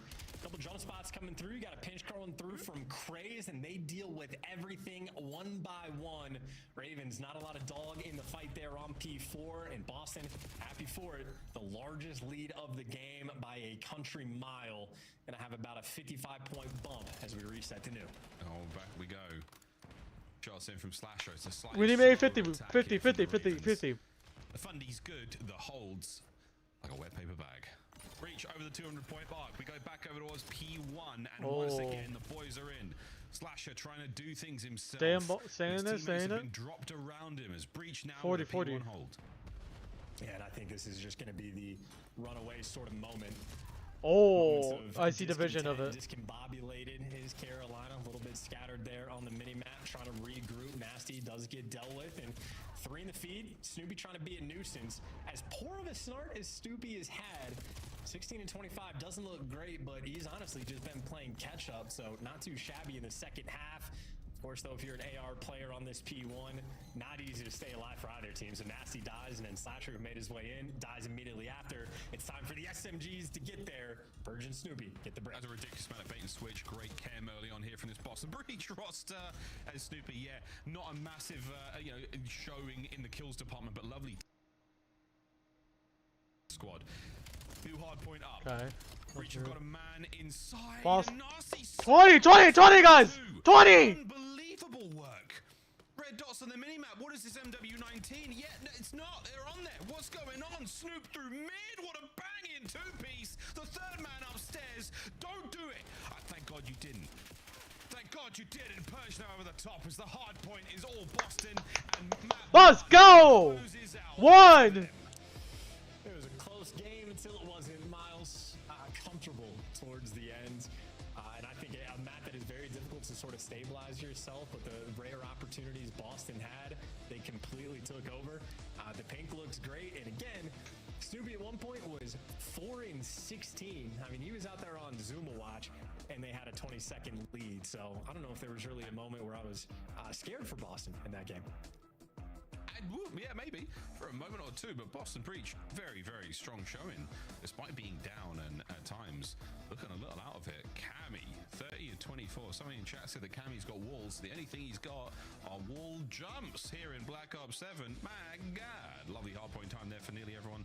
And Cammy 17 from inside the hill as well. Beautiful stuff there out of Boston Breach. An unfortunate start there for Craze and Lurks. Their Call of Duty careers in the professional world now, sadly, an L. But decent performances for both of them, and highlight plays indeed, as you'll see here. I mean, hey, Lurks had one of the fanciest ones, and this is the only time in the game Carolina looked to have that sizable advantage. Great setup around P2 as well, but just we're not able to convert it into too much more. And I think P3 is like really that hill that's very difficult to actually push out the map, but when you get it, it's great. But it's the P2s and the P4s. You have to prioritize those back spawns so much. I think that's where Boston was really able to shine. I think nearly every single P2 or P4, all the emphasis on the back spawns, taking the time, grouped up as a team, and the teamwork really did reign supreme.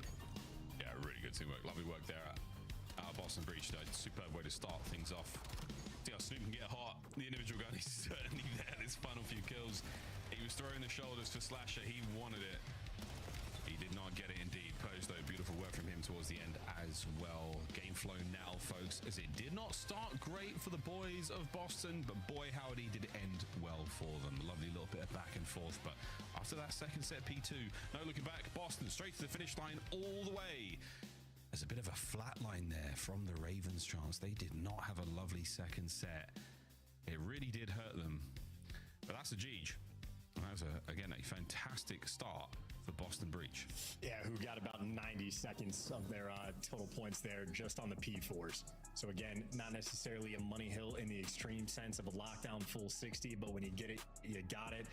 And then 90 seconds on that hill alone, I mean, that's the difference in the score towards the end. But that's Colossus. That is your bit of a bang out map there. And for a Scar S&D, it's a map. It's had a particular style.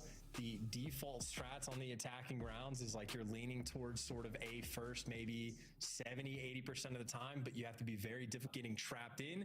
The B hits you need to be very selective about and very on point. Got to time it out with your trophies. Got to make sure everybody's on the same page. I'm excited to see Boston get to work on this map. I think they're a team that's really going to be able to bring the goods. And on the flip side, still a lot to learn from Carolina. Slasher is one of the most storied S&D players of all time. He's playing with a pure new gen team, though. It'd be fun to see what type of dynamic they bring. And it's not just the idea that he's the true veteran here. I mean, the of the league, at 31 years old, the oldest player playing alongside the youngest player at 19 in looks. What will they learn from each other? What will be able to teach one another? It's going to be very, very interesting indeed. We'll get into that search and destroy in a moment. Scar, a very different map, as you brought up fantastically. Snipes, something we should be seeing a lot more of here on Scar. It's a bigger map, longer lines of sight. There's a couple of ones that have yet to really make the light of day in broadcast, which we're excited for, but plenty of opportunity here for big moment plays. Really, really exciting stuff. Can't wait for this one to get underway. And again, Overload, when we do get there, we go back to 10, as you saw in the first match of the day. Well, mate, Colossus might be the bang out. Might be the bang out this year. I wonder how the map pool will change. Season 1's brought some cool maps in there. Utopia's looking amazing, frankly. I think that's a really, really cool map. Excited to see if we get that one in the mix as well. But plenty of talking here in the Black Ops 7 world. The biggest content dump I think I've ever seen in a game, let alone in a Call of Duty game. There's a lot. So I'm quite overwhelmed. It'll be okay. Just work on your breathing techniques, calm yourself down. It'll be all good. Carolina needed to be having a similar experience. A little overwhelmed after the map one. Felt a little bit difficult to deal with the Boston guys. Try to stabilize. This is a map that you can win in a bunch of different ways. Sniper supremacy certainly could come out and about, but rounds you can win just with your nades. You could get triples. You could get quads. You could have impact all over the place, and it's Boston playing for the picks. It's Nero that already found a snipe on the cross. See the angle that he was dealing with. Damn, 2 people die already? Fuck. For Snoopy and Nasty. Snoopy, that's one of the most clutch players in the league. I was going to say that's... Oh, you were saying, bruv? You were saying? I'm just saying. Nasty 1v3. Makes a case for it. Look, Nasty looking. And he's done a really good job. Good too. Oh my god, it's a 2v1 right now. and the Royal Ravens are somewhat apart. And now the man is armed and dangerous at large. There is an APB out for a red-haired man with an M15 and a recon sniper rifle.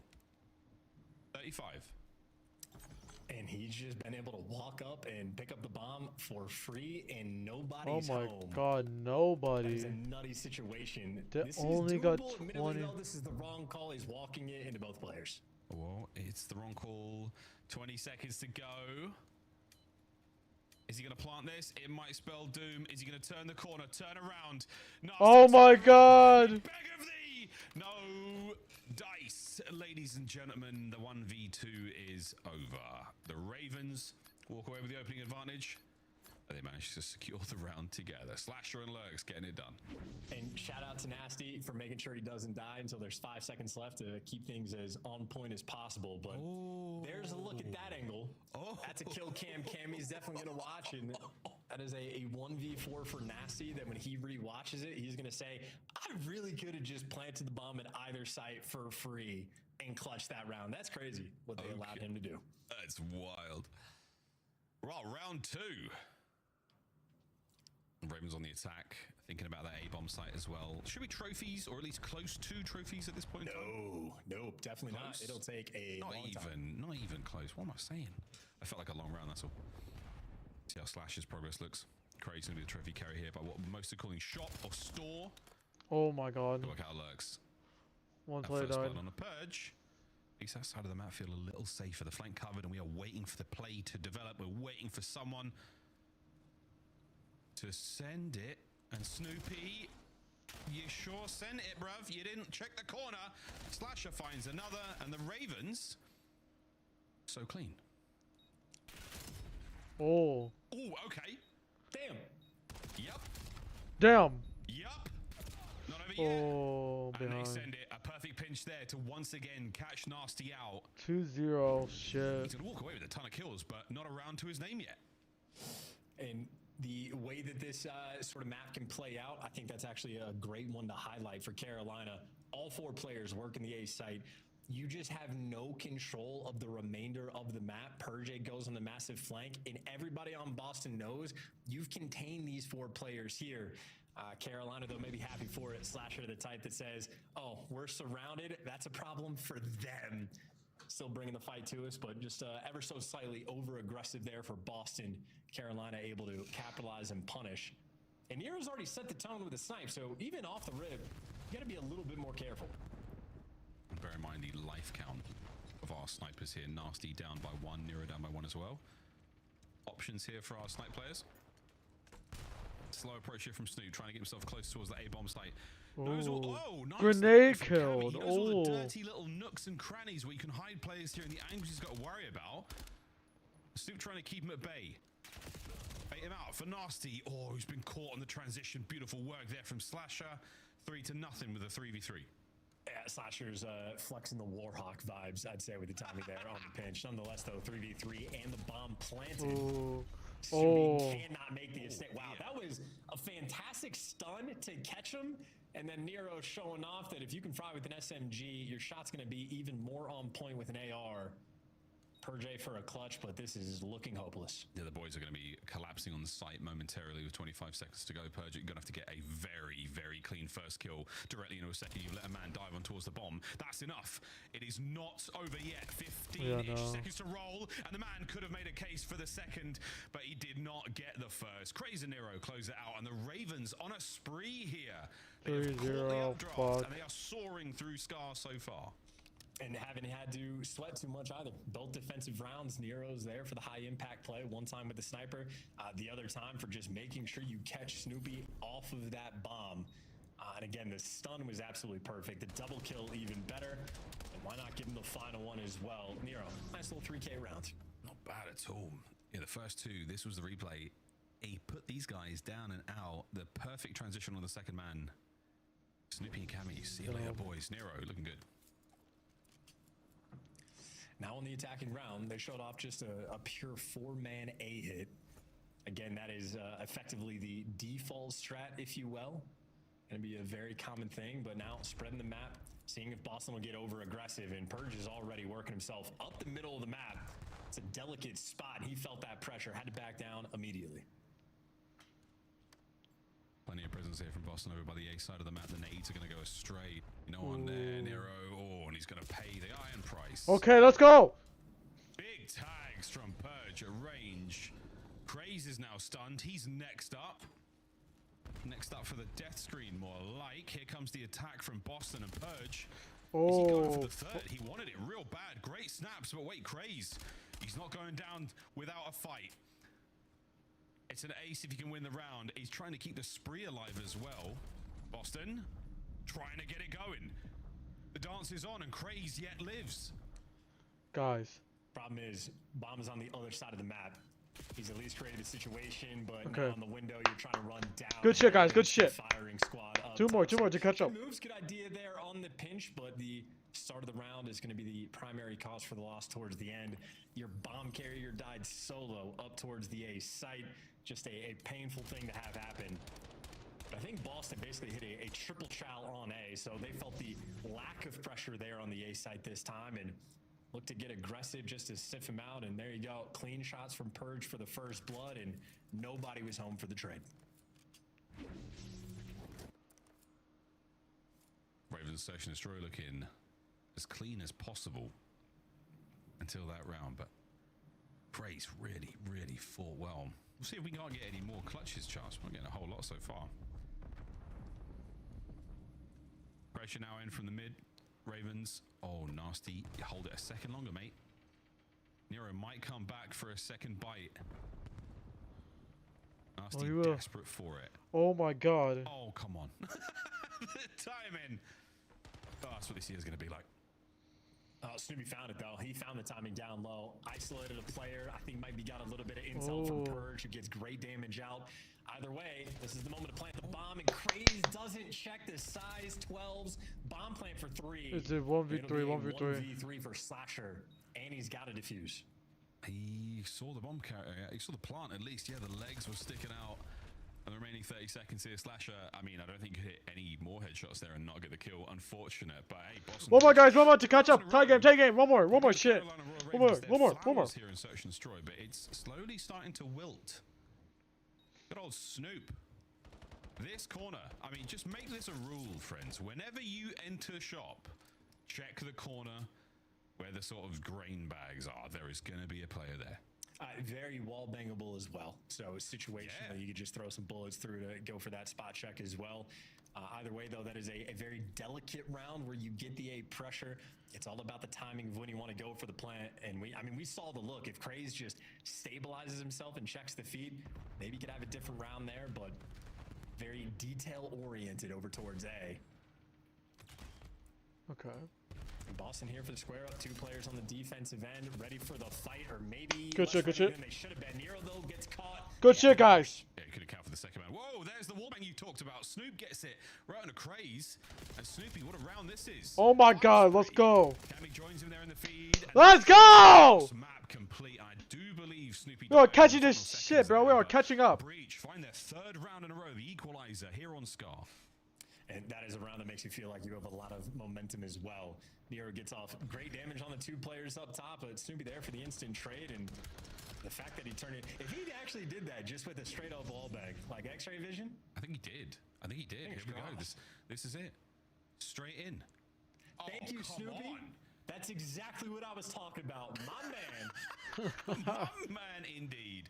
Yeah, he does unfortunately fall there seconds before Purge picks up the final kill, but hey, man, you'll take it. 6 and 5 out of Snoop there. Snoop for the ace and the bomb plant. Mr. Do It All, my favorite player. Let's go. It's locked. Bets are off.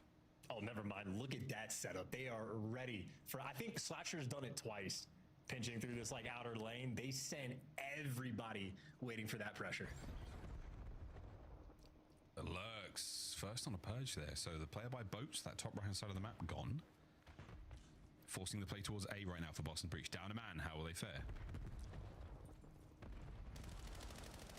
Checks it all. Somebody position to cover. No, Nero snipes his way through. Nice moves there on Snoopy. Off the jump, the damage on a Slasher was sensational. Oh, Snoopy need to clutch up, bro. To Snoopy. his kill, it would have been a 1v2, but now he finds himself back firmly pressed against the wall. Fighting that. Toe-to-toe with a big gun. Round 2 against Lurks. He's looking for the wall jump. Goes for the close range hit, and it's not going to happen. Ravens take the lead. Dude, he's getting twisted, but guys, yeah, you need 3 more. Three. I think that first nade kill really on point. I assume Purge is running flak jacket, so I know Lurks got credit for the kill, but that is probably multiple players on the side of Carolina having their nades cooked up and ready to go.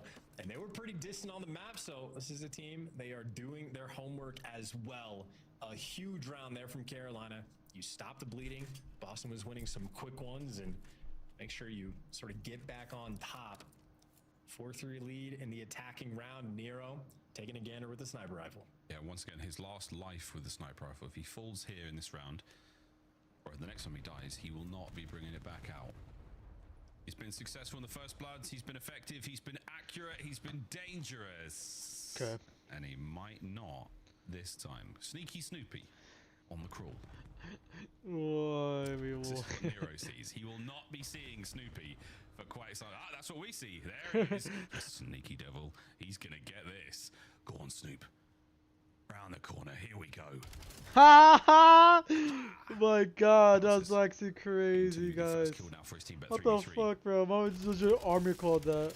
Oh my God! Last man. 2. Transition and a Oh my fuck! What a bounce back! Gray's on an absolute run here, but they've lost Nasty. Nasty out in the wild. Another opportunity for a 1v3. Oh, awkward position. And he's running, but no good. Ravens fighting tooth and nail to not let these rounds get away. Yeah, and I think Boston might be a little too smart for their own good. The kill that Snoopy had, that was the bomb guy. But considering he was sniping, I don't think Snoopy would ever expect to even need to check it in that moment. Because after he gets this kill, if he just stays up top, it's perfectly fine. But considering they got the first blood on the top side of the map by a helicopter, I think the Boston boys were just worried about the bomb going towards B, so they looked to make a play. Meanwhile, Craze down low, the trap was set. Nice 2-piece for him, and another big round for Carolina. Oh, we got next round. Lurks for spree. Same set. Good. Good. Cammy, beautiful work there. A little bit helping his friends. Good Finds the second man. The man advantage right now with the Ravens bleeding out. We lost 2. We lost 1. But no, we got 2. And now with an overwhelming advantage. They lost. The wind in your sails on We're winning by 1. One By. Oh my God. Down. Cammy finds Cammy fucking clutching this shit up. For the 1v3 as well, but already back down. It's gonna be bomb planted. Very efficient. Cammy got a fucking ace, bro. There for the cleanup kill. But Miles, that was the exact same setup. 1 more. 2 more guys. 2 more guys. We need fucking 2 more. 2 more. 3 players setting up the firing squad, ready for that pinch to roll through. I don't know if that's like a, you know, just a strat that Boston keep in the back pocket, or if that is calculated and tailor-made for Carolina, but they brought it out twice. They've had issues on the flank on that side, primarily from Slasher, but that round right there is exactly why they wanted. Carolina fell into the trap. It feels more like an actual adaptation. They love going boat. They love going boat. Get the guns up and they're ready for them. It's a defensive move there from the Ravens that hasn't really paid off. 3 through mid. 1 player going towards plane side there with the B side. It's going to be Nasty. I believe he might be. I don't think he's sniping. We're out of snipes. Or Boston. Stunned. Nero's player model groaning in agony. Gotta recover. A tough moment and 30 seconds burned off the clock. And no first bloods just yet. Lurk's caught in a tough spot. He's challenged. That's okay. But they're leaning the bomb towards B. And this is a very difficult thing to pull off. So I don't know if Crazy is going to start to rat back, because he has the bomb and he's not near any of his teammates. Oh my God. And his teammates are dying. It's starting to get picked here. Good shit, guys. Good shit. Oh, we got 2. With 2 on the round already. Guys, come on! 1 pump. 1 more. Nero's there. The bomb is long gone, and Lurks now with that death. Guys, 1 more. 1 more. To the famed round 11, the first of the 2026 year. We didn't have to wait too long for this one, did we? Great round out Purge. Nasty may have found the final blow. But Boston, we'll see who gets offense. Boston. Defensive rounds haven't been sweet. Give me a Lurks versus Cammy 1v1 for game. That's what I want to see. It's a weird one, but I think it'd be good. Test the kid's metal. Let's see what the COD gods have in store for us here. Round 11. Gongs out. It'd be funny. We got one here. Cam. No. Own connection on the nade. Fighting forward we go. Slasher playing the island roll as ever. Crazed, great damage. Nero with a follow-up there on the cam. So, no killer cam here in round 11. Shit! More activity as another sweet nade. Shit! Ravens gifts from above. Now, Nasty 1v3. They know where he is. He's pinned, surely. Good shit, good shit. Nasty, He's nasty. finding another fight. Bomb planted chance. Nasty with a technical 1v3. Well, you asked earlier what a scam is. Lurks giving an early definition there. Nero and Slasher, more veteran players trying to hold on. And Nasty. He's been gifted a window to get into the site. Will he check upstairs? Saw the head. Okay. Run back. Damage Heal. has to get away with his life. The Ravens now shoulder to shoulder together. One up, one down. Nasty. Fast wrap. 18. Don't hate this. Can he 16. catch one man? 15. Oh, they lost this one. Perfect Damn. maneuver from Nero to cover his teammates' flank. The Ravens save the day in round 11 and tie up the series. And beautiful nades rolling through, raining hell upon them. Miles, when we talked about this map, we said there's a lot of different ways you can win rounds. Nades a priority. Slasher got that one from across the map, if I saw that correctly as well. So that is, again, extremely well coordinated. I think Purge got naded at least 2 different times that map. I think maybe 4 total nade kills rolling through from Carolina. They're doing a little bit extra to get that round 11 win. Clean game through and through. Snoopy might have given you 10. Doesn't matter. Even though the first blood battle was also won by Boston Breach. Does not matter. Ravens had the run. They get that dub. That is just an efficient game. All 4 players contributing. Everyone doing the job. Lovely work. 4 assists there from Craze as well. He had an unbelievable 2-piece down by bomb site, down by motel. That was great work. Wow, folks, we're going to see an exposure hard point. Thank the maker. Then Overload coming up next. Charles, not a huge amount separating our 2 teams here. This is a very, very good looking series on paper. I don't remember what the desk predicted because I wasn't paying attention to them. Desk, have you got one in this? I was going Boston. You went Boston. What? Carolina? Just kidding. That was completely We flipped it. You're so funny. I was going to try and steal a win that I don't feel like I deserve. Carolina Royal Ravens looking not the same in the hard point. This was a strong start to search, but Boston's not going away throughout the series. Let's take a look at game 2 and walk me through the comeback. How does Boston answer? Is it on the attack? Is it behind the snipers? What do you learn? Yeah, I mean, looking at this game, I thought, Carolina Royal Ravens, they had a good idea on how they wanted to approach their offensive rounds. It's just that what they weren't able to execute early on. They kept having Craze, go through Delhi while they were trying to slowly push out the A site through Motel. And, either Nero would get picked or things wouldn't go their way. As we got later on into this game, and namely that round 11, I liked the fact they all pushed, team-nated together to get that first blood, and Craze was with them to go in and try to trade out the kill in Delhi.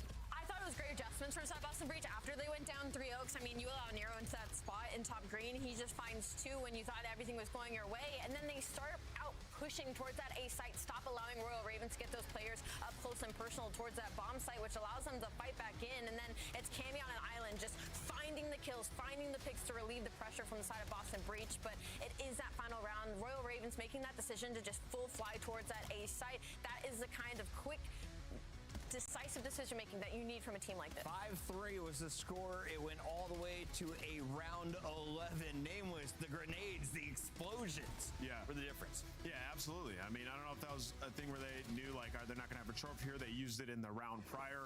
Whatever it was a fantastic call. We found ourselves 1-1, where in that game 1, I thought Carolina was going to run away with it early on. You look at you look up top at the score, really it's strong P1. Snoopy's getting absolutely fried. It's 1-9, bro. And they're up 15.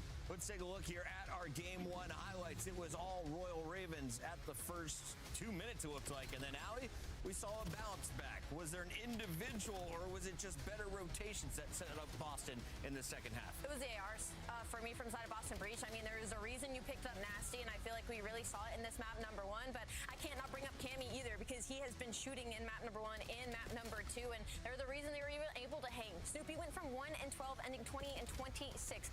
Big turnaround from him, and you can see it in that last set of rotations where Boston Breach kind of just runs away with it. It's when Snoopy got comfortable, was able to actually do his job on the map, and I think the ARs made the difference. Yeah, you've now seen one hard point, you've seen one search and destroy. Who's the best player in the lobby so far? I mean, right now, I think you kind of got to say Cammy.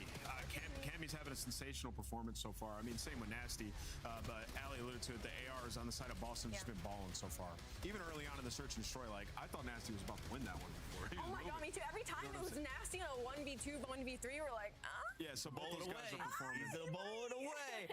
All right, that is Nasty playing his heart out, and he will continue to do so as we go to Overload, and that will be our game number 3. You also heard Miles say, we're guaranteed to see exposure. You mentioned before the show even kicked off, that's the map you've been waiting to see. Yeah, waiting to see it. We've had some changes to the P4. It's a room now. See how teams are going to approach it. If it's going to be a lockdown hill, right? They've been playing it for a couple of days now, the pro teams, right? So they'll be ready for it. All of us, we're just now starting to get used to it. Ali, as we load into Overload, what are you looking forward to from these two teams? We're all knotted up. This is the swing game 3. just kind of what the Bloodbath is going to be looking like and who kind of takes over. That's what I've gotten from Overload so far, is it's just who's getting hot right and early and who kind of is trying to put you in that box in that first half. Chance, you ready to see me in ranked? We're going to be grinding wagers soon, right, buddy? As long as you're there on day 1, we'll be good to go there, Puckett. But if you give me like 2 days, we're going to get locked out. Yikes. Chance, you've been grinding wagers. It happens to the best of us. Back to you, Miles. Dude, the idea that I play wagers, I'm not playing for money. I'm older than Slasher, right? By 5 days. I had to look it up. I had to check the oldest player in the league. Early happy birthday. I mean, that shit is terrible.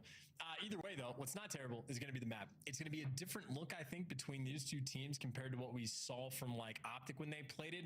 But the underlying ideas I'm expecting to be very similar. I don't know how crazy these guys are necessarily going to be. But it's going to be a fun dynamic to look towards, and especially the fact that every single player has to be on point with their communication. You have to be very quick with your decision making, and like Shotzi's a good example. When he goes and lives inside of like the opposing team's base, he's having to facilitate and calm what's going on his end of the map, so his teammates know where to fill in like later on. It's a very difficult thing to pull off as an individual player, but if guys on these teams want to make those types of plays, if your communication is great, you can have an absolute field day. It'd be very fun to see if they can pull it off. I think another key factor in success, especially on Den Overload, is the first man on the attacking team. You've got the EMP. You've got to be getting kills. The guy running his primary, or whoever's managing to get in there first, that initial gunfight win is so essential. Damage into the second guy so that your pistol player doesn't have to work too hard, so the carry doesn't work too hard, would also be great. That's a lot to consider here in the early days of Den, but to touch upon the exposure again, brand new hardpoint, totally different look at the map. We in season 1 have only just been able to touch that, but our pros have had a day or two, at least several scrims, to figure out and see how it looks. So we'll get to that when we get to that. But Den is loading up once again, folks. We did have an issue just there with lobbies again. Day 1, baby. We're working it all out. We're figuring it all out. Last game, though, let's look back at that round 11 chance while we get things ready. Round 11s, mate. It's as close as it can possibly get. This is, of course, Ravens taking on Boston. This is how it all went down. Again, the nades. There's plenty of ways to get the job done here in Search and Destroy. And Craze and Slasher working these ones together. Great work to break through the flak jacket there as Nero picks up the second. And Slasher, number 1 on the minimap, you see he's playing over towards Bode. He's basically in spawn, and he hits the absolute Kobe into depths. And actually looking at it like that, I guess Purge was not rocking flak jacket at all. So maybe that's why he died multiple times to nades in that game. I actually think it might have been because he took nade damage from Cruz's nade. Oh, did they actually double? It had to have been. I would be shocked if that was the case. Craze and Nero doubled up their first. I mean, honestly, can we watch that one more time? I would love to try to pick apart whether it was the first nade or the second, because 3 frag grenades were thrown. We're doing it again. Roll the tape again. Roll it again. VAR for the Brits. We do have again, I think that's what was going on there, man. I actually think it was going on there, because that round was a bang out. Bang, bang, bang. Nades hit. Craze gets the first in. Nero kills the second player. Well, this is all of like No, the extra spicy damage. That's your flak jacket hit marker. Cammy had the flag, but I'm saying the second nade that rolls through from Purge, I mean, you're just going to see him. He's 100 HP. He's chilling the back. And then all of a sudden, like, oh, surprise, look at that nade right there. There is no secondary nade. It wasn't. Yeah, I only see the one. So that means he gets Kobe. Purge died twice, didn't have flak jacket. And that means he wanted to have the lightweight. Maybe, well, no, I mean, to take what kind of route? They weren't even going for the pinch. Yeah, that's just that's a painful way to lose round 11. I mean, nades on point from Carolina, and the coordination, especially on the guys that do have the flak jacket, the real focal point. Tisk tisk. Check the forecast. You didn't bring the right clothing, weren't dressed for the occasion. Well, GG's. That's that. That's how the round 11 went as we load into Den Overload. Man, that's a nice nade spot actually. That is a nice nade. Don't forget, overall clocks. They're also in effect here in the Call of Duty professional world. So we do have big, mean frag grenades. Going to see more Semtexes in the respawn modes, I would imagine, but we'll see. We're about to get into one nearly right now. Chance, Den Overload, as you said, the underlying sort of principles of what these guys want to be doing in the map or how they want to be playing is going to be the same, but we are going to see some sort of skill and stylistic changes. How are these teams going to be approaching this? Who's running the device? Is it going to be the first man, second man? We have the sort of conveyor belt system we talk about, or the production line where first guy, he might be pushing past the device to try to get kills, secure that zone, to secure the goal, secure the lane. Second guy picks it up or picks up the flank or whatever.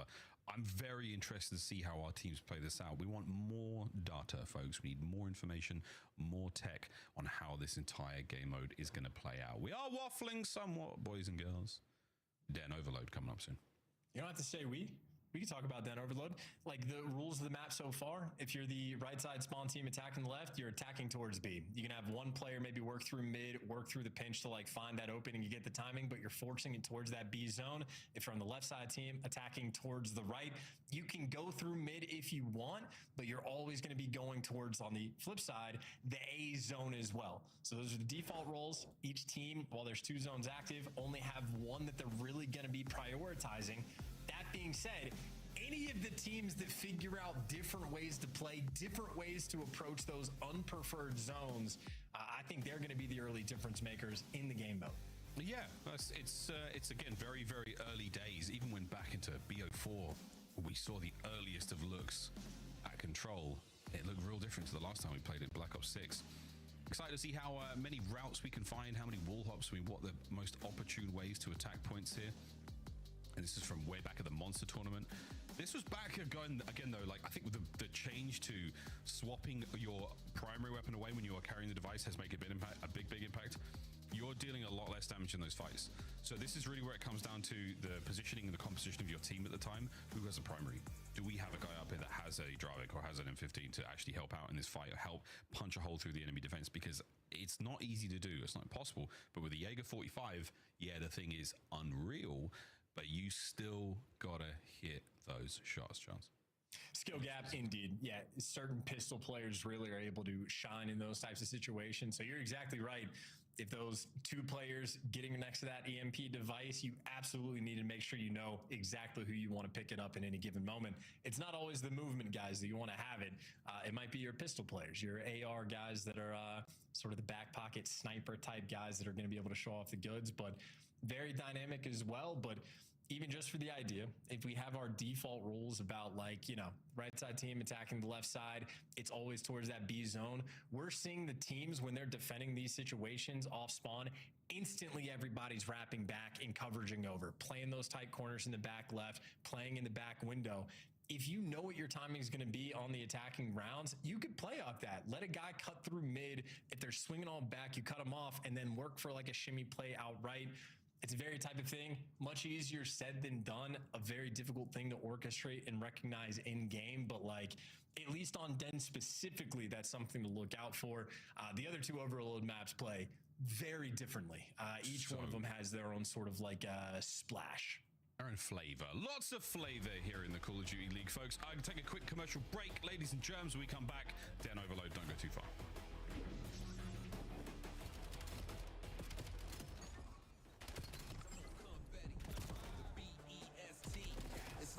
That's me, the highlight of the highlight reel you seen on TV. I run the game, got finesse. When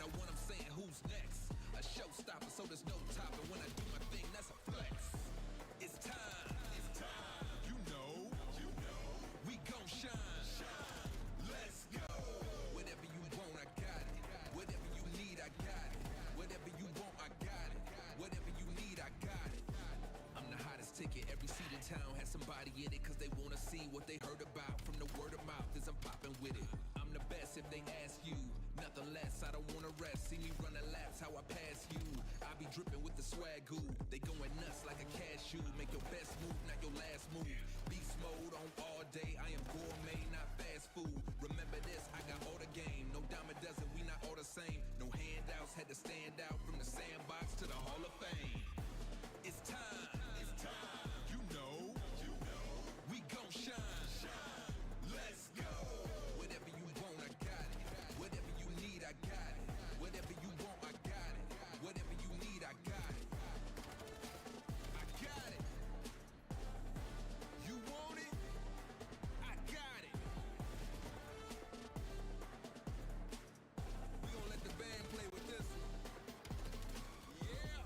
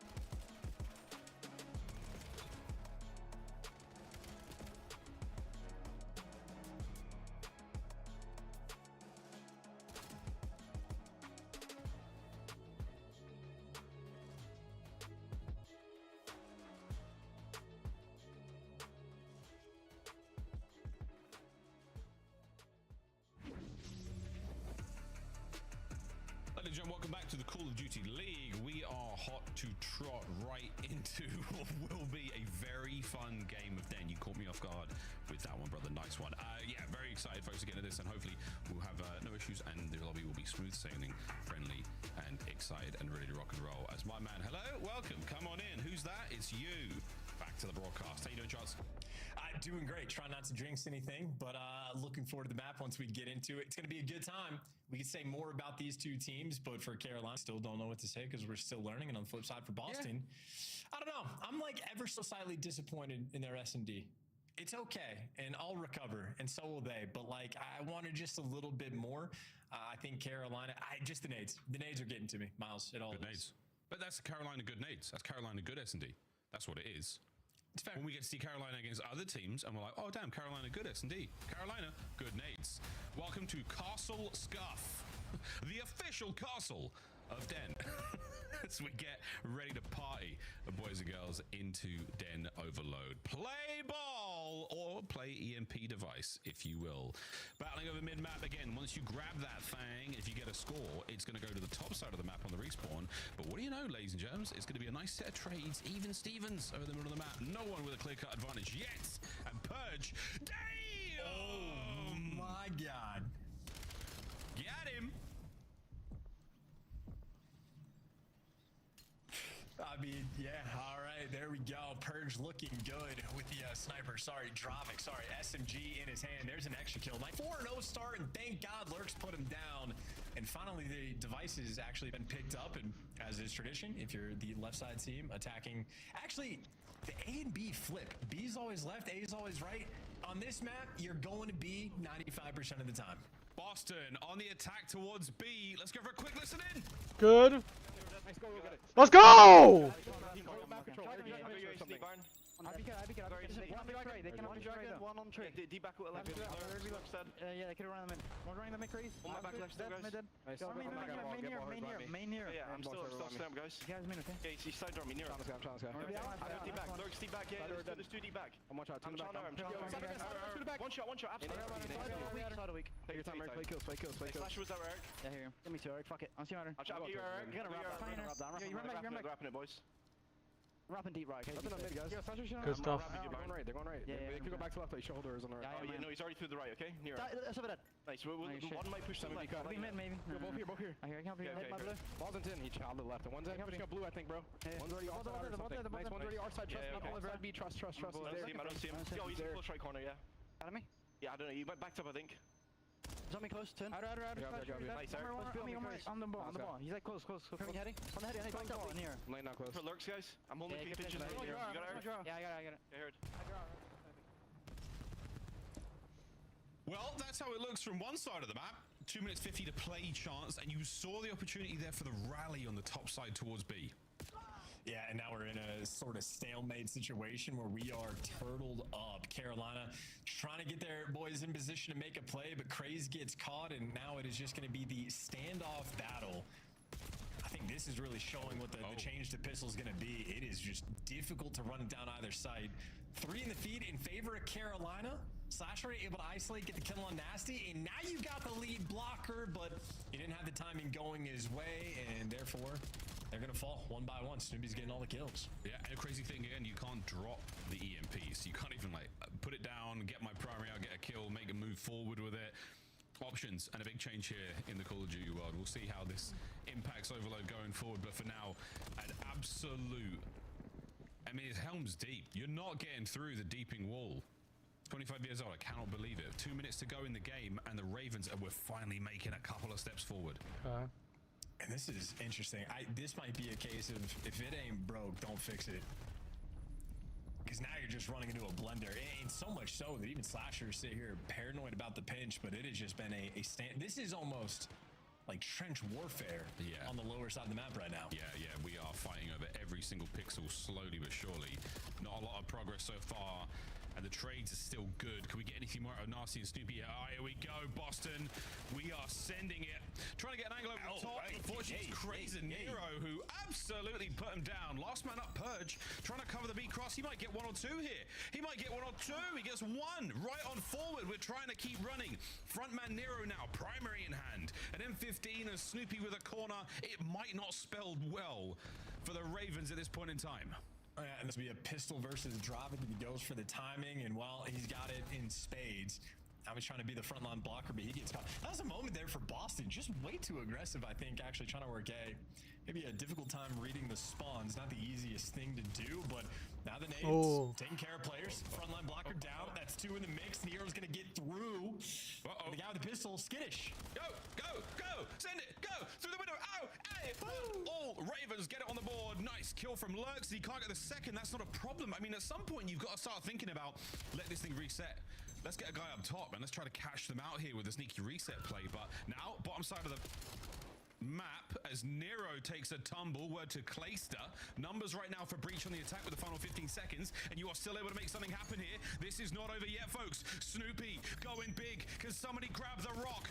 Fight it forward. 5 seconds. Anyone there on the kill for Nero? No, he finds 2, and that will be it. Regular time. The shot clock is on. Here we go. Purge still trying to make a move. He's doing this alone. Anybody else here with him to get the kills? They're going towards B. Purge. Wait. Oh my god! Hello? Wait. He scores in OT. He looks away. He pump fakes them with you only get to see where the player's going for a second or 2, and Purge jukes out the whole lobby. What a moment. The first half comes to a close. Boston up by 1. Oh my, yeah, I mean, what a gun, by the way, the Dravic, good lord. And this is very surprising. This is the first early cap. That is just sort of the brute force, get everybody in a position, have a long stalemate fight towards the bottom side of the map. But that final score, that just looked like insane timing. Oh, it was. We'll see it. We'll see it. I mean, this was a valiant attempt. But again, Craze, left, right, who's got this? No, which way is he going? We don't know. It was just enough time for Boston Breach to squeak it in, the buzzer beater, whatever you want to call it. Second half, Breach start to play with some confidence. That's also a moment. I wonder what the comms were like coming in from Carolina. If they were just like extra paranoid about needing to kill the guy that was in mid first, or just a small moment of tweaking, if you will. Either way, the opening salvo here in this round, it has been a bloodbath around mid. Snoopy's got the extra advantage to start getting pressure over towards that B zone, but his teammates are nowhere in position to begin to run the EMP, and Snoopy gets caught as well. So Boston are going to be taking this real slow. Carolina Royal Ravens down by 1 here in the second half. Let's go for a listen in. Mid, and one push to our mid already. Their side mid. Yeah, their side mid touch ball. We're still missing like our side. Bro. Yeah. We're missing Purge. Ball, front lobby Snoop. Okay. Front lobby You might be a back secret. Yeah. Snoop, front lobby weak. We gotta play for this kid. I spawned back broken still. I don't see him. Nasty. One shot. Lobby, like lobby lockers. lobby Give me lobby. Hit one. There's 2 lobbies. They ran at me. They chased me. Short, guys. Short. Okay. We spawned. I'm short right now. I'm short. Too short. 3 short. Short weak. I got one. Another short. I'm rapping. I'm going left. Let's go! 3-1, 3-1. I'm going outer. I pinch. I pinch. I didn't see anything inner. I'm outer, dead. Another one outer. I'd even him.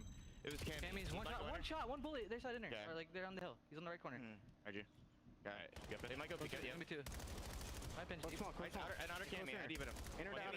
Cammy, you outer weak. Dead. Two more. Outer and inner. I heard you. Inner Snoop. Okay, we're missing one. Snoop dead. I'm pretty sure. My bro. I'm outer, close outer. Dead. Nice. I saw that. I'm looking for Oh yeah, you pinched. Their window. Window, Snoop, one shot outer. In window, dead. One's out on me, one shot. He's staying his life. I'm trying. I spawn P2. I got it. It's the move of the Ravens. The first 2 guys push forward, try and get the kills. The timing is not great for them, and they're starting to lose these fights. A patient Boston Breach starts punishing them here on the top side of the map. And they're worried about the pinch as well. They're taking it slow because they know they need to get these kills. Boston very turtled. And they also don't want to pick up the EMP just yet because you don't want to have the pistol out. You want to get the kills first. There's 2 in the feed, and you're pushing forward. There's 3. That's the go button. Here we go. Try to get it forward. There's the grab. And you grab it at the wrong time, love. Whoa, here we go. Lurks with a pistola. Can we find a few more? Waiting for reinforcements. Long range work. Cammy's there, and he trades. Yes. You still have the dice forward. Slasher making moves through mid. Snoopy off spawn. Takes a moment, but Craze lands it. Pressure now on Dusty's down. Surely it's a goal. Surely no. Cammy on the save. Beautiful work from Boston. And shout out to the trophy as well, just for the assist. But if you're Boston, maybe they're going to just not pick it up. I was going to say try to wrap it out, but maybe just a few more seconds before we get the reset. But it's resetting to the exact same position. So Carolina still have all of the map pressure in the world. Lurks is going to get traded out. You got Craze pinching through mid to apply the pressure. And 1 minute and 45 seconds is a good chunk of time given the situation. But Boston, I mean, this is goal line defense. Yeah, but you make a mistake and it's over here. You're going to concede immediately. But Snoop, oh, look at him go. Semtex there to slow him down once again. He's just burning the clock. Ravens aren't able to make it happen just yet. Okay, there's the kills. Cammy, though, right off the spawn. He is a problem right now. Tech mask all good. Cammy's a problem. No one's able to get this one through. It's a pistol in the hands of Slasher. Trying to get this done all by himself. 3-man wrap. And a moment of serious disconnect from the Ravens. A minute to go, and they are falling apart at the seams. Now we go. Now we fly Boston. And they've left number 4 in the dust as well. I mean, they're just on the other side. Snoopy trying to do with the movement, but at least getting the device in that spot with 50 seconds left. Maybe it's enough, or maybe it's the late opportunity for Carolina to make the play. Lurks, the front man on the job. Snoopy's going to help. 26 and 18. Here comes the streaks. You've got an opportunity to get the capture here at the very least. It's through, and it's good onto goal. Nero gets it. All the boys safe on the inside, but there's a complete open goal by B. Pick up on the drone, almost ready to go. I've done it again. On the EMP, 30 seconds, and no one in position for this at all. They put everything into the second goal. They needed it for the third. No one there. The final dying seconds of this den overload for the Ravens, and one that they will be kicking themselves. If Carolina get the device, they get the extra 30 seconds, so they can absolutely still make something happen. They got all 4 players up on the map, and they're going to have a little bit of time to work with.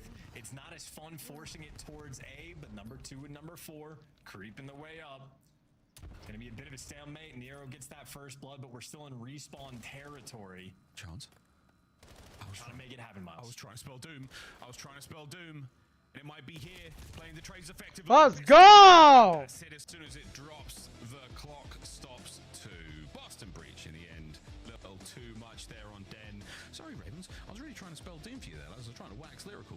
And you managed to get it into OT, mate. You managed to get it into OT. Shout out Snoopy for clotheslining the Royal Ravens in every single possible moment. This is the final few seconds here of the map, actually. Purge, a nice clutch kill on the man on the pinch, fighting forward, and that kill there on a craze ends it all then and there. We need to win another one. We need to win another one. Match point going into exposure. And I did the talk of the town through the mean streets of like the COD competitive subreddit and then your podcast and whatnot. I think a lot of attention is going to be being paid to like the pistol switch of making sure you have to have the pistol out when your EMP device is pulled. That's the recent change, and obviously it's going to impact every single map differently. But certainly on Den, it just seems like it makes it very difficult to get captures at all, so much so that there's times where you're scared to pick up the device at all. So different play styles getting forced, adjustments you're having to make very quickly. And why ever use a pistol when you can do that? That is... Well, this is, I mean, I think I've seen enough, frankly. I think the pistol change, a very interesting one at that, but I think the way the game is playing out so far, it's creating a lot more stalemates. Yes, 100%. But we've also seen two Dens, and that's just the way that Den has been playing anyway, of like, again, the B zone on both sides is going to be preferred. We don't have the data yet, but the overwhelming majority of the time. Part of that is going to be the development of finding your situations to attack that atypical zone, but it is just a very novel map in the way that it plays. And the pistol change, I think, is going to impact this map the most, just because of like, the situation where Carolina is knocking on the doorstep towards that B zone for 2 minutes straight. They just cannot break that back line with those close spawns rolling through. So this seems like to be the map that would be most difficult with the pistol change. I don't know how the other two are going to play, but that's why it's going to be the talk of the town. It's already the talk of the town. I mean, now I'm looking at the map, I'm like, man, maybe you move it out of that little room and move it into the courtyard directly in front of it, and maybe that changes things enough to make that B zone a little bit more manageable. But hey, what do I know? I'm not a dev. It's a B-Bird B series so far. Exposure will it be the last map in the series. So do we go back to Den for another search and destroy? Exposure hardpoint, first time we'll be seeing this played today here in the Call of Duty League. We'll see how this one goes. Big changes to this map also, Chance. Absolutely. I mean, P4 is quite literally just different. Brand new space, brand new room, and I think the initial look I saw on like the P4 is like if you get those back spawns, you're spawning incredibly close to the hill, which could be favorable, but I've also seen teams that are holding from like the ring side just spawn trap, put you into oblivion, and then when you flip, you can spawn deep on that hill. So I don't know if necessarily P4 is going to be a money hill in that if you get it, it's a full 60. Like you're a P4 on Vault. I don't know if it's going to be that degree of money hill, but in terms of priority and the potential on it, you have to be very careful because if you screw up, you're going to get punished hard. Yeah, there is an opportunity for punishment. We will see where the true money lies here on Exposure. Very interesting to see how the new map plays out. Big changes indeed. Same for Toshin. I'm not sure if we are playing or know we haven't seen any Toshin yet, but excited to see that one, man. Excited to see that as well. A lot of big changes here in the Black Ops 7 world. So early on in its life cycle, it's still a babe. It's still a young babe. Still unsoiled by the way of the world. But yeah, let's get into this Exposure. I'm hot to trot, man. I'm ready to party. The dens have slowed it down just a smidge. I'm ready for a lightning fast and an absolute rip-roaring game of Exposure. And again, who knows? Maybe we get a game 5. Maybe we get a game 5. But if the first hard point was anything to go off chance, what, 250, 153? Boston have got the chops in the respawn modes, for sure.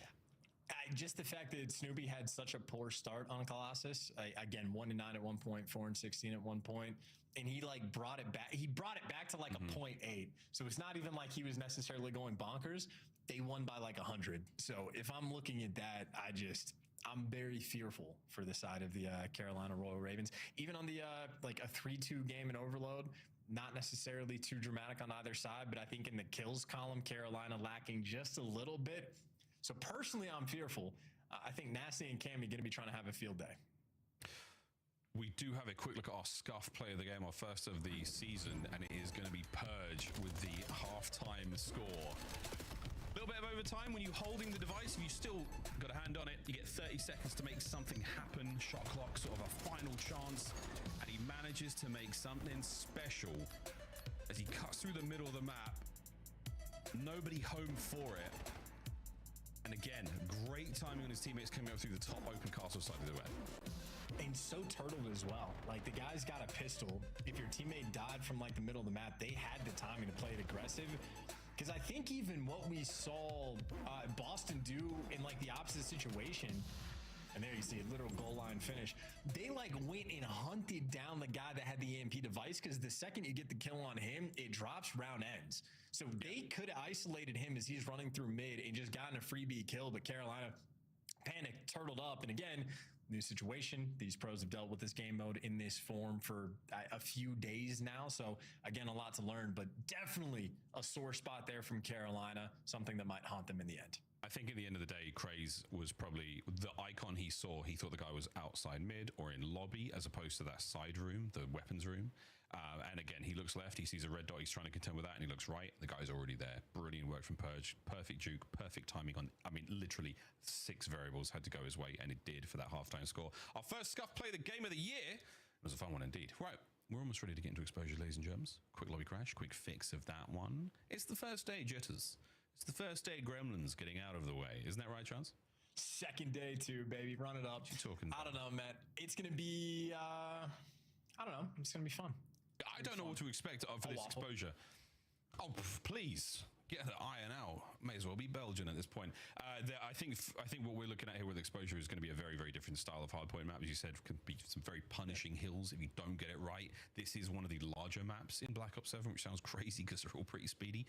But yeah, genuinely, it should be a very, very different look. See the more, maybe the more sort of fundamentally sound or like rotation heavy team like Carolina, who like to get in the hardpoint first, might pay off for them. But we saw the way the breaks were on Colossus, and it was a riveting and ruthless attack as Boston Breach really nailed them. But yeah, this is again just how Colossus looks, how it feels.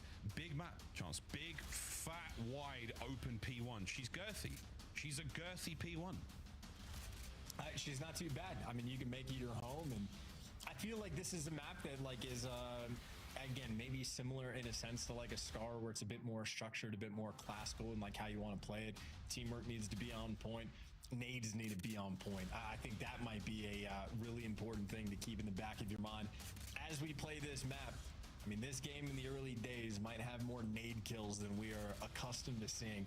Maybe since like World War II, like 5-6 years ago, when we started off with nades being entirely overpowered. So be on the lookout, especially for guys like Nasty as well. Again, him and Cammy might just have a field day on a map like this, enjoying the solar panel fights.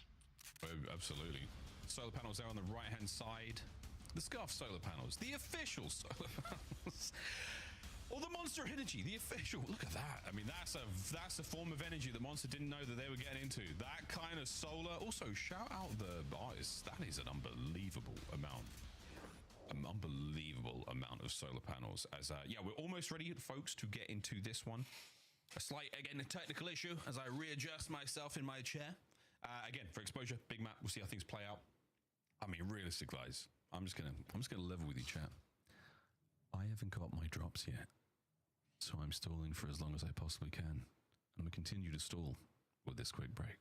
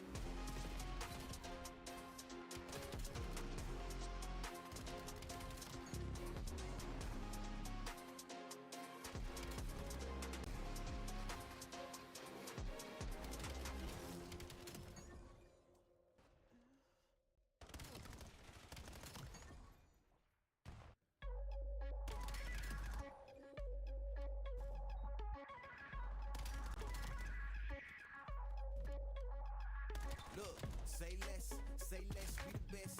Talking down on another man, no respect. If you wanna be the king, then you never rest. Don't pay attention to the peasants, live with no regrets. Yeah, we the highest of the high. Look up in the sky, we the flyest of the fly.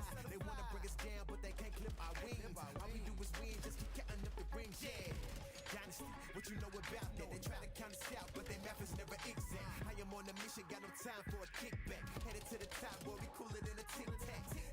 This the best in the world, baby. Go talk, I'ma be right here until I'm 80. When I get the rock, yeah, you know I'm scoring. I'm not fluid and losing. That language is foreign. Yeah. Let's go. That's the best that you got. I'm not impressed. If I was you, then yeah, I would be envious. You think you got what it takes to be the best? Well, I got 2 words for you. Say less. That's the best that you got. I'm not impressed. If I was you, then yes, I would be envious. You think you got what it takes to be the best? Well, I got 2 words for you. Say less. Say less. Say less. Yeah. Say less. Say less.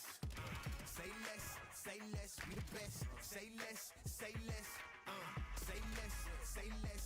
Yeah. Say less. Say less. Be the best. Say less. Say less. Yeah. Say less. Say less. Be the best. Yeah. Hey. Okay. Money over everything. You know that's the motto. That's the motto. Whoever signs me, hit the lotto. Put me on the stage, watch the crowd go wild. Copy everything we do. Get your own style. 10 years ahead of y'all. About to make it 20. It's poppin' when you get some haters, but I got plenty. But they ain't stopping nothing. I just tell them be blessed. Are you the next to blow? Haha. Say less. Man, they crazy. Yeah. That's the best that you got. I'm not impressed. If I was you, then yeah, I would be envious. Think you got what it takes to be the best? Well, I got 2 words for you. Say less. That's the best that you got. I'm not impressed. If I was you, then yes, I would be envious. Think you got what it takes to be the best?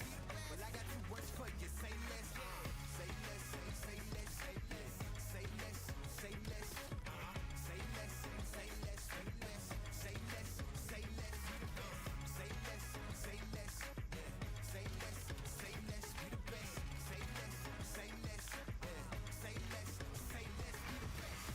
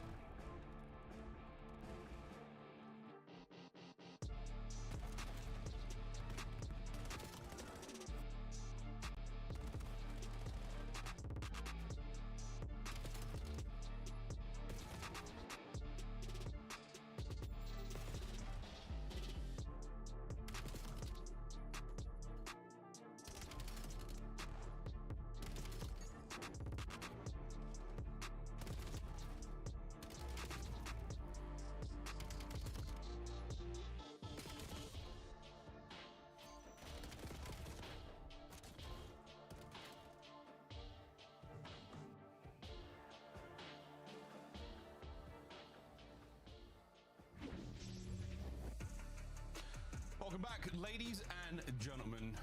For the Call of Duty League 2026 season, we've got ourselves a game of Exposure Hardpoint, which hopefully we'll be loading into momentarily. Thanks for sticking out with us, and hope you're enjoying those drops. All season long, presumably, loads of drops, tons of drops. Double XP tokens, calling cards, weapon charms. Might be a weapon charm with Chance's face. I'd rock that. I would. All year long. Please don't do that. No one used that. That'd be That's weird. never going to be a thing. It's never going to be a thing. Never going to be a thing. No, but it would be a weird thing for you to rock. It'd be a weird thing for anybody to rock, yeah. No, that's not true at all. That's not true at all. We're almost ready to party, boys and girls. We've got ourselves... How long have I got left on the drops? Let me log back in. We'll get ourselves into this game. But we've almost... No, we have had another issue. That's fine. We're going to get ourselves back into this one. But guys, you know what? I'm 66 of the way there to the controller emblem, so I'm not exactly crying or complaining. This is a fantastic opportunity for you at home to go get yourself a beverage, maybe a tasty snack, maybe something to hydrate, something nutritious and delicious, something that will take about 2.5 minutes to 3 minutes to eat and enjoy, so that you can get your hands up in the air and enjoy some Call of Duty League action. We are gonna go to a very quick break. On the other side of that break, hopefully Exposure Hardpoint. See you on the other side.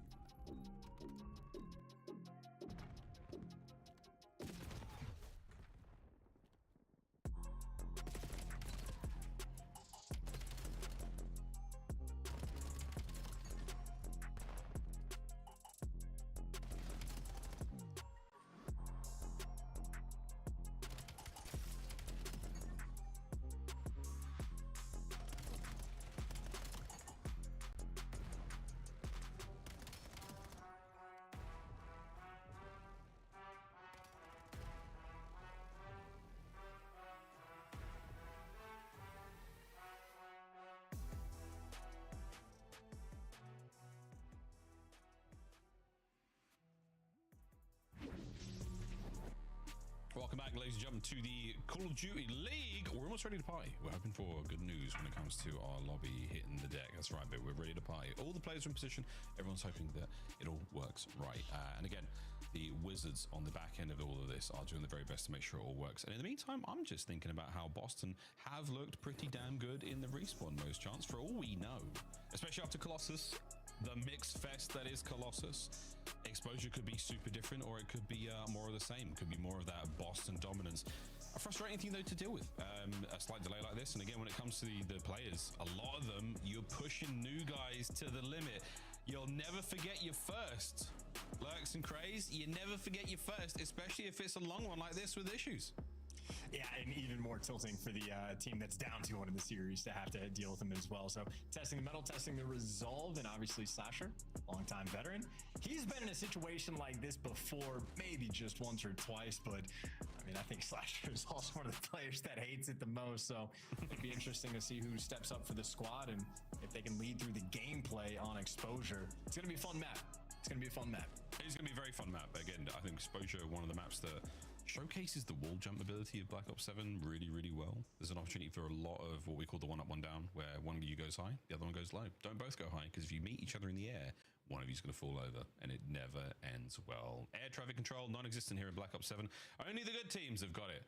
Only the good teams. But the one up, one down opportunity here, the trades are really good. And again, if you've got the chem, there's nothing you can do about it. There's nothing. You're dead, boys and girls. You get a team shot like that, it's nasty. Two people in a trench coat. That's what it looks like. There's no right chance.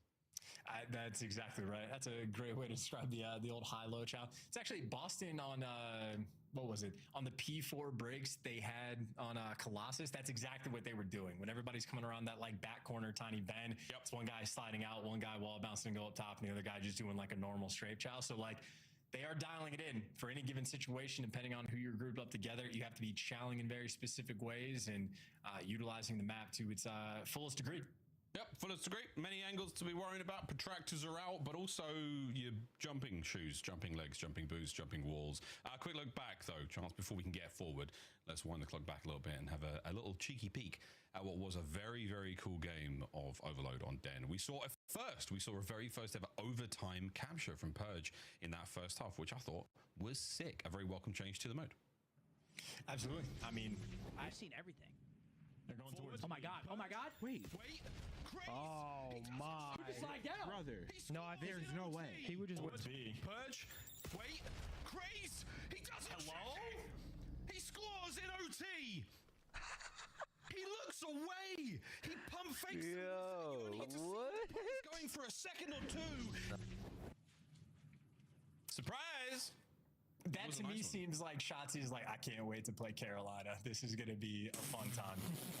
That moment looks bad to me. We've seen it like 4 times and in slow-mo and like every different angle, so that's not helping the situation, but that's unlucky. Yeah, I do. I mean, again, watch parties all over. There was Bo's face. They're just like, what? Like, no, we felt that. We definitely felt that. I think Craze thought he was mid, or at least like in the lobby, and especially because it went left, and then they all looked left, and in reality, he cut through the armory, cut through the gun room. Sick. Play plenty more of those all year long in the Overload mode here in Black Ops 7. Very, very excited to get more of those. Genuinely, man, genuinely. Got some kinks to work out. But as we were talking about like earlier on in the show, once you get on the journey of discovering the kinks, it opens up the whole world, opens it all up to you, and things you never realized you needed and things that you definitely don't need, you figure it out pretty quick. Isn't that right, Chance? Yeah, I mean, I think the situation we're looking for now is just to streamline things, make it more efficient. I mean, I think everybody knows that like when you load up into a private match, it doesn't matter what team you select, you're going to get put on a random team.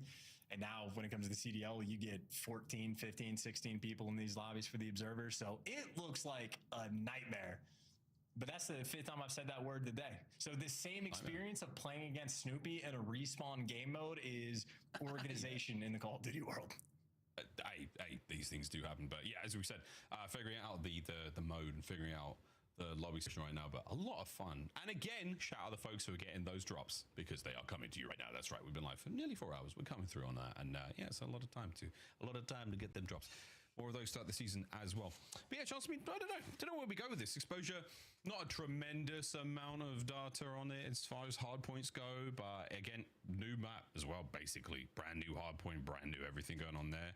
Again, shout out to the team of Trout for helping out with the map design, helping out with making those changes. We'll get the lobbies fixed, hopefully.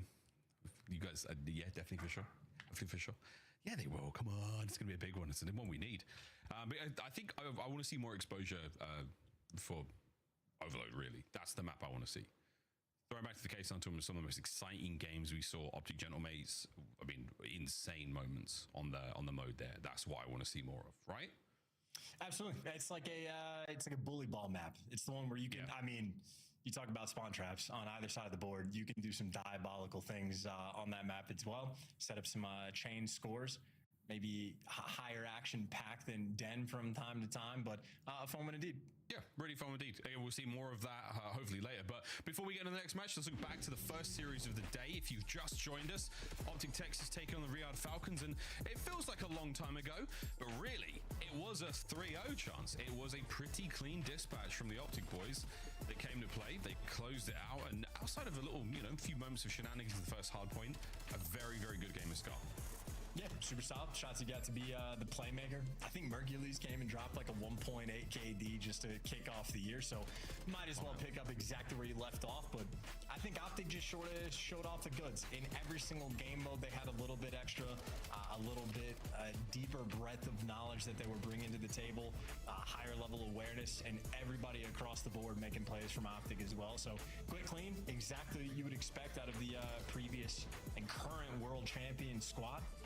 And Greenwall's going to be happy. Nothing to complain about. No, I've got to be really happy about how things are looking so far. Again, I think they want a stronger test, a stronger opponent. The pre-season chatter around the Falcons has been that, yeah, on paper, superstars. There's great players there. Of course, Exney is surrounded by world champions. They've definitely got a lot of work to do. And again, the right people to get the job done. Clay, obviously the coaching staff there and everyone supporting them there at the staff. Definitely trying to make that happen. Almost ready to party, boys and girls, but lots and lots of Call of Duty still to be played. And I think for the Greenwall fans, again for the Optic fans, happy to be here. Very, very happy to be here. The squad's looking good. Get a better test though. Give me a game against the mates. Give me the thieves. Give me some FaZe. Come on, give me them tough stuff. But we'll see after this one, ladies and germs. You never know. We could be looking at a fantastic turnaround for the Boston Breach roster as Cammy and Narcy have been having their way. With the Ravens in Respawn, a possible turnaround for that entire organization. You never know, Chance. You never know. Purge and Snoop as well, also having great years and looking very, very strong. From strength to strength to strength for those young men. Absolutely. And obviously the dummies in the firing range are just getting absolutely worked over by these guys right now, making sure they can keep the shot warm going to exposure. A lot of long lines of sight on this map. Probably the... I guess the largest one we have in the map pool, certainly that we've seen today. So opportunity for the AR players to flex. I know in the Overload map 3, Slasher didn't necessarily have the best performance. He's getting shredded by the Dravik from time to time. So an opportunity for him to get the bounce back as well and lead the young guys, the strength to a game 5. Game 5 would be nice. Game 5 would be nice. Game 5 would be nice. We've got to get there. If we do get to that game 5 will come to a close in the next series of the day. Oh boy! Is it personal? No, it's strictly business. That's right. Simp takes on a BZ for the first time in their professional careers here in the CDL. That's right. Mum and dad broke up. Who got the kids? It's very complicated and there's a lot of contracts involved, but two of the world's finest on other teams will be going up against each other. That's right. Thieves take on FaZe Vegas, and it is going to be one for the ages. Chance, did you ever see a world where two brothers could go at each other like this? Yeah, we've seen that world a few times. Pristine and Arcides. Pristine. All right, mate. All right. Yeah, that's fair. You need me. I was about to say, we've literally seen that world. We got the twin brother battle. Literally. It was a biblical performance at the MW 2019. The opening event. Yeah, it actually was. You need me. No, it was the FaZe event. It was the FaZe event in Atlanta. It was the same. But these two, we'll see them go up against each other. Brand new look for FaZe Vegas. Man, what career they've had. What a career as a duo they have had. One of the longest, actually the longest running duo in Call of Duty history. Like all things, they do have to come to a close. But for FaZe Vegas, Sim getting logged in, getting warmed up, getting hot to trot, and getting ready, and probably wants to find out the result of this exposure hardpoint just as much as you do, folks. But gonna see Sim go up against Abe today. Thieves taking on FaZe. That is your Monster Energy matchup From friends to foes, man, that is crazy to look at. Well, a good taste though of how both squads look. Chance relatively even. It is going to be an interesting matchup for sure. That is, of course, coming up next. That is the next match of the day. Once we get through this exposure and potentially a Den Search and Destroy. That's the other one. That might be That's an if as well. That's a big if. This is the matchup I've been waiting for years. I've been waiting for that. Like in Call of Duty, rosters never survive more than a year. The fact that they were a duo for 7 or 8 years, longest like term, as you said. I've been waiting for the breakup just to see which one of those guys is actually the better player, because they've like taken turns in different years or different games of who seems to elevate it the most. And now we get that clean break, get to identify, and especially when it's FaZe versus Thieves. It is going to be as confusing as you could possibly imagine it, because FaZe players now on the Thieves rosters, but then Draws is in the mix on FaZe, but he won the world champion in Thieves.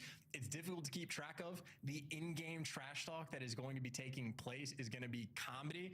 And then when either one of those guys plays against Celium, it's just a fun way the whole way around, at least for the fans. For the players, I don't know how many are going to have a fun time. Potentially all three, but probably only one of them. You never know. You never know, folks. Well, there you go. The breakdown there from Ashworth. That's right. The Call of Duty League, more incestuous than House Targaryen. We're going to go to a very quick break, and when we come back, exposure, hard point. Don't go too far.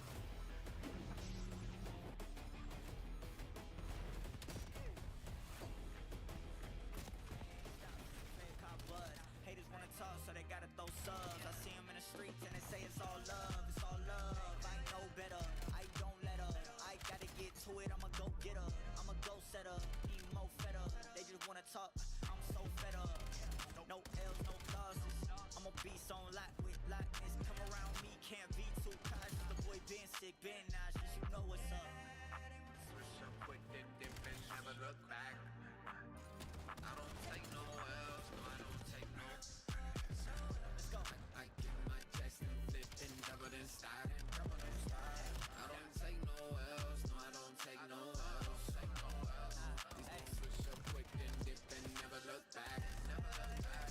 I don't take no L's, no, I don't take no L's. Don't take no L's. Don't take no L's. No, I don't take no L's. Win after win, I'm feeling like Britney, I did it again. I'm setting the table and setting the trends. I'm shooting my shot, I'm 10 out of 10. They can't compete. No, I won't stop it till mission complete. Stay out the kitchen, you can't take the heat. I'm taking the dub, you taking the feet. Hey, it's no L's in a vocab. The white flag, no, I can never throw that. 2012, I wanted it all so bad. Now all I do is win, better know that. Switch up quick, then dip and never look back.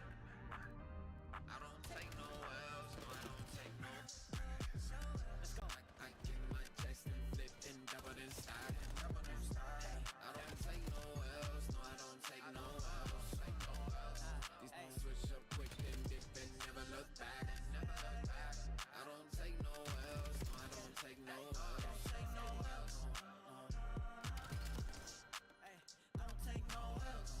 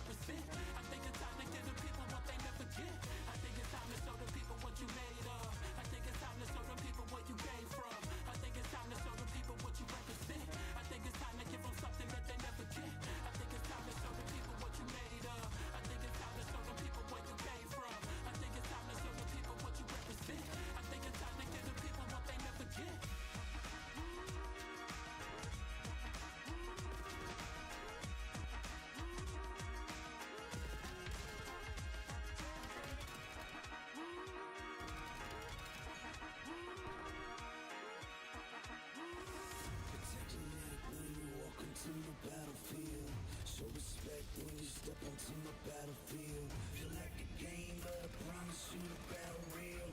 And ain't nobody playing out here on the battlefield. War's on, so the war's on, till the war's won. Never surrender, yeah, we do it till the war's done. Don't know when to quit, so we fighting to the last one. If you want a problem, all you gotta do is ask son. Kill you with syllables, every hit I make critical. I'm a boss in this game, and your power is pitiful. There's me, my minimal, let me give you a visual. You be stuck on the base while I spit from the pinnacle. Better behave, you ain't class with the principle. Unless for the day is how to be an original. Being invincible, never being predictable. And before you know it, when it's just part of the ritual. So when it comes to this battlefield, might feel like a game, but the battle's real. You can tell from the smell of the clash of steel. You facing off with a boss in the battlefield. Protect your neck when you walk into my battlefield. Show respect when you step onto my battlefield. Feel like a game, but I promise you the battle real. And ain't nobody playing out here on the battlefield. Protect your neck when you walk into my battlefield. Show respect when you step onto my battlefield. Feel like a game, but I promise you the battle real. And ain't nobody playing out here on the battlefield. Oh, stop now. They try to run you out of no way out. Don't explain your show this. So where you think you're going? So where you think you're going? So where you think you're going? Oh, stop now. They try to run you out of no way out. Don't explain your show this. So where you think you're going? So where you think you're going? Out here on my battlefield.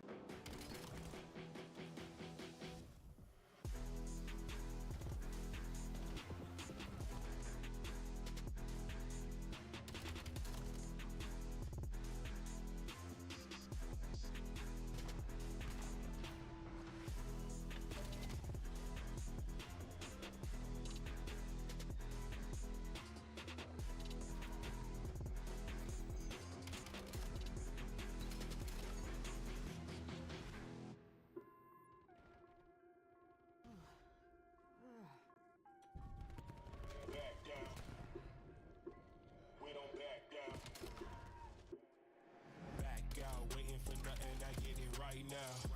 Seizing the moment, no time to lay around. Will we ever stop? Hell nah, that's not likely. Will I ever stop? Hell nah, that's not like me. Back out, waiting for nothing, I get it right now.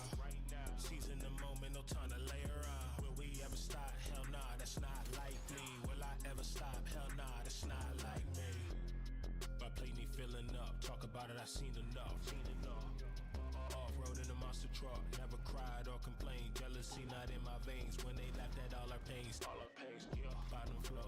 limit, huh? Breaking every box. What you know, get at your feelings, bro. I can see it in your eyes, they can sense it in your soul. I just take the good with the bad, and I made it go. We don't back down. Who they talking to? Right now, I'm the one to bust a move. We don't back down. Who they talking to? Right now, Had to get it like this. back out, waiting for nothing. I get it right now. Seizing the moment, no time to lay around. Will we ever stop? Hell nah, that's not likely. Will I ever stop? Hell nah, that's not like me. Back out, waiting for nothing. I get it right now. Seizing the moment, no time to lay around. Who they talking to? I'm the one to bust a move. Who they talking to? Had to get it like this. Get it like this, now passion like gifts. Thirsty, get a sip. All this hustle, never quit, I'm posted up. Making plays, never fake it like I'm late. Call the firefighters, but the building burning down quick. Hotter than wasabi when I'm walking through the lobby. Drip all on my drip. They get mad and still wanna copy. I can't even blame you though. I see all the things that you really don't. Walk up to the mic, blaze it up. They start flocking. Mind on $1 million in miles per hour. Used to play the small pond. Now I'm swimming with the sharks in the ocean deep waters. Hold my breath, keep it up. All my life I work for it. All my life. We don't back down. Who they talking to? Right now, I'm the one to bust a move. We don't back down. Who they talking to? Right now, Had to get it like this. who they talking to? I'm the one to bust a move. Who they talking to? Had to get it like this. Who they talking to? I'm the one to bust a move. Who they talking to? Had to get it like this. Back out, waiting for nothing. I get it right now. Seizing the moment, no time to lay around. Who they talking to? I'm the one to bust a move. Who they talking to? Had to get it like this.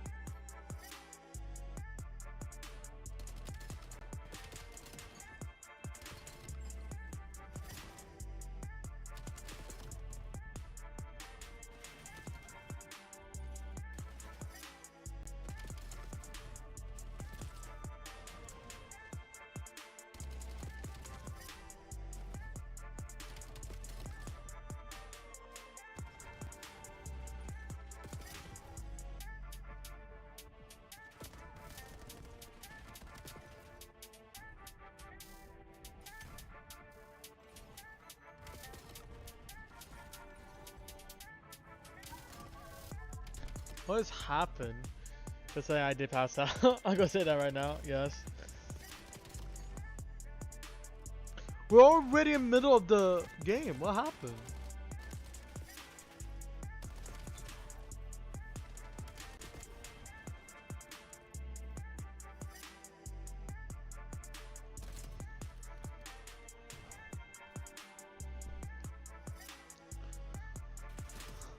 Let me check something.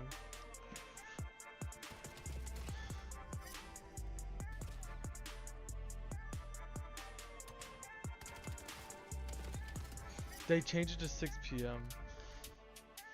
But this is like how big has had to like.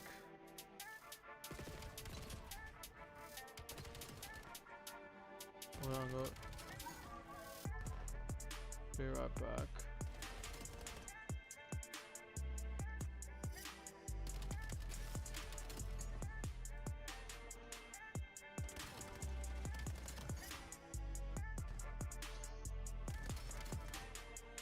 Okay, if nothing happened,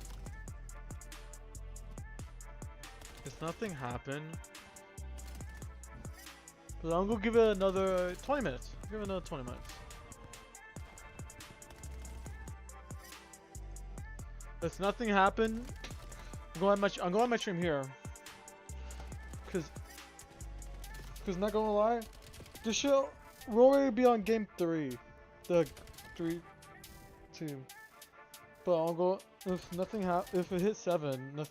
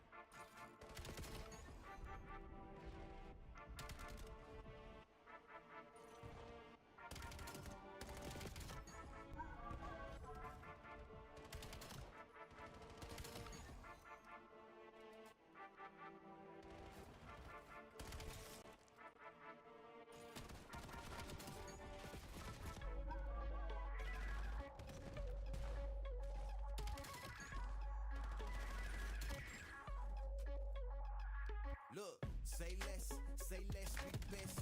Talking down on another man, no respect. If you wanna be the king, then you never rest. Don't pay attention to the peasants, live with no regrets. Yeah, we the highest of the high. Look up in the sky, we the flies of the fly. They wanna bring us down, but they can't clip our wings. All we do is win, just keep counting up the rings. Yeah, dynasty, what you know about that? They try to count us out, but their math is never exact. I am on a mission, got no time for a kickback. Headed to the top, boy, we cooler than a tic tac. This the best in the world, baby. Go talk, I'ma be right here until I'm 80. When I get the rock out, yeah, you know I'm scoring. I'm not fluent in losing. That language is foreign. Yeah. Let's go. That's the best that you got. I'm not impressed. If I was you, then yeah, I would be envious. Say you got what it takes to be the best. Well, I got 2 words for you. Say less. That's the best that you got. I'm not impressed. If I was you, then yes, I would be envious. Say you got what it takes to be the best. Well, I got 2 words for you. Say less. Say less, say less, yeah. Say less, say less. Say less, say less, we the best. Say less, say less. Say less, say less, yeah. Say less, say less, we the best. Say less, say less, yeah. Say less, say less, we the best.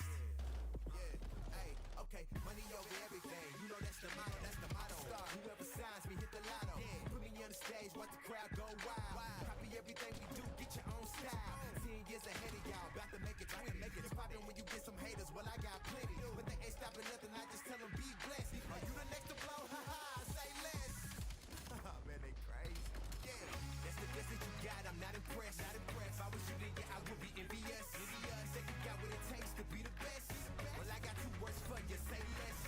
That's the best that you got, I'm not impressed. If I was you, then yes, I would be envious. Think you got what it takes to be the best. Well, I got 2 words for you, say less. Say less, say less, say less, say less, say less. Say less, say less, say less, say less, say less. Say less, say less, say less, say less, be the best. Say less, say less, say less, say less, be the best.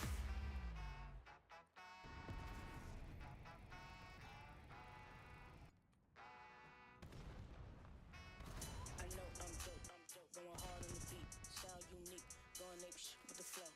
Ain't tryna compete with a fool in the street, I'm out tryna make this dough. This game ain't sweet, better leave your feet if you not what you came here for. I'm around the elite, y'all way buck tweets, that shit sound so loco.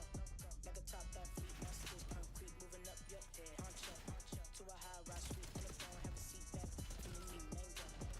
Being obsolete, you ain't round your feet, y'all already know the my turn. My life upbeat, never on deplete, but it don't repeat. My life upbeat, never on deplete, but it don't repeat. What's the dealio? Snapping like this for a minute though. Hold it, they know it, no Angelo. Nicky, no Ricky, I let him know. Gotta get my dough. No other reason I came from. Shoot for the stars like the Cosmo. Slick greasy flow, call it soul glow. This ain't no game, we ain't throwing darts. Names never change, so it all in the same. They slipping like they at a water park. It's all in my veins, I studied the game. Then I got hot from a little spark. Try to take test, you got checker pieces. My thesis, you know you done from the start. My life upbeat, never on deplete, but it don't repeat. My life upbeat, never on deplete, but it don't repeat.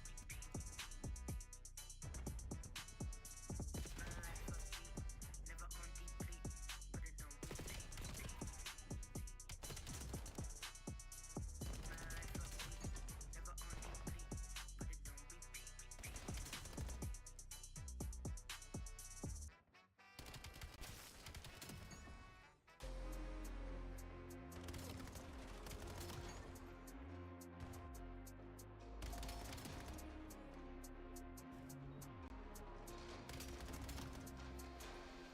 My price went up, you can't afford me. I'm everywhere, I know you can't ignore me. I cost so much, yeah, pay just to see me. They're taking notes, so yeah, I know they wanna be me. Money makes a girl act different. All couture, yeah, I made it out the kitchen. I don't wanna listen, turn to a boy with a severe lack of vision. I'm on a mission, yeah, I don't get stuck in traditions, nah. I'm on my business, y'all are my witness. Fill my cup with a splash of citrus. Make lemonade, that's what gets me paid, yeah, yeah. Turn the sour day into a power play.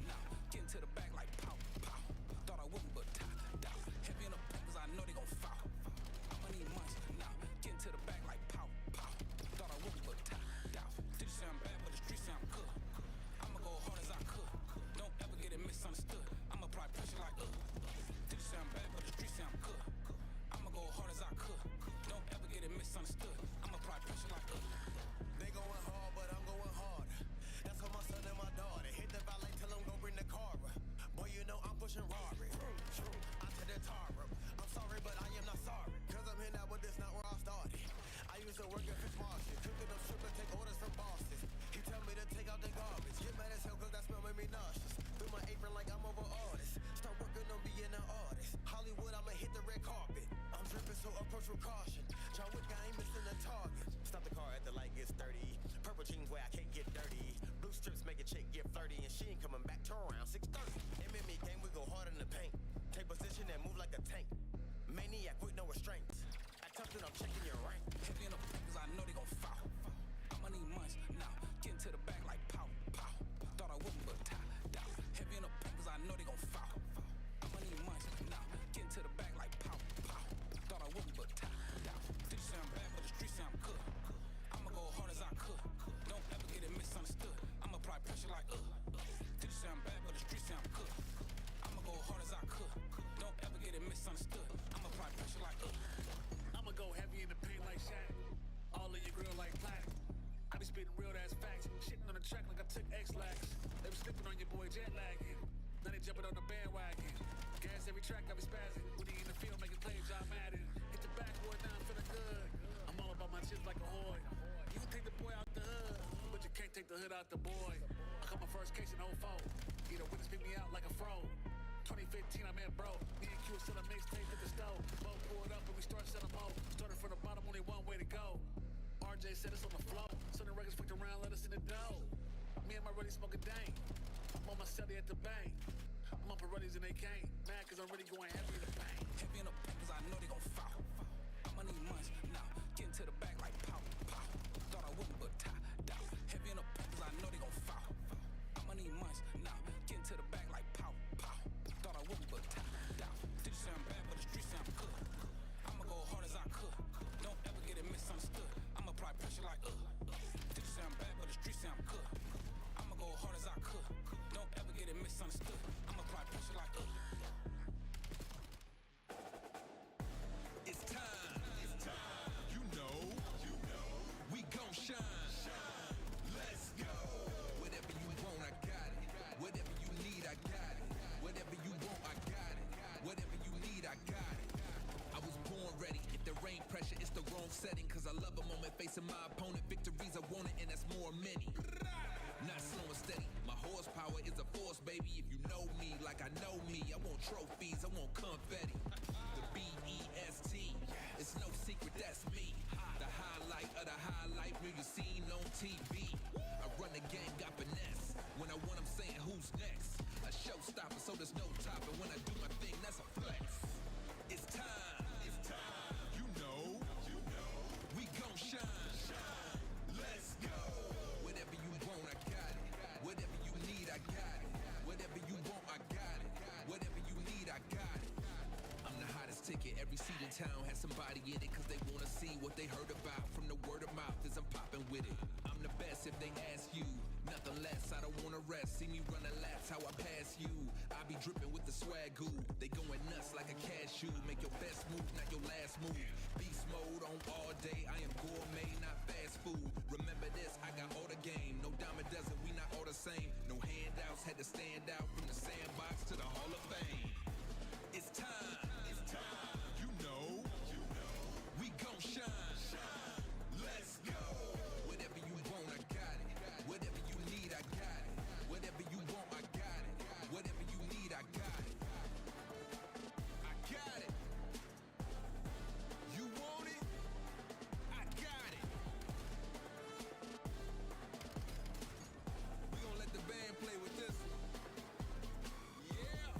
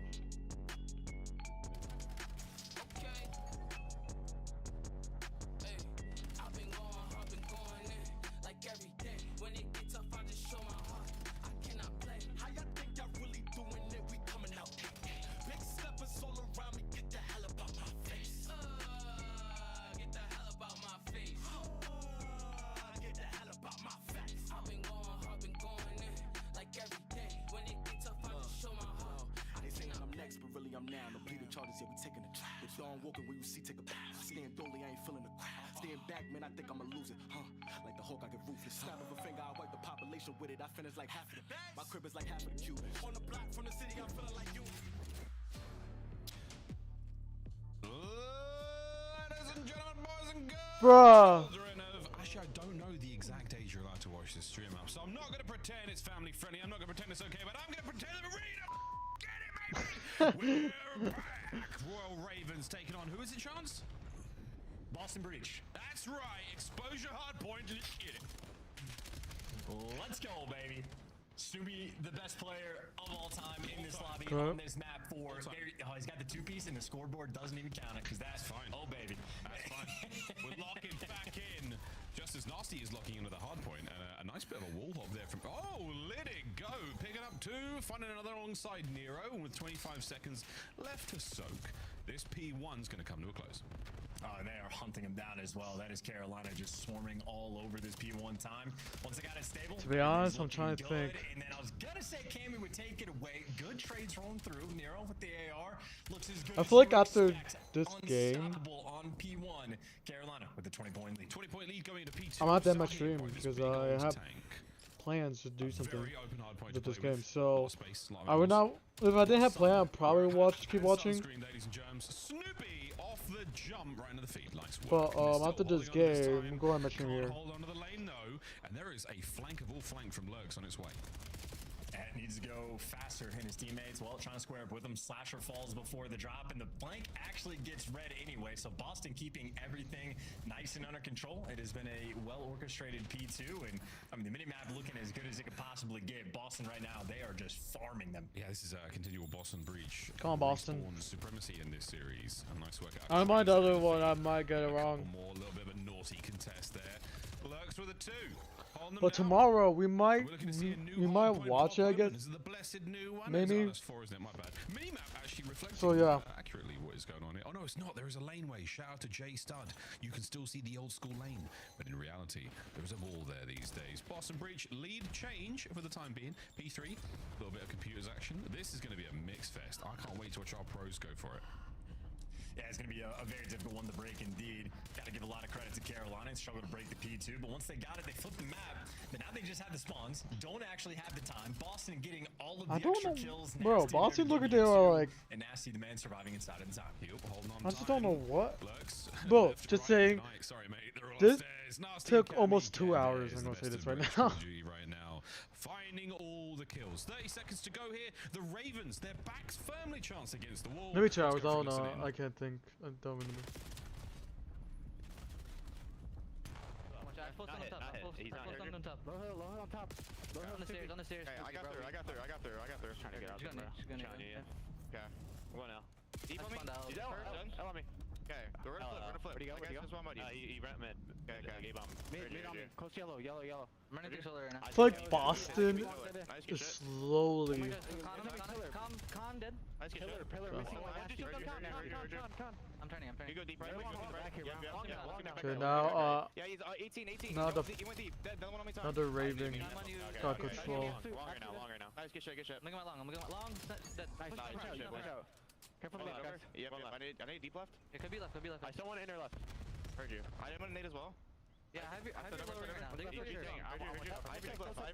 deep left. I don't want to inner. Two inner. Inner, one shot. He's already back. We're gonna flip in the back. Okay. In the back. On top bridge. Nice. They might spawn in the back. They're gonna spawn in the back. Turn it over. There's 20 on that. They're shield. One might hit out and go con. I'm sitting on Heard that. I'm in new. I have their new cover right now. There's two. Where? Boston might hit the 3-digit mark. 100. Absolute long. Give me that. Chance not a bad little bit of work there from the Ravens, but still not enough to maintain. Here comes a Hellstorm. Yeah, doing what they can to fight, but Nasty's impact's going to be felt. The shot heard around the world. Nero's going to have to hide from that up top. But nonetheless, that early rotation, Boston Breachers get a swarm the hill. The comms should be there to identify that Nero's up above. Snoopy has the help, Cammy watching over, and another situation where you might have a player for Boston struggling just a little bit early on, but it just does not reflect in the scoreboard at all. Of course, though, Carolina, Nice little battle back. You deal with the Hellstorm, you get some hill time, they're right back in the game. It was a nice flank from Craze there. Picks up 2 on the hill, and you're still maintaining that run on board with Nasty up top. Not going to get too much more out of that life. The next wave of players from Boston Breach have crashed out as the Ravens have held this brilliantly. Not a bad bit of hardpoint time, and they're going to be all tied up going into the next one, back into the second set. What a turnaround here, Chance, from the Royal Ravens. The last time we saw them play hardpoint yesterday, it was not a good look on the second set. They fell apart, but here we go. 109 to 110 into the second. Yeah, absolutely. Took me a second to adjust as it did for Purge. He's able to give you 2, and I mean, just like that. High game. On the P1, you don't have enough control to actually start super soaking the time up just yet, but you get Nasty in a window, you get Purge behind the entire enemy team. You feel like good things are bound to happen. And Purge's nice job staying alive, extra damage, the trades quick and in short order. Okay. Cammy though eventually overwhelmed. And once again, the minimap, there's always a Boston player just shooting. Yeah, the parallels and splits right now are going crazy. Poor Carolina in a permanent blender. Oh, yeah, the head's on a swiv. I mean, somebody might have pulled a muscle. Looking at that P2 as well. 15 seconds to rock, and it's going to be Lurks making it about their first nice big win there against Cammy. Not enough to get the trade on the Purge. Are we going to see a bit of back and forth action here? Sure. Oh, baby! Craze says absolutely not. My rotation, Ravens are on. Yeah, looking smooth with that drop, and well, unfortunately now, I think Boston should just be able to swim around the time. I don't know if the reinforcements for Carolina are going to be quick enough. They got all the bodies here, but this is 6 people just about standing on the hardpoint zone at the same time, so good luck with these trades. Yeah, this tank, I don't think it was designed for this many people. Lurks with a 3. Can he get any more out of this life? Might not need it. My boy got it inside the hill as well. He's nearly got himself... Oh, damn it. What a curse that was. He's nearly got himself a Hellstorm. Good God. 30 seconds left to go. And we're going to see Boston with a late resurgence. Couple of kills going. Boston, good control. Trying to keep them at bay, and they've plucked the man out of time. Quick check, not good enough, and that is going to be the Boston Breach back on time. Yeah, this is definitely, I mean, this is reminiscent of the P3 that's on Colossus. Just a very, everybody's spawning up on their almost like halfway there. It takes a long time to pinch, so maybe you get one of those plays. If not, we're going to head smash and just hope we come out on top. Well, for the moment, Carolina battling back in. 2 players working on the flank. The setup's there for Boston in the back line, and Cammy able to give you 2, which is enough to keep it stable until the sneaky young man Lurks just goes and gets the spawns for his team. These guys might be doing the head bashing, but I might have the concussion right now. 160 to 143.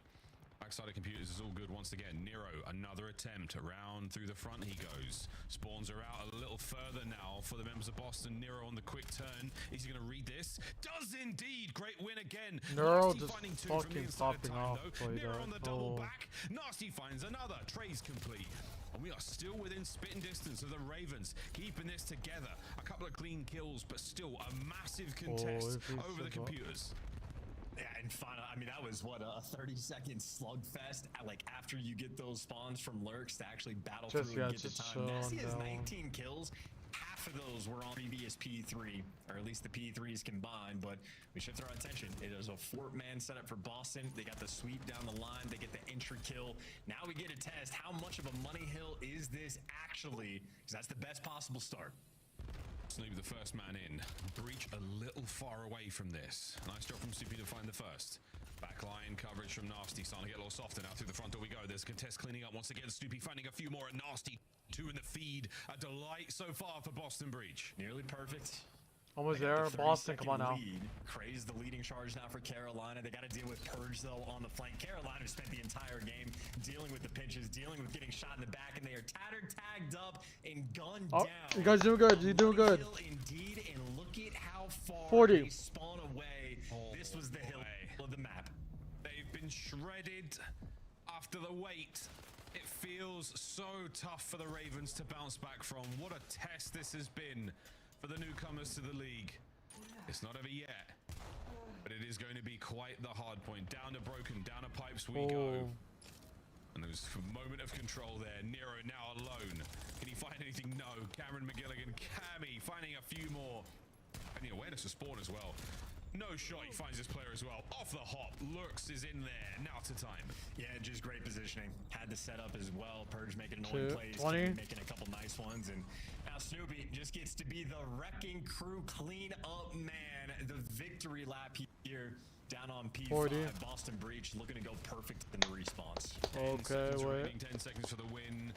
Okay. A fast contest. And Ravens with a 25-second piece of hardpoint time to hold on to. We say it before, we'll say it again, and we'll say it many times. It has to be perfect here, Ravens. It simply must. E5 still in their hands, still holding. Kills are great right now. They have identified every possible avenue of attack. Craze is getting nerdy with the spots, and we are dealing as much damage as we possibly can. But now to a P1, to a dreaded P1. And dare I say it, it's all going well. It's a lot of kills in a row for the Carolina Boston, boys. I mean, Boston, everybody right Boston. now on a streak that's lurks on a 4. You Boston, find them please get don't shut let down, them but you're catch up, holding the bro. line. You're Please just showing end the it. Just kill end it. feed Just as well. end You it. got Just the end it. topside map control, and I mean, Craze for the moment, been mostly comfortable on time, but then Snoopy ends up getting the drop out of him. You're down a man. 9 kills uncontested in a row. Nasty on a massive flank. That is it. The back is broken of the Royal Ravens as they try to take flight. As a single man on time, though, Purge has got a hold. Purge is on the contest. Still a man in there. Cammy with a pistol. We swap to our sidearm as we dive in. Can we get a few seconds here? Cammy on a spree. Let's go! Boston Breach. A 3-1 victory. Shenanigans in the overload. And if not for the defeat in Search and Destroy, it would have been another 3-0. GG's, Boston Breach, 3-1 over the Carolina Royal Ravens. Not too shabby. Taking care of business, and you know, prior to the series starting, it's a dust sort of settling type of matchup, right? How good are both these teams going to be? Boston had that dark horse potential, right? And they got third at champs just last year, so relatively high expectations and a good roster construction. Well, we're not gonna keep watching because legit. To be able to take care of business, and they do so indeed. Much closer hard point there, though, on exposure compared to the Colossus we had on the P1. So Ravens had a little bit of fun. I'll go much him here. Ultimately, it was just the respawn game mode, straight across the board. The fire. Okay, I'm going to stream here. We're not going to keep watching because it's kind of late. Well, not really late. I don't care. I would have keep watching maybe, but I think it's a good time. I'm like, I don't care if I got the other one wrong. But yeah, I'm going to stream here. Hope you enjoy. We're going to watch more of these tomorrow. So yeah, hope you enjoy and see you guys.